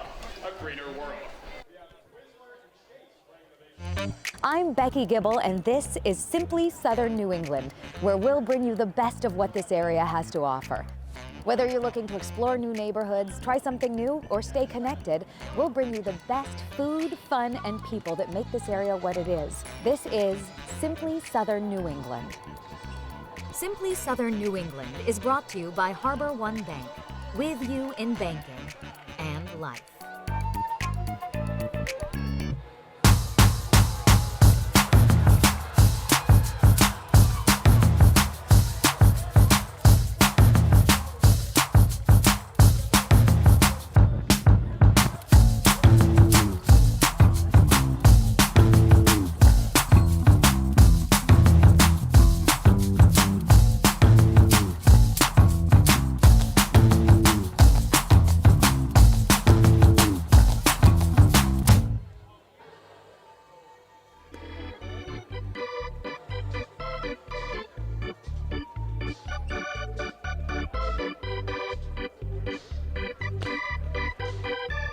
Welcome back to our All-Star coverage here on the NECBL Broadcast Network. I'm Ryan Medeiros here alongside Zach Bushling. And Zach, your teammates have talked about how you're one of the more chatty guys in the dugout. How much have you enjoyed your experience here at the All-Star game? Oh, I love it, man. It's awesome meeting new people from all over the other teams, even the other side of the league, man. It's great meeting all new faces, getting to know other people. It's been a fun time. Well, thank you, Zach. That was All-Star second baseman Zach Bushling. Back up to Zach and Quitin in the booth. All right, thank you, Ryan. And it is the top of the 5th inning. I'll hand my play-by-play duties over to Zach Letson, who's the voice of the Newport Gulls. Zach, take it away. Thank you, Quinn. Here we go to inning number 5 and a new arm, as we're going to see every inning here tonight at Cardines Field, and one of the best across the entire NECBL, Ryan Toll of the Valley Blue Sox, a 3-0 record. And how about a 1.30 ERA in 12 games, has recorded 3 saves and 37 strikeouts in 20 2/3 innings for the man that calls Westfield, Massachusetts home. A UMass Lowell kid, comes in at 6'5" and 225 pounds. That's funny, between innings, I asked you who's on the mound, and you're like, yeah, Ryan Toll, he's probably the best pitcher in the NECBL. And I'm looking at the stats right now, and they definitely back that up. 1.3 ERA, 37 strikeouts in 20 innings. Wow, you just don't see that very often. It's really impressed for a for someone who came in and was I believe a late addition to this Valley Blue Sox team. He faces a pinch hitter for the Northern Division from the North Shore Navigators, Joe LaMuccia, who comes in, plays center field, and is swinging, drives the 1-0 high in the air into right field. Cochran making his way over, and he makes the catch. A little obstructed here, are we in where we are seated, but Sam Cochran, he was able to make his way all the way over, make the catch in the corner. And it couldn't even get picked up by the camera, just over there, kind of like a dead zone out there. Thanks so much for joining us for the 4th All-Star game in history here at Cardines Field, 2005, 2010, 2016, and here in 2021. Alan Roden is the batter, the Upper Valley Nighthawk, hitting for the North All-Stars. Zach Letson, Quinton Pelzel, pleased to be joined alongside Dr. James Maher of University Orthopedics.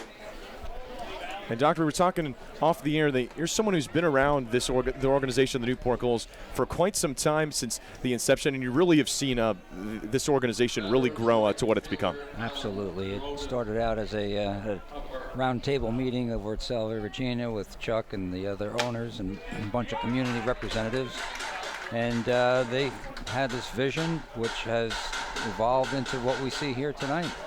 And so I imagine this is a little different for you, not out to watch a Newport Gulls game, but how cool is it to watch just the NECBL's best right here in Newport? It's awesome. I mean, we've experienced it a few times, as you've alluded to, but this is it's a great night, great crowd, a lot of energy. Yeah, I've really been impressed with the venue here. I mean, I've been here a couple times, and I mean, I'm just so I just love the hospitality here, and really just the venue. It's like the history with this field is just impressive.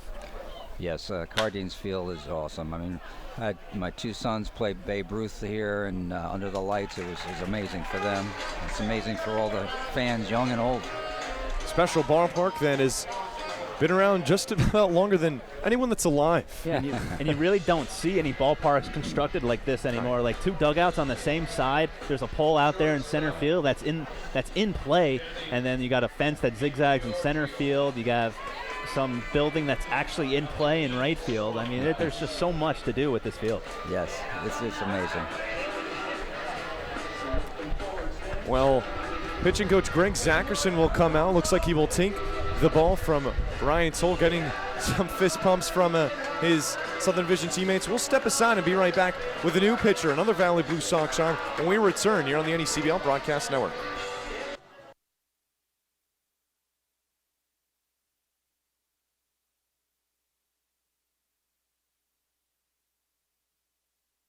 Historically compelling, yet always evolving.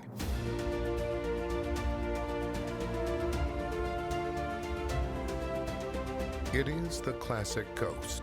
Discover Newport.org. You don't have to go far to experience the ultimate in Gilded Age architecture.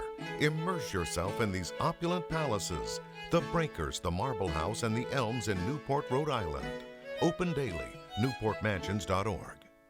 Doctors at University Orthopedics have been caring for the people of southeastern New England for more than 40 years. With the Warren Alpert Medical School of Brown University, we train the next generation of orthopedic surgeons. Our state-of-the-art facilities stretch from Westerly to Mansfield. At our East Bay Surgery Center, we've performed thousands of surgeries, including same-day total joint replacements. We've grown through the years, but our goal has always been getting you back to doing what you love to do. The best orthopedic care anywhere is right here. University Orthopedics.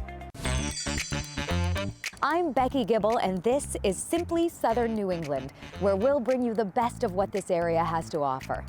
Whether you're looking to explore new neighborhoods, try something new, or stay connected, we'll bring you the best food, fun, and people that make this area what it is. This is Simply Southern New England. Simply Southern New England is brought to you by Harbor One Bank, with you in banking and life.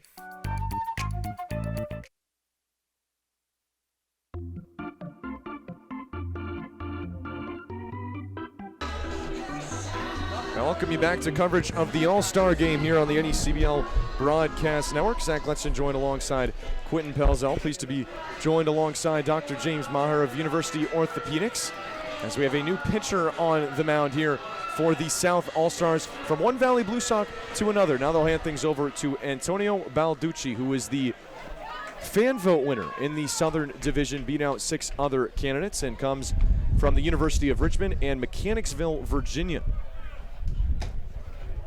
And he faces the 7-hitter in the North All-Stars lineup, Danny DiGiorgio. He's got an 0 for 2 days so far. For Balducci, 1-0, 3.85 ERA. Has pitched in 8 games. And how about 17 strikeouts, just 4 walks.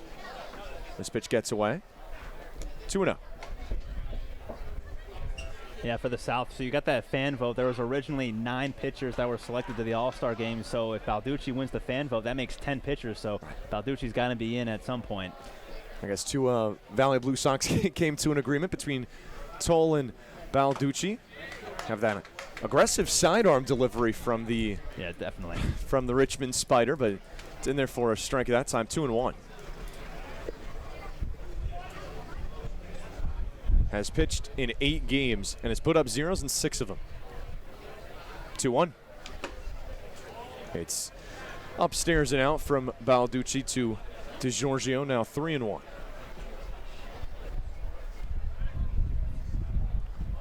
DiGiorgio, 22 games with the Keene Swamp Bats, 273 hitter, 4 home runs, 16 RBIs.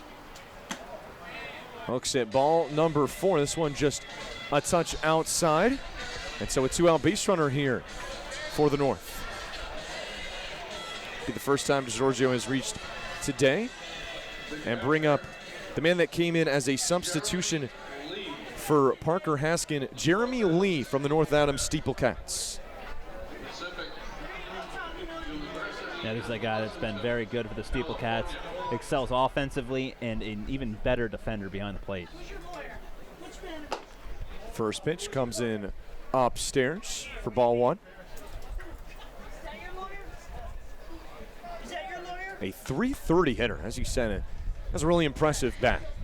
That is the team lead by a long shot with the North Adams Steeplecats. 35 points better than second. Is the sidewinder delivery. Balducci misses with the pitch. 2 balls and no strikes. 5 home runs and 14 RBIs, 33 hits in just 25 games. It's easily the lead on the Steeplecats team. As this one's driven deep into, coming a little shallow. Jake Berger running out, and he makes the play. So the shortstop Berger ranges out into left field and makes the catch. Well, Doctor, thanks so much for joining us up here in the booth. It's been a pleasure, and we hope you'll enjoy the rest of the All-Star game here at Cardines. Okay, thank you very much. Great job. Appreciate you having me. All right. Thank you, Doctor. All right, we'll be right back here on the NECBL Broadcast Network. 4-1, the North on top of the South. Compelling, yet always evolving.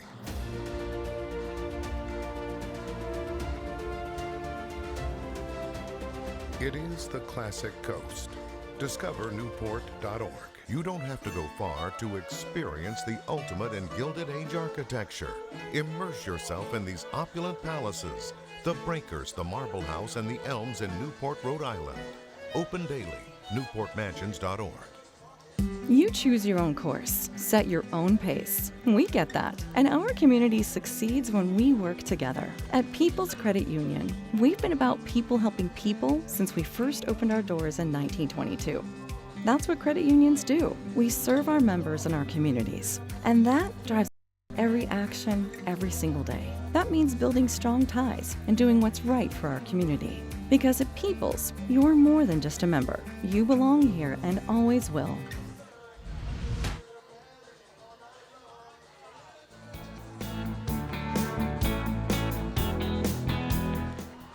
Welcome back to our All-Star coverage here on the NECBL Broadcast Network. I'm here alongside All-Star designated hitter for the Mystic Schooners, Addison Kopak. And Addison, there's just something about you in Cardines Field. You performed excellent here on the Newport Summer Collegiate League last summer. You've given the Gulls trouble here all year, and now 2 times on base today in the All-Star game. What do you like about hitting here?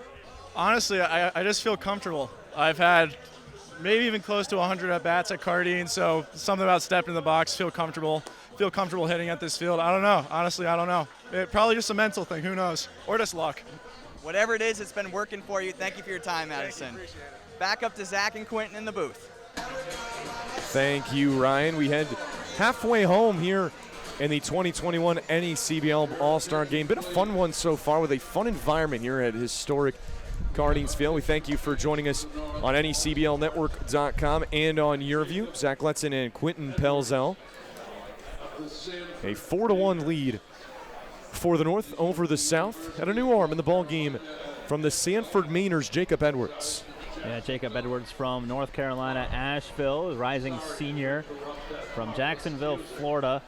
And one of the best pitchers in the NECBL, has been terrific for the Sanford Mainers. He's a lefty. And Jeremy Lee out there to go talk with Edwards as well, just to make sure they're on the same page as they now face, some of the tough hitters in this lineup, starting with Barry Walsh. Yeah, it'll be 8-9-1 for the South All-Stars. Barry Walsh leads things off. 0 for 1 so far.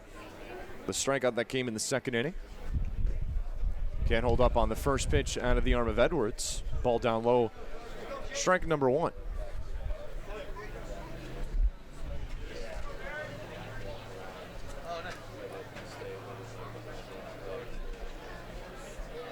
Oh, 1 pitch. Another pitch down low. This time Walsh able to hold up. One of 2 Mystic Schooners in this starting lineup for Kevin Winrow, the manager for the Southern Division, alongside the man you just heard from, Addison Kopak. As the 1-1 is chopped over to shortstop. New substitution in the game as the Mountaineer makes the play over to first. There's out number 1. Yeah, it's Keegan Calero over there at shortstop, replacing Danny DeGiorgio, making the play there, retiring Walsh. So, and then wouldn't you know it, it's baseball. The ball will find you as you enter the game, and it found Calero there in his first try over there here in the bottom of the 5th, excuse me. Well, it brings up Jake Berger of the Martha's Vineyard Sharks. He took over for Mason LaPlante in the 9 spot. And looks at ball number 1. He played at Cardines not more than a week ago when Martha's Vineyard played 2 here against the Newport Gulls. 2 close games, and the Sharks won both of them. Cuts on and misses at this pitch. Jacob Edwards stands at 5'9", 185. Pitching to an ERA below 2 in 5 games started. 20 strikeouts, 7 walks, 19 hits, and 22 innings pitched. As the shortstop takes this one a touch low. Now 1-1.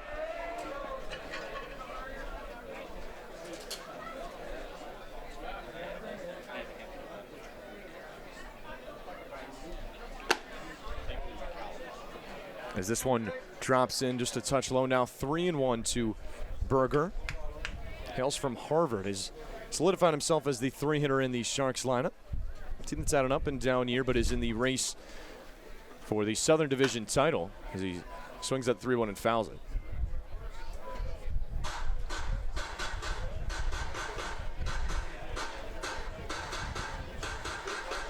Sharks are a team that is kind of trading places with Valley at the moment for that first spot in the South. Sharks coming into today's play 17-12. As this one's flown out of play.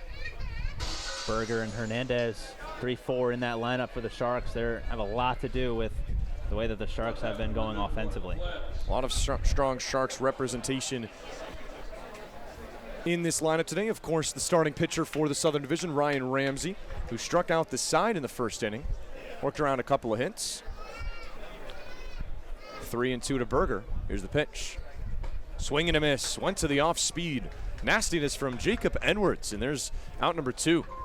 Yeah, you know, Zach, you called that because that was filthy, and that was in the right-handed batter's box when he swung and missed at that. I mean, you look at the replay there, that was just filthy from Edwards. Started in Rhode Island, ended up in Connecticut. Right. That pitch. And that turns the lineup card over for Sam Cochran, Newport's own Sam Cochran. A back-to-back All-Star, and has shined for the Southern Division here tonight. A single in the first inning and a triple in the third. He's got 2 of the 3 hits for the home team, and that is a dirty jersey, as you see on your screen.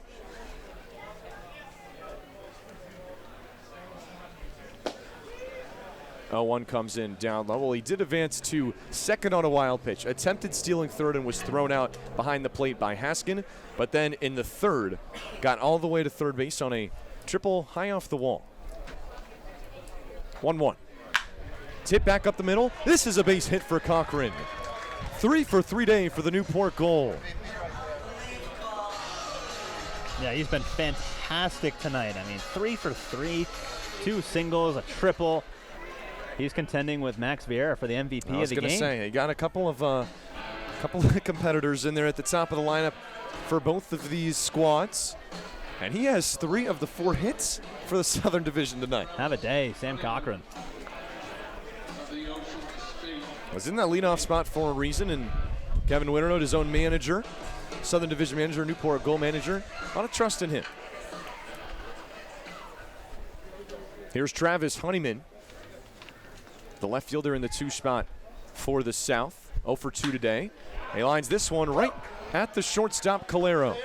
That retires the side. Newport 1 hit and 1 left on base through 5. 4-1 lead for the North over the South. This is the NECBL All-Star Game on the NECBL Broadcast Network.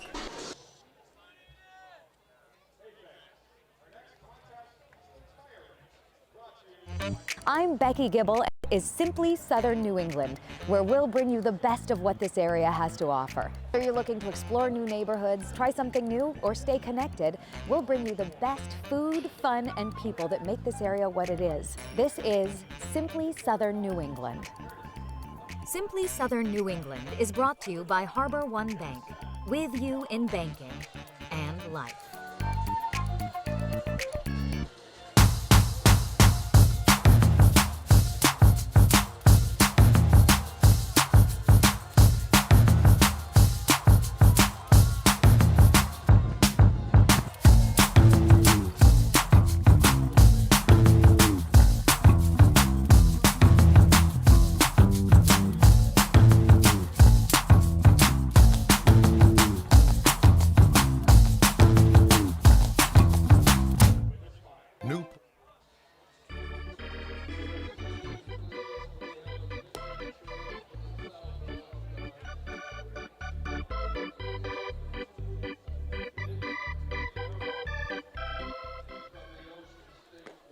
Welcome back to the All-Star coverage on the NECBL Broadcast Network. I'm Ryan Medeiros here alongside Gary Gangle, and he's a third baseman All-Star for the Upper Valley Nighthawks. And Gary, I want to ask you, how great was it to be selected to the All-Star game, and what did that mean to you? Yeah, you know, it's a great honor to get to come down to Newport. This is a great town and share this experience with so many of my teammates, so I'm very grateful to be here. Well, it's excellent to have you here, and congratulations on your selection. Thank you. Back up to you guys in the booth. Thank you, Ryan. We go to inning number 6 here at Cardines Field. 4-1, the North remains on top of the South. Thanks for joining us on the NECBL Broadcast Network. Zach Letson alongside Quitin, Pelzel. As we have a full Ocean State Waves battery now. Nick Piero is the new pitcher from Ocean State, Monroe, New Jersey, and Seton Hall University, and has really impressed this season for Eric Hirschstein-Bonder's team. 2-1 record, 1.66 ERA in 5 games, 4 of them started, and 22 strikeouts to go with 5 walks in 22 2/3 innings. This is a guy in Piero, who has experience in the NECBL. He started the 2019 All-Star game before that one was rained out after the 2nd inning. Faces 9-1-2 in the lineup for the North All-Stars. John Marty takes ball number 1.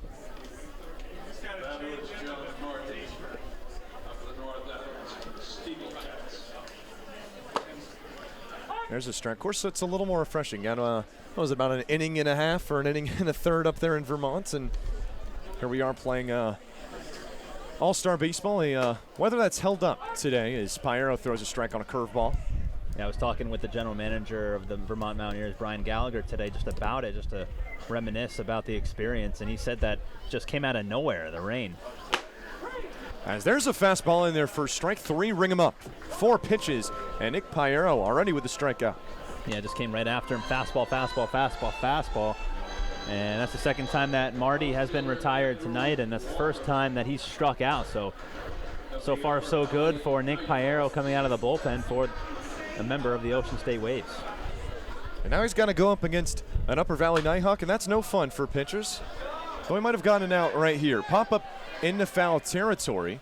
Going over and trying to make the play is the new first baseman and the home run derby champion, Luke Franzoni. It looked like he stuck his glove over the fence and it just squeaked out.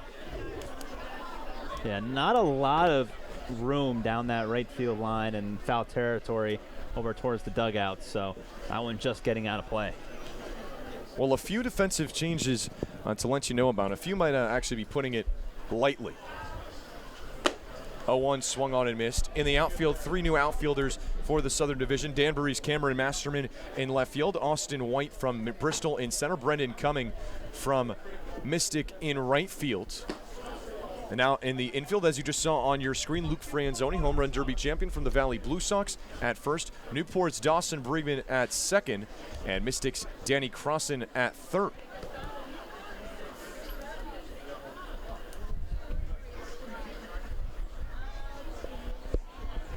And the 2 Ocean State Waves in the game, pitching and catching. As the 1-2 swung on and missed for strike number 3, 2 batters. And Nick Piero strutting off the mound. He's off to a really good start, the best start that we've seen from any pitcher tonight. So 2 strikeouts against the 2 batters that he faced, and now we'll have to face a keen swamp bat and a pinch hitter in Zach Bushling. Bushling, who entered the game defensively over at second base. Took over for Max Vieira, and he cuts on and misses at his first pitch from Piero. Yeah, that was a beautiful pitch by Piero. I mean, he got Bushling way out in front of that curveball. Oh, on another strike, not missing his spots so far.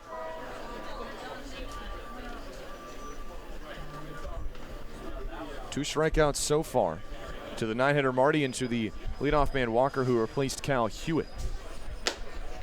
Going for a 3rd strikeout, but throws this fastball upstairs on the 0-2.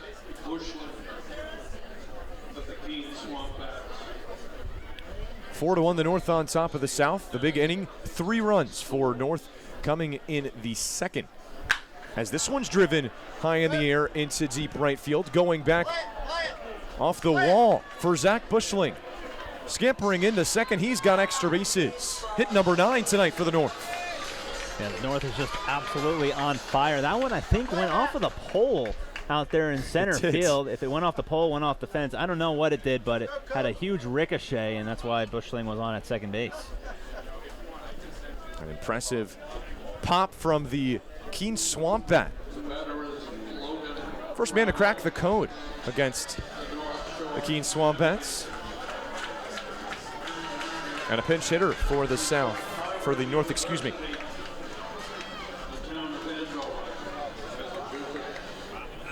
Batter Logan Bravo from Harvard University. Comes in, runner on scoring position.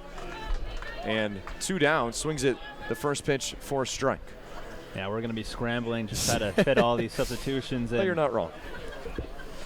He takes over in the 3 spot that was originally held by Tommy Joseph. Teammate of Tommy Joseph on second. As check swing off the bat of Bravo there and makes contact with a hits it foul.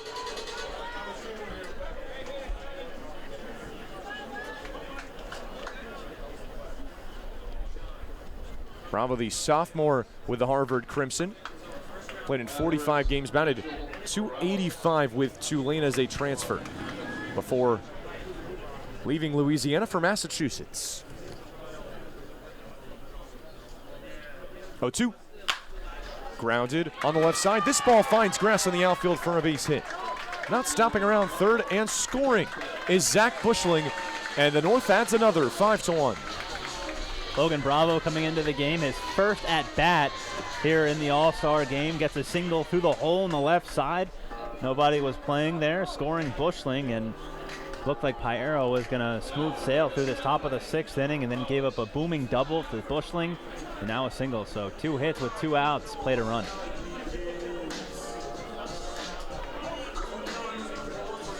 Brings up another pinch hitter, this time from the Sanford Mainers.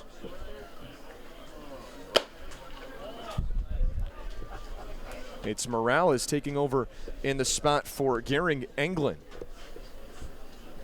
who was the third baseman. So all four of the top spots have been replaced, as this one squirts out of the glove of Tuccillo, and there goes Bravo down to second. Fastball.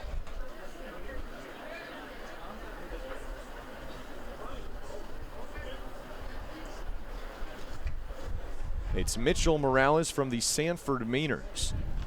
Yeah, Morales was a late addition to the All-Star team because Marty Higgins, who was going to be in the All-Star game, he couldn't make it. He's hurt. As this ball is a touch low to Morales. He's got numbers that definitely would make you think he deserves to be here regardless. 286 hitter, 18 hits in 20 games. 12 RBIs, that leads the Mainers team.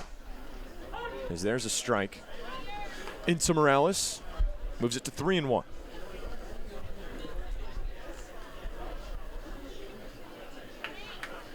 One run across here in the 6th. A Logan Bravo RBI single has given the North their largest lead so far tonight.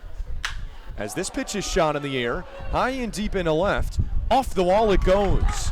Be fielded by the center fielder White. 1 run in to score, sliding with a double is Mitchell Morales. How about 2 extra base hits here in the top of the 6th for the North?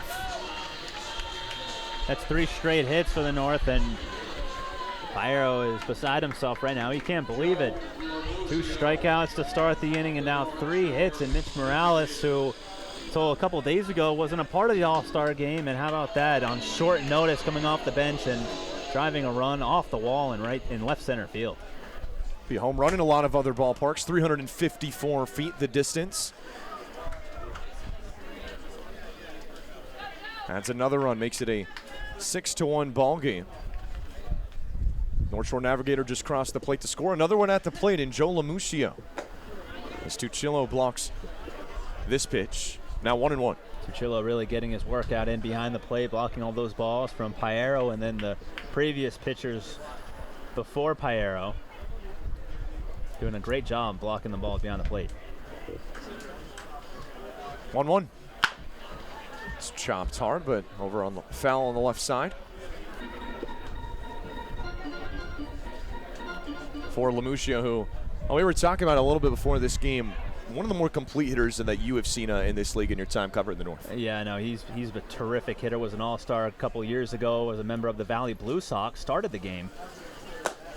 Goes and chases the 1-2 for strike number 3. So Piero ends up picking up 3 strikeouts, but the North rally for 2 more runs in the top of the 6th, 6-1. The North on top of the South here in the NECBL All-Star Game. You're listening to it on the NECBL Broadcast Network.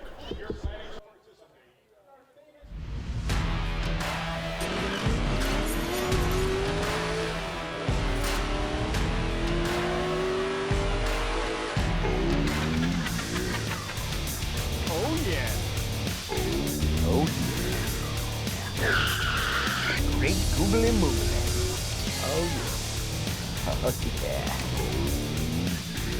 Oh, yeah. How many times can I say, oh, yeah? Newport, Rhode Island.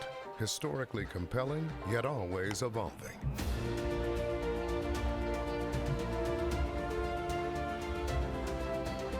It is the classic coast. Discover Newport.org. You don't have to go far to experience the ultimate in Gilded Age architecture. Immerse yourself in these opulent palaces, the breakers, the marble house, and the elms in Newport, Rhode Island. Open daily. NewportMansions.org.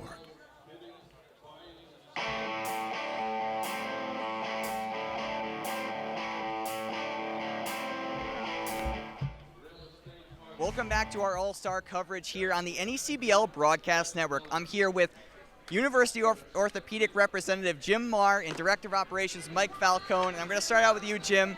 You've been in partnership with the Newport Gulls for over 15 years. What does that mean? Oh, it's been great. I mean, I was here at the inception. We got together with Chuck at Salve Regina and the community, and it's turned into this. It's just amazing. And Mike, second all-star game here in Newport that you've been a part of. How has this experience been for you? Oh, it's great. I mean, the first one I was here as actually an intern, so didn't understand all the inner workings of it.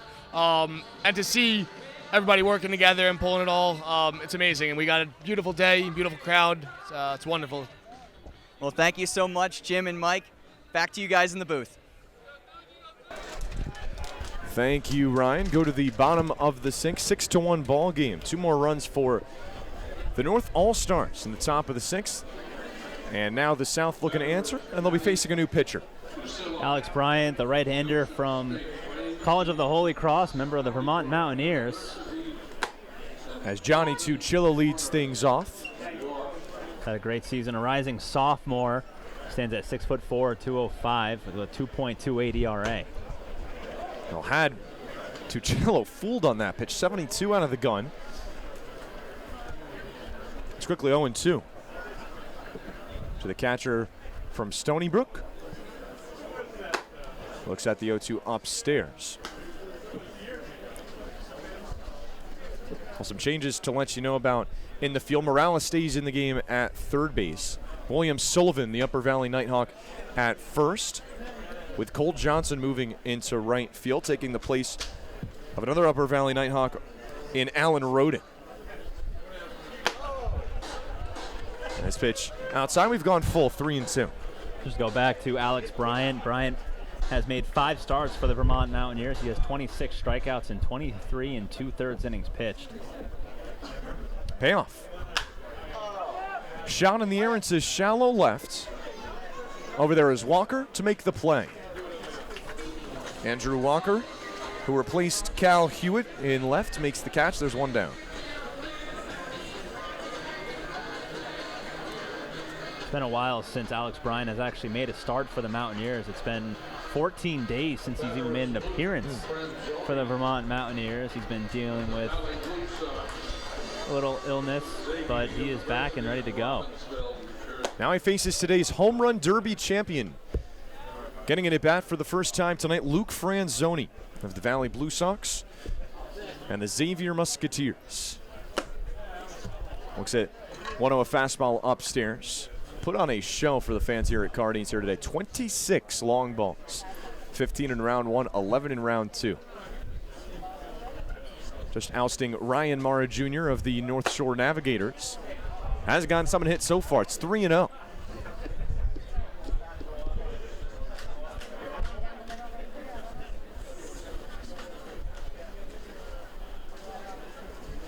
.253 hitter in 25 games is Franzoni.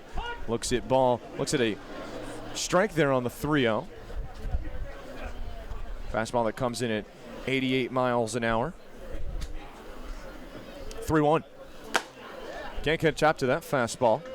And now we've gone full, 3-2. Franzoni tried to put that one in the same spot that he did in all of his home run balls that he hit in the Derby. Got a 3-1 fastball.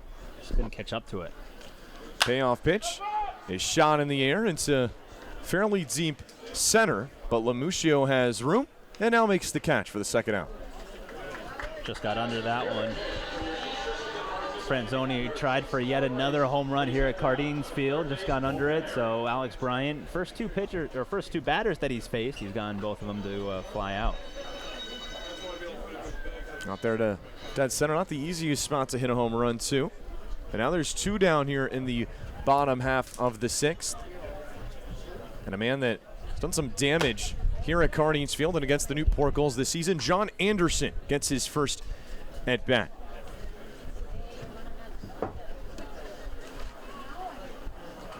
Swings and drives this one into deep left.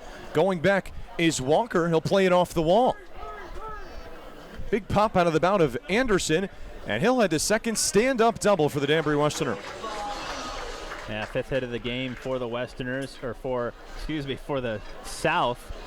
Of course, Anderson, a member of the Westerners, and they're down 6-1, and they need some runs. They need base runners before they get those runs. There's no 5-run swing of the bat, so she's got to start chipping away here in the bottom of the 6th, and Anderson has put them in a good spot here with a runner at second base, albeit with 2 outs. Brings up Newport's Dawson Brigman. The coach's selection of Kevin Winterone. Swings at the first pitch and flies it into foul territory. Making his way over and making the catch is the new first baseman, William Sullivan. So that ends the bottom half of the 6th inning. 6-1 the North over the South in the 2021 NECBL All-Star Game. We'll be right back on the NECBL Broadcast Network. Newport, Rhode Island. Historically compelling, yet always evolving.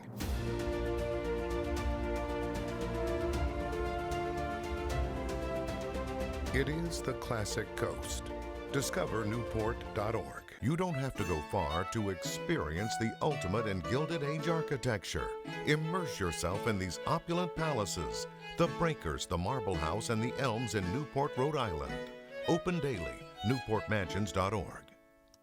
Doctors at University Orthopedics have been caring for the people of southeastern New England for more than 40 years. With the Warren Alpert Medical School of Brown University, we train the next generation of orthopedic surgeons. Our state-of-the-art facilities stretch from Westerly to Mansfield. At our East Bay Surgery Center, we've performed thousands of surgeries, including same-day total joint replacements. We've grown through the years, but our goal has always been getting you back to doing what you love to do. The best orthopedic care anywhere is right here. University Orthopedics.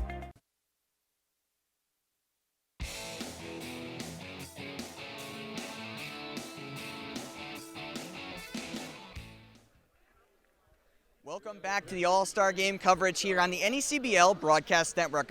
I'm here alongside Eric White, Newport Gulls Media Operations Assistant.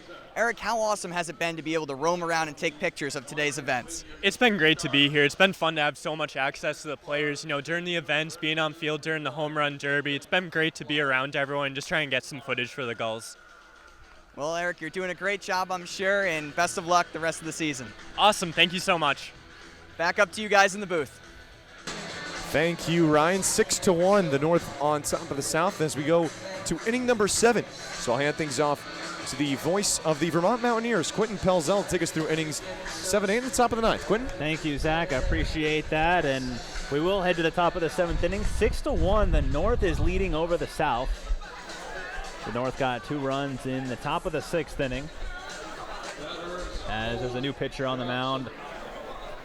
For the South, it'll be Jackson Neza from Florida State University. He's started 5 games for the Martha's Vineyard Sharks, pitched to a 1.8 earned run average. He's 1-0, 29 strikeouts in 20 innings pitched. And here's the startling number: no walks in those 20 innings pitched for Jackson Neza.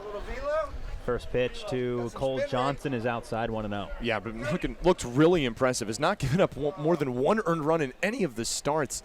As we were talking about with his dominance, and something that it's interesting as you look at his game log, has not pitched away from the Vineyard. This is first time pitching on the road, and it comes in a big spot here in the NECBL All-Star Game. Native of Florida, of course, goes to Florida State University as that pitch is lined in the air to deep right field, sending coming back, and he's going to have to play it off the fence. Rounding first, heading for second is Johnson. Here's a throw into second. It's not in time. Diving in safely in at second base is Cole Johnson. That'll be the 12th hit of the game for the North and the first hit for him. And the North is in business here with a leadoff double. Yeah, some good hustle there from Johnson, who put a charge into that baseball high up on that fence that kept it in the yard, but we have just seen some impressive offense on display, Quitin, tonight by this Northern Division roster. Yeah, here's Keegan Calero. We really have, 12 hits against, great pitching, the best pitching in the South that we've seen this year. And the North really making it look easy. And the first pitch to Keegan Calero's on the ground to the left side. What a play by the third baseman as he makes the play, throws to first base to get Calero. Wow. Nice play there by Daniel Carlson, going into the hole down to a knee to rob Calero of a hit. Staying at second base is Cole Johnson. Yeah, made it look kind of casual too. Nice play over there by Carlson over there at third. We've seen what he's been able to do with the bat this year for the Mystic Schooners, and made a nice play there. Probably saved a run here in inning number 7.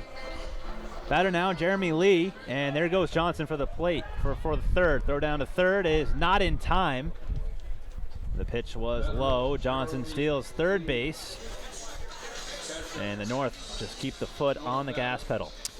Now, it is the All-Star game, so I guess it would make sense for this game to stick out as it is, but I've never seen more players swipe for third base at Cardines Field than I have tonight. Some aggressive base running, and hustle paid off there. Jeremy Lee, a member of the North Adams Steeplecats, as he takes a ball low, 2-0.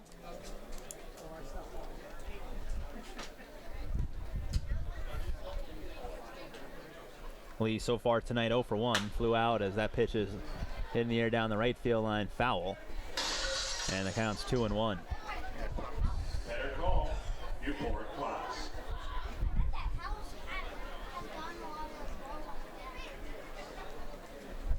Lee didn't start the game at catcher, but he's coming to the game here as he lines one to the shortstop, and a leaping grab over there. What a play for the second out. Yeah, Spencer Smith of the Newport Gulls, who is replacing for the Gulls Justin Guerrero. What a play over there. He's got some springs in those shoes. We saw that very similar play earlier this week. And, yeah, the Northeastern Husky had to jump up pretty high to make that play. Flashy effort. Still trying to keep up with all the changes that have been made as... Who is it? There's a pinch hitter. It's William Sullivan, and he's in there for a strike. He's actually making his first at-bat of the game. Came in defensively in the last inning.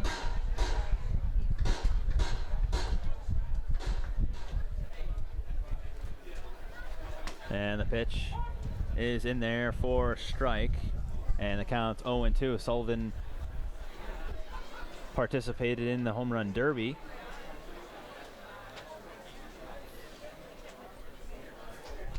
Representing the Upper Valley Nighthawks as that pitch is up high, 1-2. As Neza pitch away from getting out of this.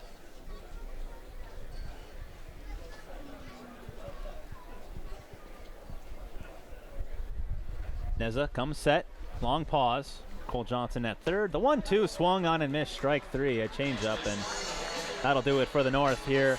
In the top of the 7th inning, they get a leadoff double, but can't get him around. We're in the 7th inning stretch here at Cardines Field, 6-1. The North lead in the 2021 NECBL All-Star Game. You're listening to the NECBL Broadcast Network.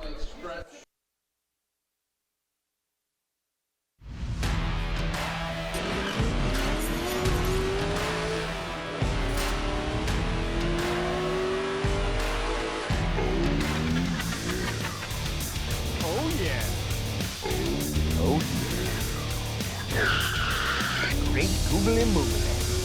Oh yeah. Oh yeah. Oh yeah. How many times can I say oh yeah? Newport, Rhode Island. Historically compelling, yet always evolving.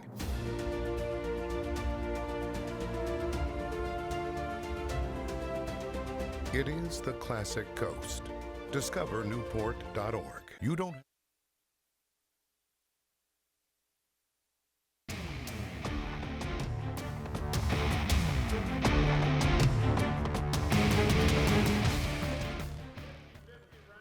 Welcome back to the All-Star coverage here on the NECBL Broadcast Network. I'm here with Martha's Vineyard first baseman Ryan Hernandez. Ryan, you absolutely destroyed the ball in the first half of the season with an OPS over 1,000. How rewarding was it to be selected as the starting first baseman after having such great numbers? It's truly amazing. Honestly, I'm just out here trying to have a good time with all my teammates, and I think it all comes down to just having fun, and it's really been turning out pretty well for me. Well, Ryan, thank you so much, and best of luck the second half. No problem. Thank you. Back to you guys up in the booth. All right, thanks, Ryan. Quinton Pelzel, Zach Letson with you as we bring to you the 2021 NECBL All-Star Game. We head to the bottom of the 7th inning, 6-1, the North lead over the South. New pitcher on the mound for the North. It's Nick Cantone, the right-hander out of Marist College. Stands at 6 foot 180, and he represents the Upper Valley Nighthawks. 3.2 earned run average, 9 games, 27 strikeouts, and 19 2/3 innings pitched. And the first batter he faces is Daniel Carlson, and that pitch is in there for a called strike, 0-1. It'll be Carlson, White, and Smith due up as the pitch is in there for another strike, 0-2.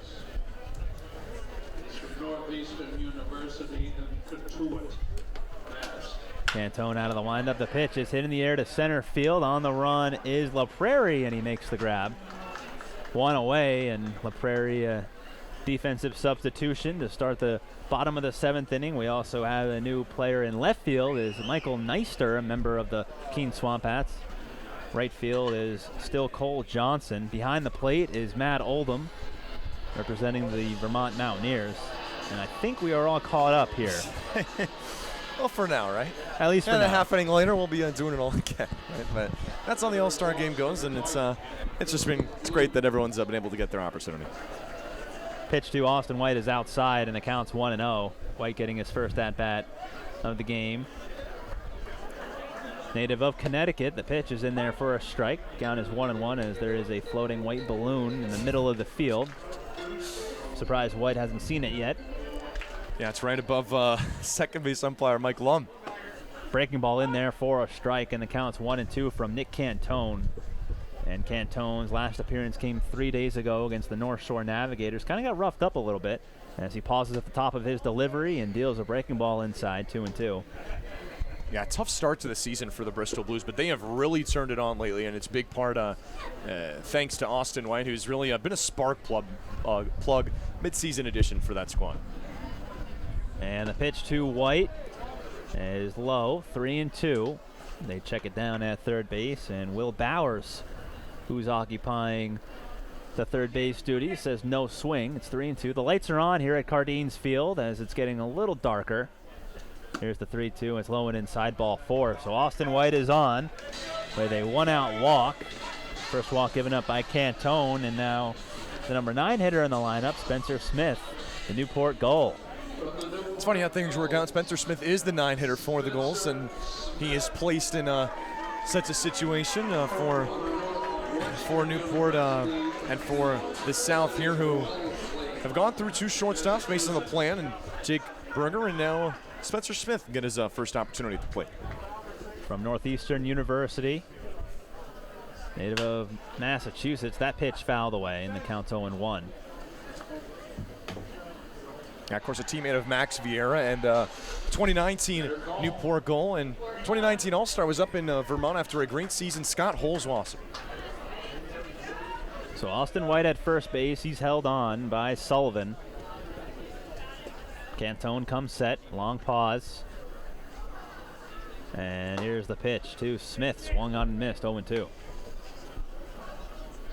Smith so far this season batting .260 for the Newport Gulls, 2 home runs, 9 runs batted in.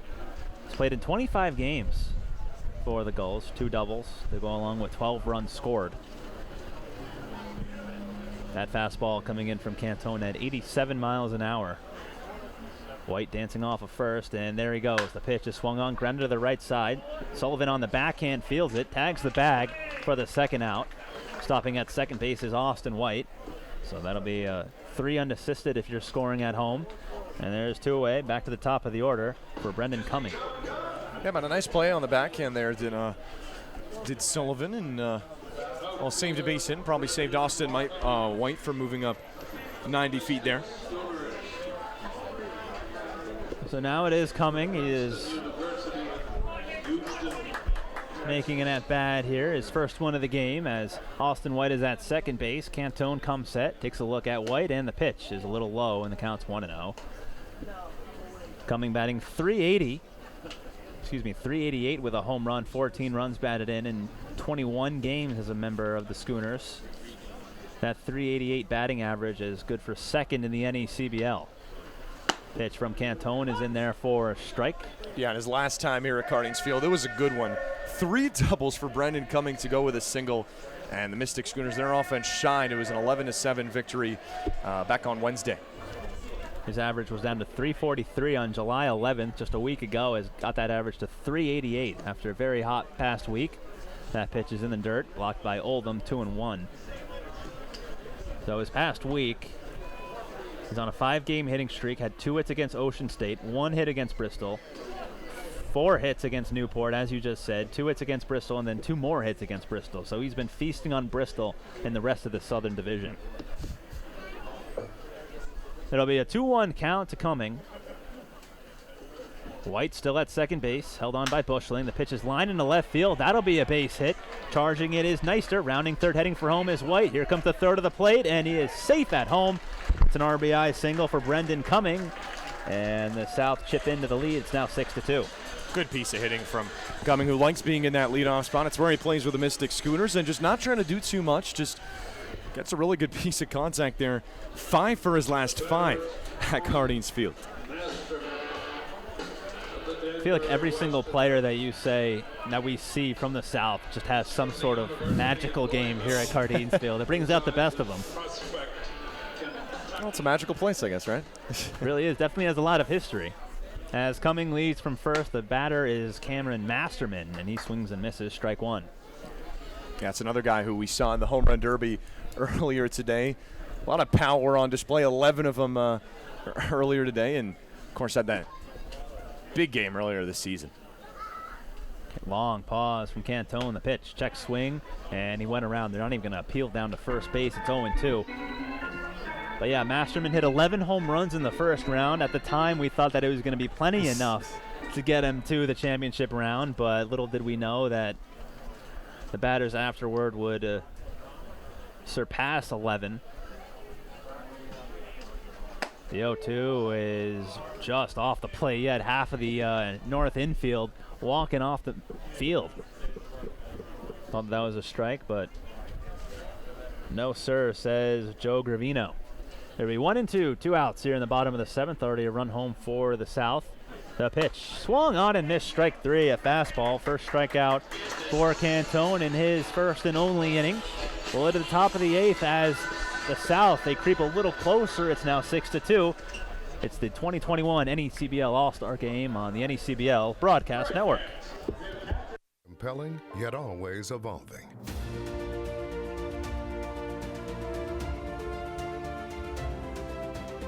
It is the classic coast. Discover Newport.org. You don't have to go far to experience the ultimate in Gilded Age architecture.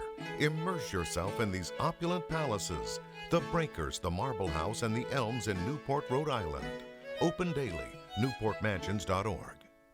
Doctors at University Orthopedics have been caring for the people of southeastern New England for more than 40 years. With the Warren Alpert Medical School of Brown University, we train the next generation of orthopedic surgeons. Our state-of-the-art facilities stretch from Westerly to Mansfield. At our East Bay Surgery Center, we've performed thousands of surgeries, including same-day total joint replacements. We've grown through the years, but our goal has always been getting you back to doing what you love to do. The best orthopedic care anywhere is right here. University Orthopedics.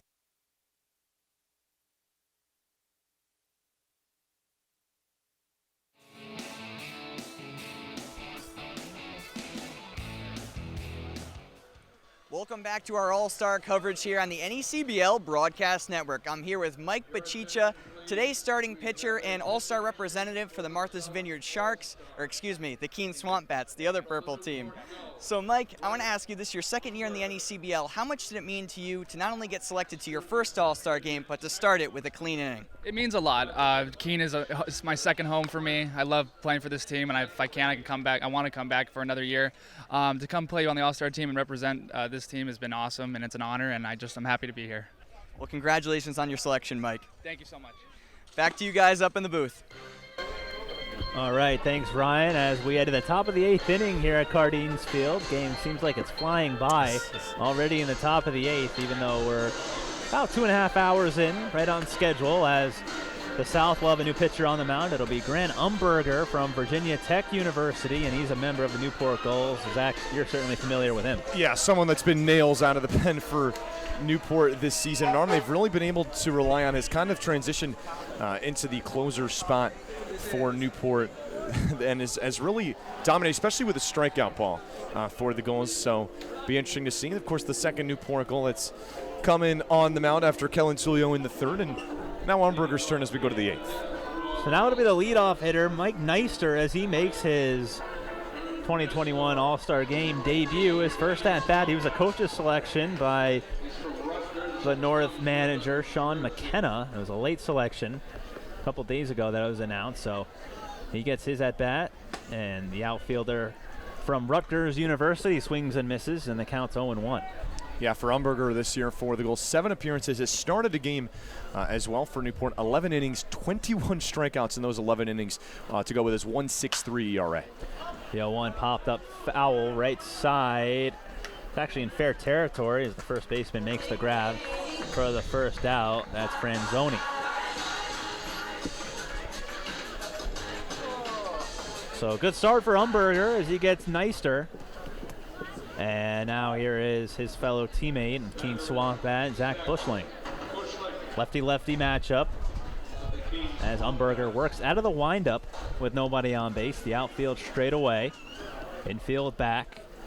And the pitch is going to be in there for a called strike, and the count's 0-1. Bushling carried the double off of the light pole out in center field in his first at-bat. Bushling later came around to score on the RBI single by Logan Bravo. The 0-1 is outside, and the count's 1-1.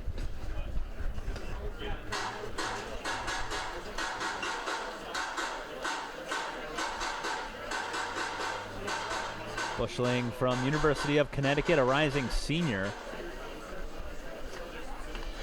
The 1-1 is fouled away. Pulled foul, and it's 1-2. He had a career .579 batting average in high school, at 146 hits and 149 RBIs. Those were all school records for his career. He's a three-sport athlete. Set the school record in basketball for the most points, 1,342. That pitch is outside, and the count's 2-2. And then he also played quarterback, wide receiver, and defensive back. He's also the punter and the kicker. So he did everything for his high school, three-sport athlete, and not only did he play all three sports, but he excelled at all three. Very good athlete as he chokes up on the bat. 2-2 from Umberger, and that's pulled foul into the dugout. Yeah, how many guys can you say that about? You hear a lot of time about, especially at the high school level, a guy that, will be good at basketball and football or basketball and baseball, but to play three sports and to be that darn good at all of them is definitely impressive for Bushling, and something, like I said, you just don't see it that often. Played high school ball at Kern Valley High School in Lake Isabella, California. As that one is blooped into shallow left, out goes the shortstop. It's going to fall in front of Masterman for a base hit. Second hit of the game for Bushling. And the North have a one-out base runner as Spencer Smith couldn't get to it.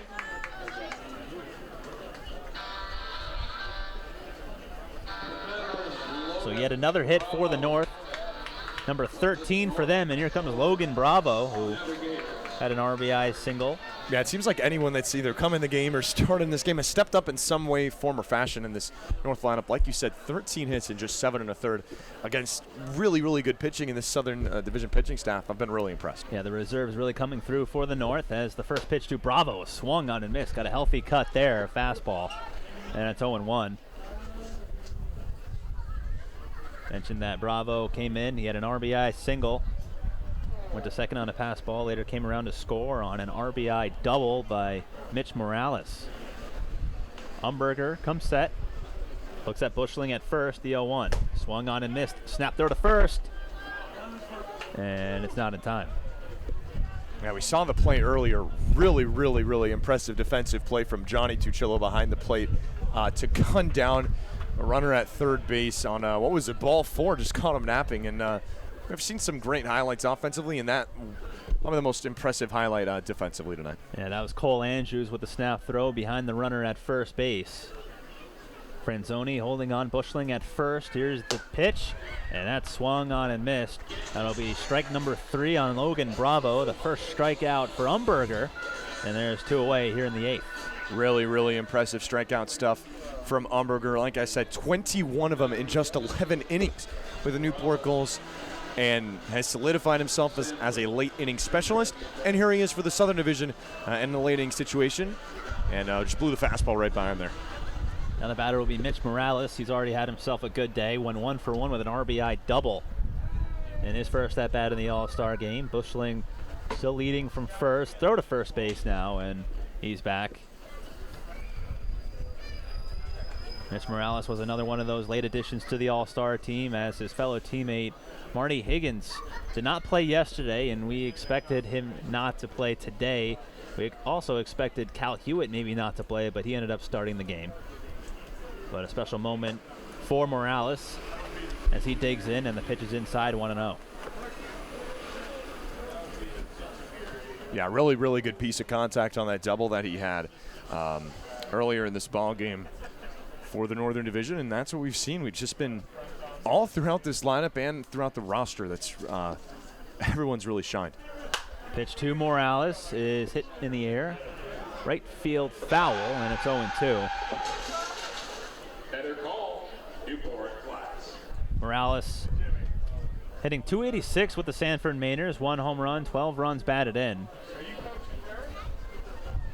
Played in 20 games for the Sanford Mainers.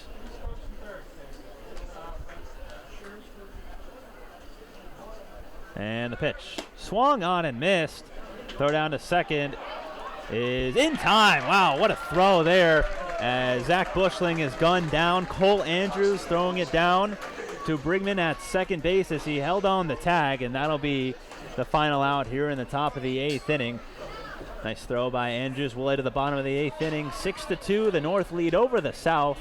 This is the 2021 NECBL All-Star Game. You're listening to the NECBL Broadcast Network. Historically compelling, yet always evolving.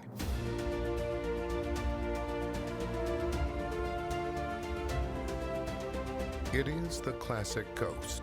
Discover Newport.org. You don't have to go far to experience the ultimate in Gilded Age architecture.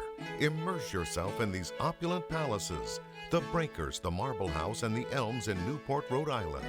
Open daily, newportmansions.org.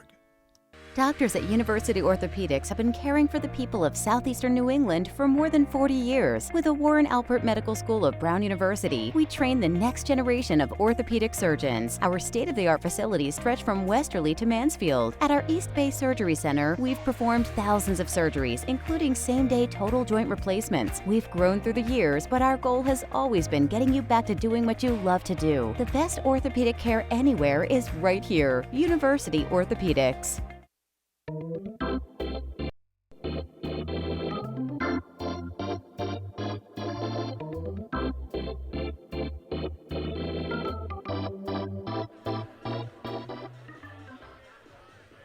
Welcome back to the All-Star coverage here on the NECBL Broadcast Network. I'm here alongside Ocean State Waves backstop Johnny Tuchillo. Johnny, how fun was it to learn some new arsenals of some of the best in the NECBL? I mean, it's definitely a great experience, and it was definitely very fun to catch the best of the best in the NECBL and just be a part of this whole experience. Thank you so much, Johnny, and best of luck the rest of the way. Back to Zach and Quentin up in the booth. Thank you, Ryan. A great job all evening long with interviewing the players and all the interns here, and Dr. James Maher from University Orthopedics as well. So splendid job as we get to the bottom of the 8th inning here in the 2021 NECBL All-Star Game. South will come to bat. They're down by 4 runs, and the new pitcher on the mound for the North is Reese Sharp, the right-hander, native of Indiana, stands at 6'3", 225.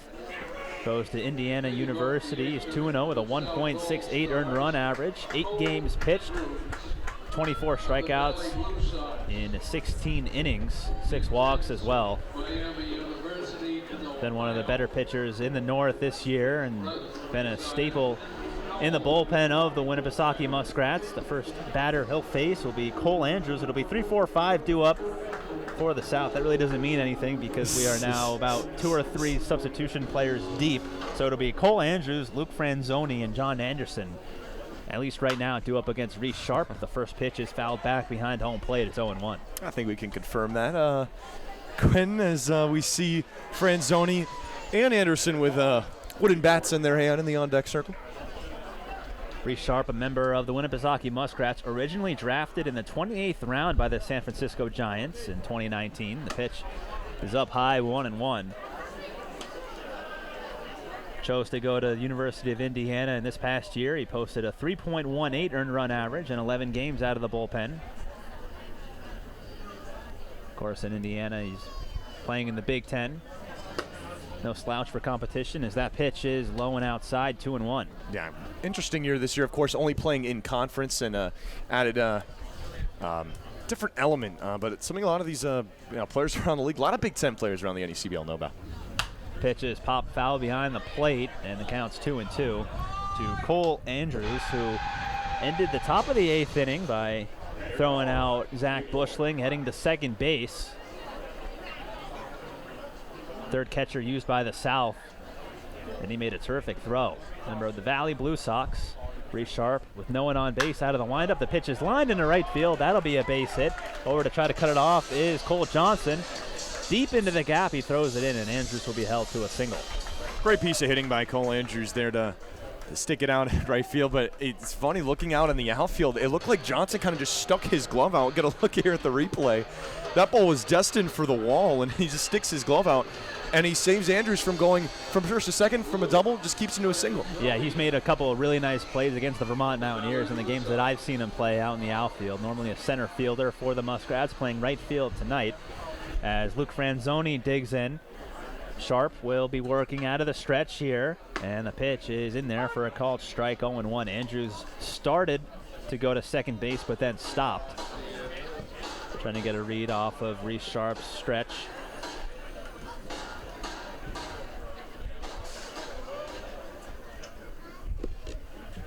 Franzoni getting a second at bat here in the All-Star game. That pitch is up high, and the count's 1-1.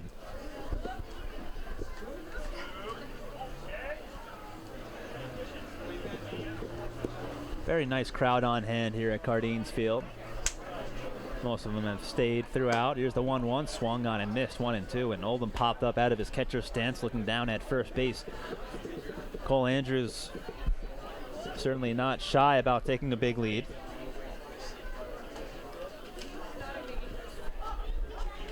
Nobody out here in the bottom of the 8th, 6-2. The North lead over the South as the South tries to mount a comeback. Here's the 1-2, and it's going to be in there for a called strike 3, dotted the outside corner. And Reese Sharp picks up his first strikeout of his outing. The right-hander from the University of Indiana, and comes in, gives up a hit to Andrews, but comes back and gets Franzoni looking. Second time that Franzoni has been retired tonight. And now the batter is John Anderson. Anderson ripped a double in his first at-bat. That pitch is in the dirt, blocked by Oldham, gets away from him, but Andrews stays at first. Shoved there by the Vermont Mountaineer, Matt Oldham, get in front of that ball.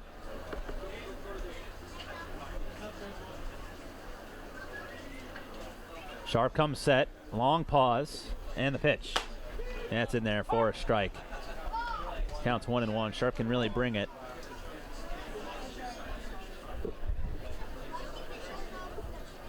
Some of the best stuff in the NECBL does Sharp have.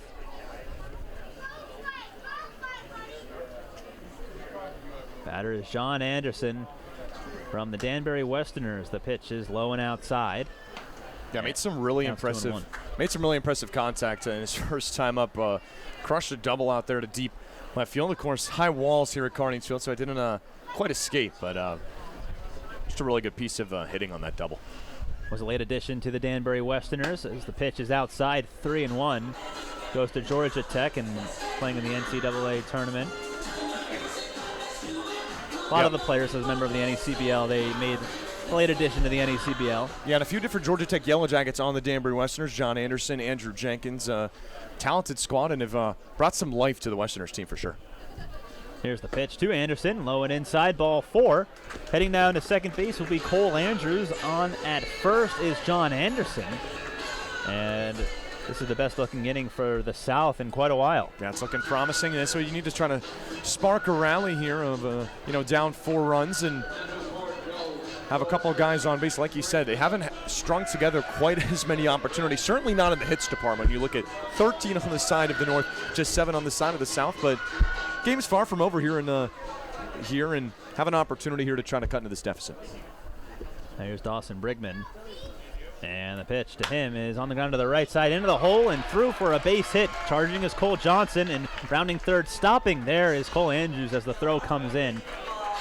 Stopped by Matt Oldham up the third base line. The bases are now loaded with 1 man out for Daniel Crossan. Yeah, how about the Newport Gull getting a base hit in front of the home crowd? Good piece of hitting by Dawson Brigman to find the hole, and I think the right call over at third base. Hit pretty shallow into the outfield, and the run matters, of course, but you're down by 4 runs. You certainly don't want to run into out number 2, and what it does do is it brings the tying run to the plate. So Reese Sharp has run into some issues here in the 8th as that pitch is outside, and the count's 1-0. One with a breaking ball to Daniel Crossan, who's making his second at-bat here in this game. Flew out to the center fielder LaPrairie in his first at-bat. The 1-0 is in there for a strike, 1-1. So the tying run is at the plate here for the South here in the bottom of the 8th. Becomes a crucial batter and a crucial pitch. And the pitch is in there, snaps the glove, 1-2. So Sharp 1 strike away from striking out Crossan. On deck is Austin White. He's been on base once already in this game. Bases are loaded. The pitch, check swing on a pitch in the dirt. Peeled down to first, no swing. Nice block by Oldham too, keeping the runners right where they are. So Cole Andrews at third base. He began the 8th with a single. John Anderson at second, and Dawson Brigman at first base. Those are the base runners. Here's the 2-2. Swung on and missed. A fastball went up and out of the strike zone to get Crossan for the second out. Yeah, with a high heat, and what a big strikeout that is. Bases loaded, biggest at bat of this ball game, no doubt about it. 92 on the gun, and elevated it. That is a hard pitch to catch up to. Yeah, definitely one of the more harder throwers that we've seen in this game today. 92 from the right-hander Sharp, and now he's not quite out of the woods yet. Has to deal with Austin White, who's been on base, and he scored a run back in the 7th inning. 6th batter of the inning for the South. Left-handed hitter, and the first pitch is inside, 1-0. Bases are loaded, 6-2. North leads here in the bottom of the 8th. Just 2 away. Sharp working out of the windup with the bases loaded. Outfield straight away. Here's the 1-0. Here's a breaking ball in there for a strike, 1-1. Got a really nice sharp curveball or slider. Pitch coming in at 78 miles an hour. Sharp contrast from 92 that we saw just a little while ago. 1-1 is on the ground to the left side. A chopper. Calero fields it. Long throw to first base, and it's in time. Nice play under pressure by Keegan Calero, the Vermont Mountaineer, and that spoils the thread here in the bottom of the 8th for the South. They load the bases, but they can't get a run. Well, at the top of the 9th inning with the North leading 6-2. You're listening to the NECBL Broadcast Network.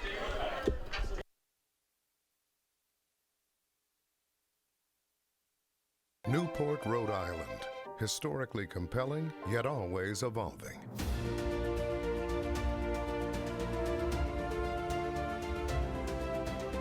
It is the classic coast. Discover Newport.org. You don't have to go far to experience the ultimate in Gilded Age architecture.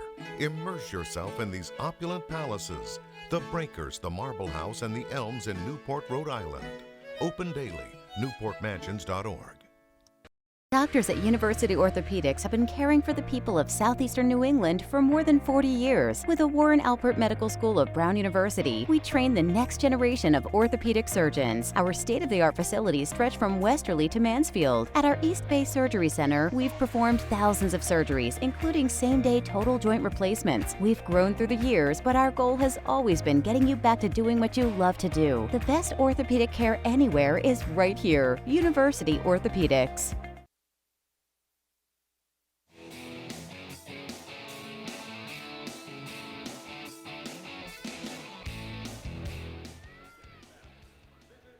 Welcome back to our All-Star coverage on the NECBL Broadcast Network. I'm here alongside North Adams Steeplecats first baseman John Marty.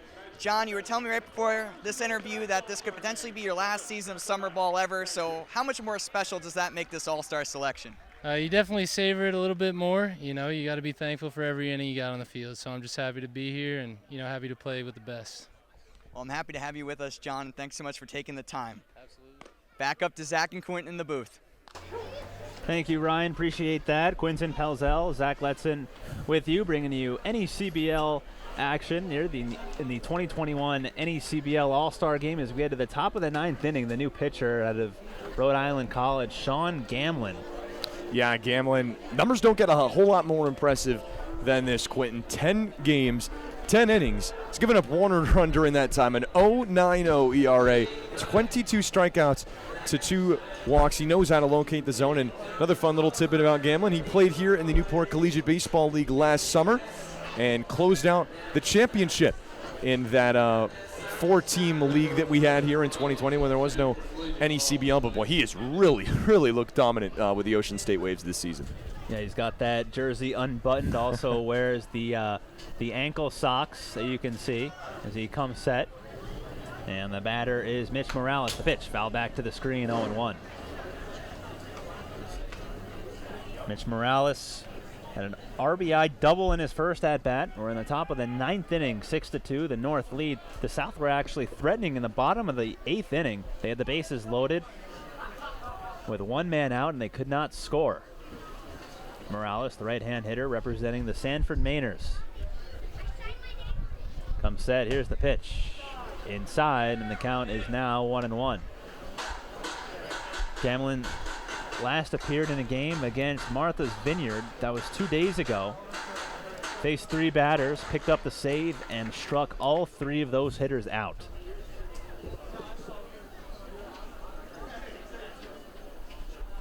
Here's the 1-1. Fastball, it's up high. Fastball coming in at 91 miles an hour. It's 2-1.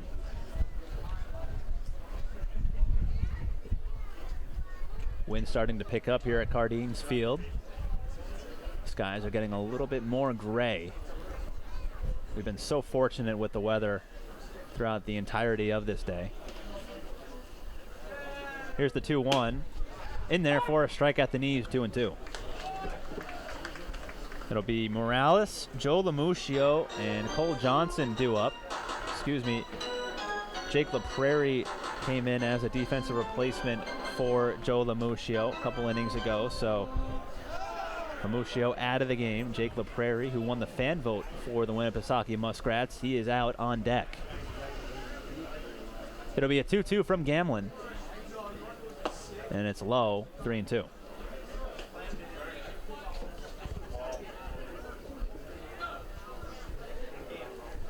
Gamlin, a native of Rhode Island. Hometown kid. Stands at 5'9", 210. Rising junior at Rhode Island College. It'll be a full count pitch to Mitch Morales. And he fouls it off to the right side. Got a fastball to hit there and spoiled it. Still 3-2. Better call, Newport Class. 13 hits for the North. They have 6 runs here in the top of the 9th inning. For the South, they have 2 runs on 8 hits. So Balloon is onto the field again. And the time is called as the Balloon has taken over the game. Well, with the way Sean Gamlin pitches there on the mound, he comes very set and his head kind of tucks down a little bit. He had no idea as, well, there it goes. It appears it's going to be drifting away, but it's still, its presence is still felt here. I guess we're going to continue action, as long as it doesn't interfere with the batter's eye of Morales. Gamlin does come set. It'll be a 3-2. Swung on, hit on the ground to the right side. The second baseman Brigman with it, and he flips over to first base for the first out here in the ninth.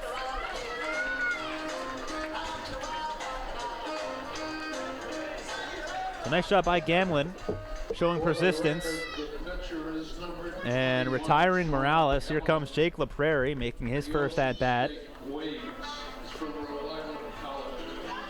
in the All-Star game.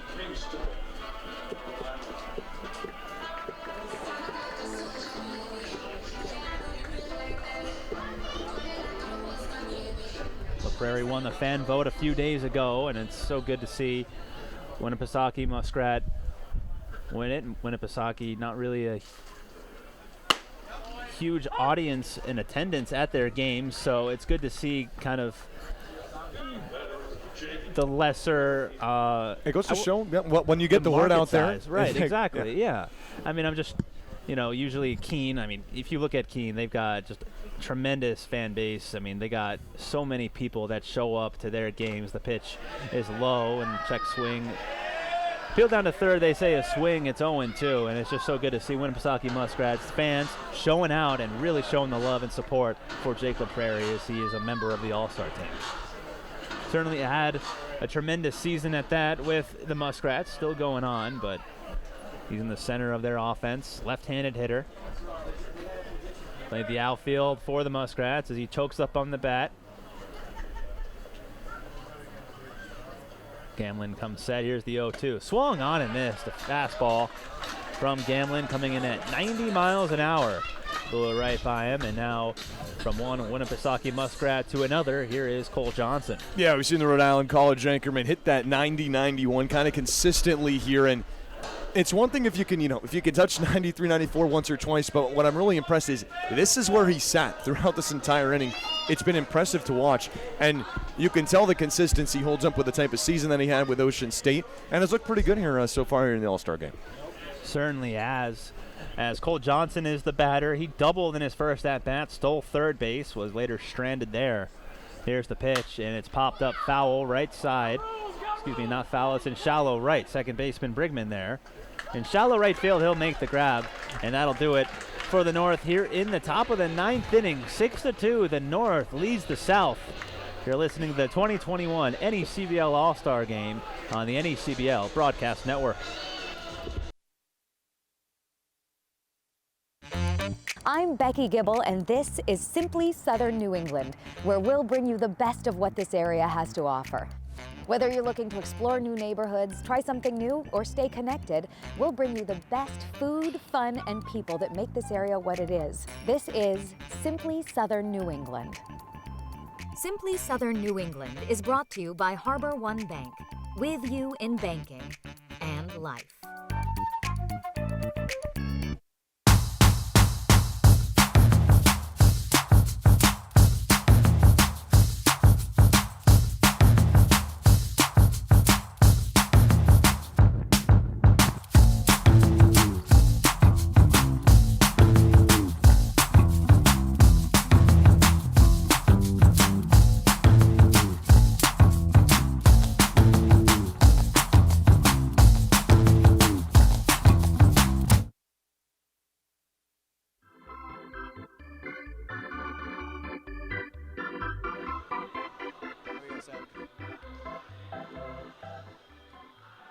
Welcome back to our All-Star coverage here on the NECBL Broadcast Network.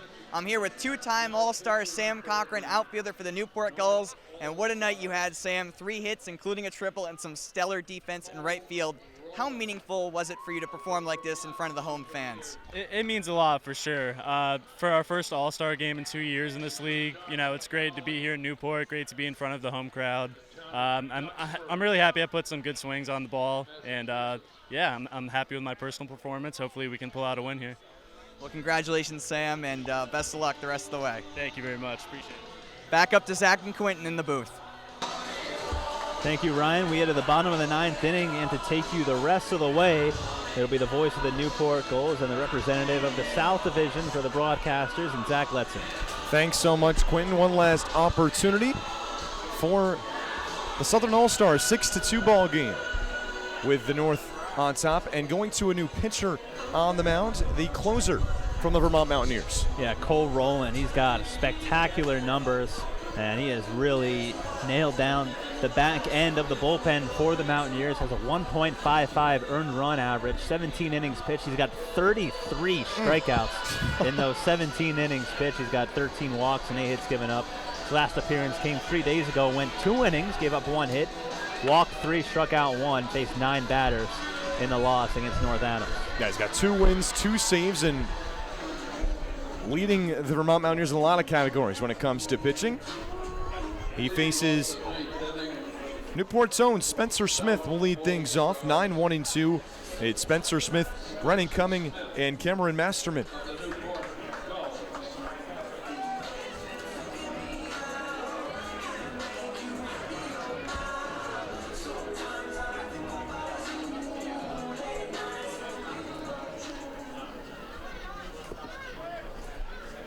Smith 0 for 1 today. One of several Newport Gulls All-Stars playing on their home stomping grounds here at Cardines Field. Of course, star Newport infielder Justin Guerrera not in attendance here today. He's selected in the 20th round by the New York Mets. And Smith, who had a great argument to be an All-Star before Guerrera was picked, was assuredly made certain he would have that spot as a replacement. He's ahead 2-0 here.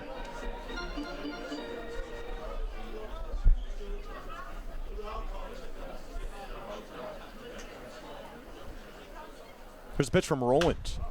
Fastball skied in the air, not a whole lot of real estate in foul territory. And sure enough, it'll find the seats here at Cardines Field. A nice catch over there. Met with the roar of the Cardines Field crowd. There's that fan over there.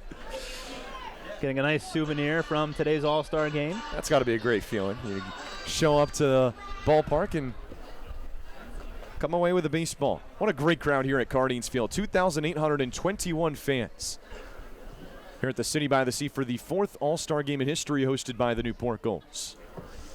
The 2-1 shot in the air into deep center field. But over there is the left fielder, Mike Neister of the Keene Swamp Bats to make the play, and there's one down.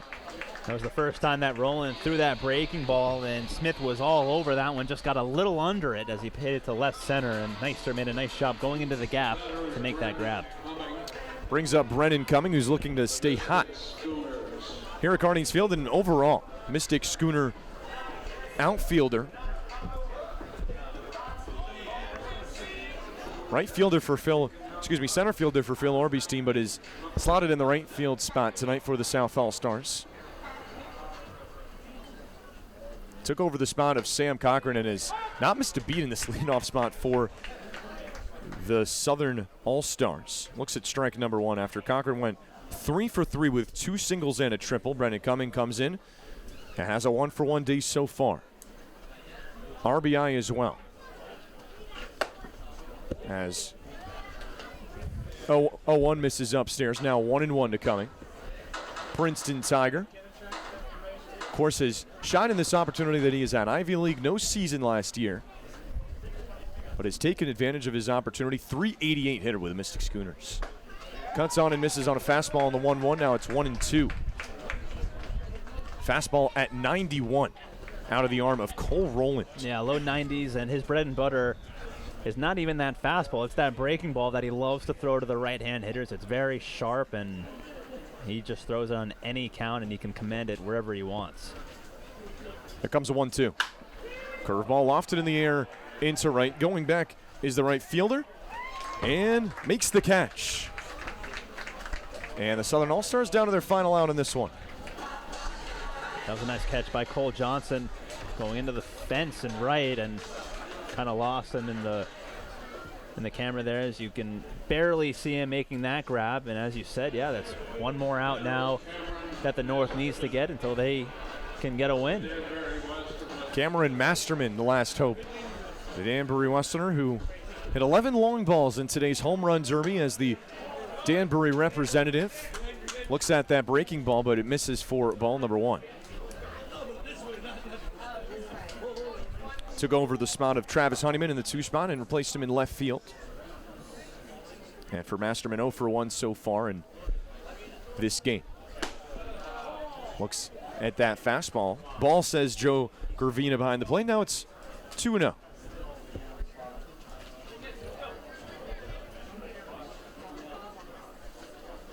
Five home runs this year with the Westerners, coming over from the University of Louisville.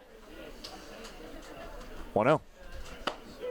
Curveball in there for a strike. Make it 2-1. South looking for some offense. 6-2 lead in favor of the North All-Stars. Big 3-run inning that got things started for the North. And have tacked on 13 hits in this game. Really impressive showing throughout the entire roster. And they're 1 out away from picking up the victory. 2-1. Went back to the breaking ball and got the strike again. And 1 strike away from closing this one out at Cardines Field.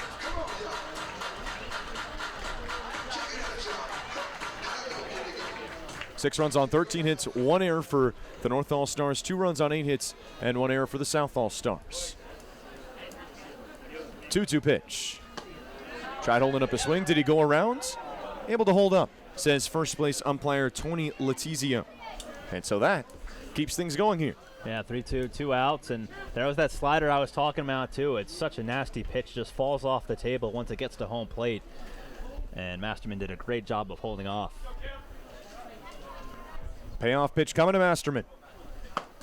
Looks at the fastball in there for strike 3. Drop behind home plate as the strikeout completed, and that's your ball game. The 2021 NECBL All-Star Game goes to the North All-Stars, a final score of 6-2. And what was an impressive showing by this North team here this afternoon. Yeah, they came out. They were guns a-blazing. I think the top 3 in the lineup were 5 for their first 6 offensively, and they really set the tone for the North. They scored 3 runs in the second inning and did not look back. They tacked on a couple runs here and there, but for the most part, they kept the South off the scoreboard, limited them to only 2 scoring innings, and really kept the crooked numbers off the board. So we'll step aside real quick, come back with our post-game show here on the NECBL Broadcast Network, along with an interview with tonight's player of the game. Don't go anywhere. Your final here from the All-Star Game. The North All-Stars 6, the South All-Stars 2. We'll be right back with a post-game show here on the NECBL Broadcast Network.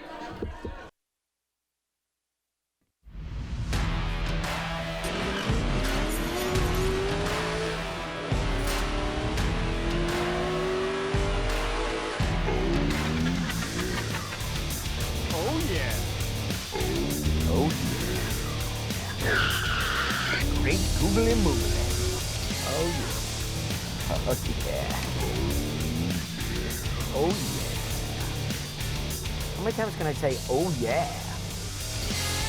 Newport, Rhode Island. Historically compelling, yet always evolving.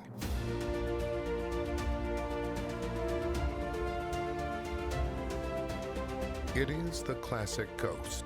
Discover Newport.org. You don't have to go far to experience the ultimate in Gilded Age architecture. Immerse yourself in these opulent palaces, the Breakers, the Marble House, and the Elms in Newport, Rhode Island. Open daily, newportmansions.org. Who are the only Northern Division team that has played.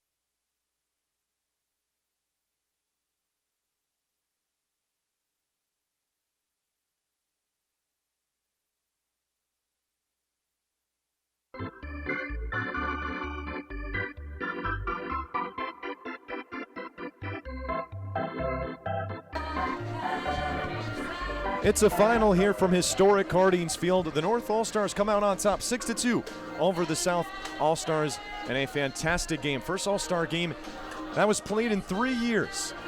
And it was a fantastic time here at the City by the Sea. 6-2, they came out on top, did the North. And we talked about it, 13 hits from this North All-Stars side. And it really wasn't anyone specifically that, it was really a complete team effort by this team.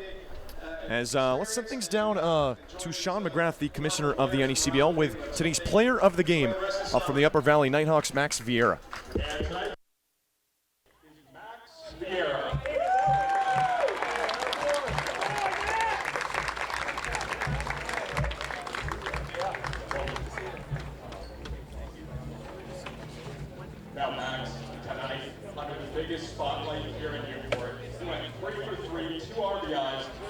3 stolen bases. What was working for you? I just came out here, wanted to have fun. It was nice to meet these guys. You play them all the time, you never really get the chance to meet them. So. This is your first ever All-Star game. How does it feel to be going home with some hard work? It feels great. Go North. Well, Max, congratulations. And for one more time, can we get a big round of applause for everyone who made tonight such a successful event? Thank you.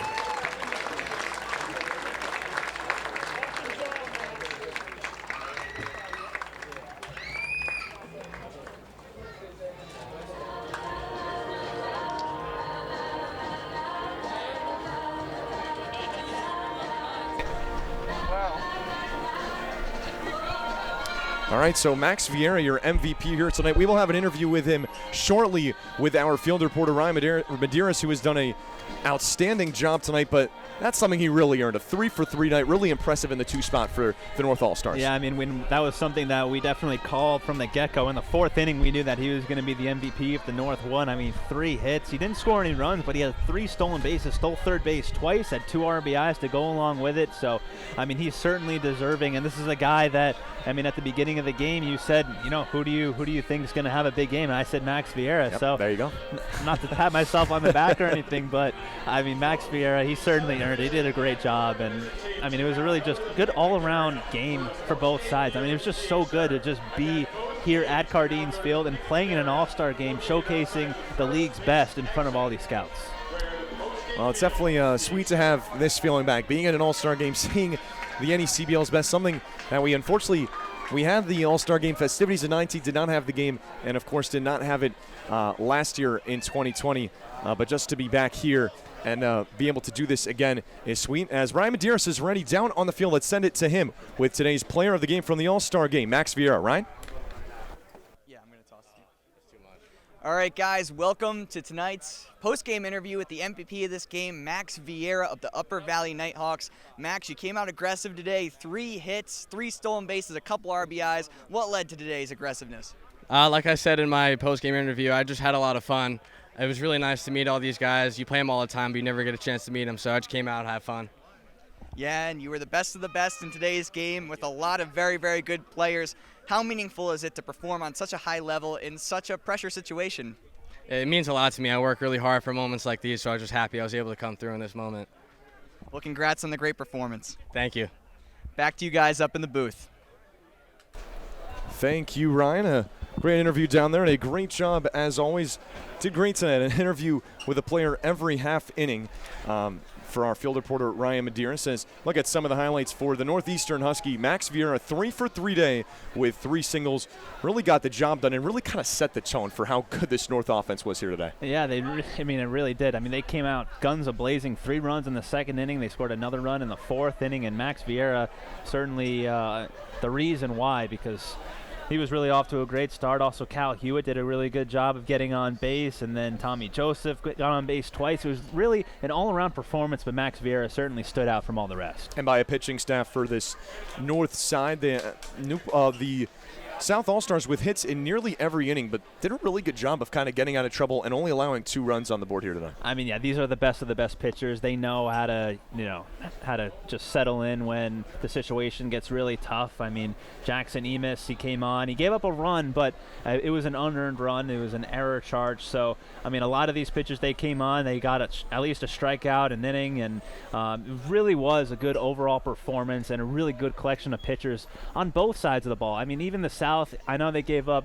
13 runs, but these are exceptional hitters for the North. I mean, the Upper Valley Nighthawks have just carried the offense in the NECBL so far this year. So, really good overall performance. Obviously, the Northern pitchers certainly stood out from all the rest. Yeah, 9 different pitchers tonight, 1 per inning for each one of these teams. But Chicha, the starter from the Keene Swamp Bats, started things off, but it's Stefanoni that picks up the win. And one thing as you look, each of them able to get a strikeout at least, except for one this inning, helped set the tone. And really, with that 3-run spot in the 2nd inning, they kind of just took advantage of this one from the start and really never looked back.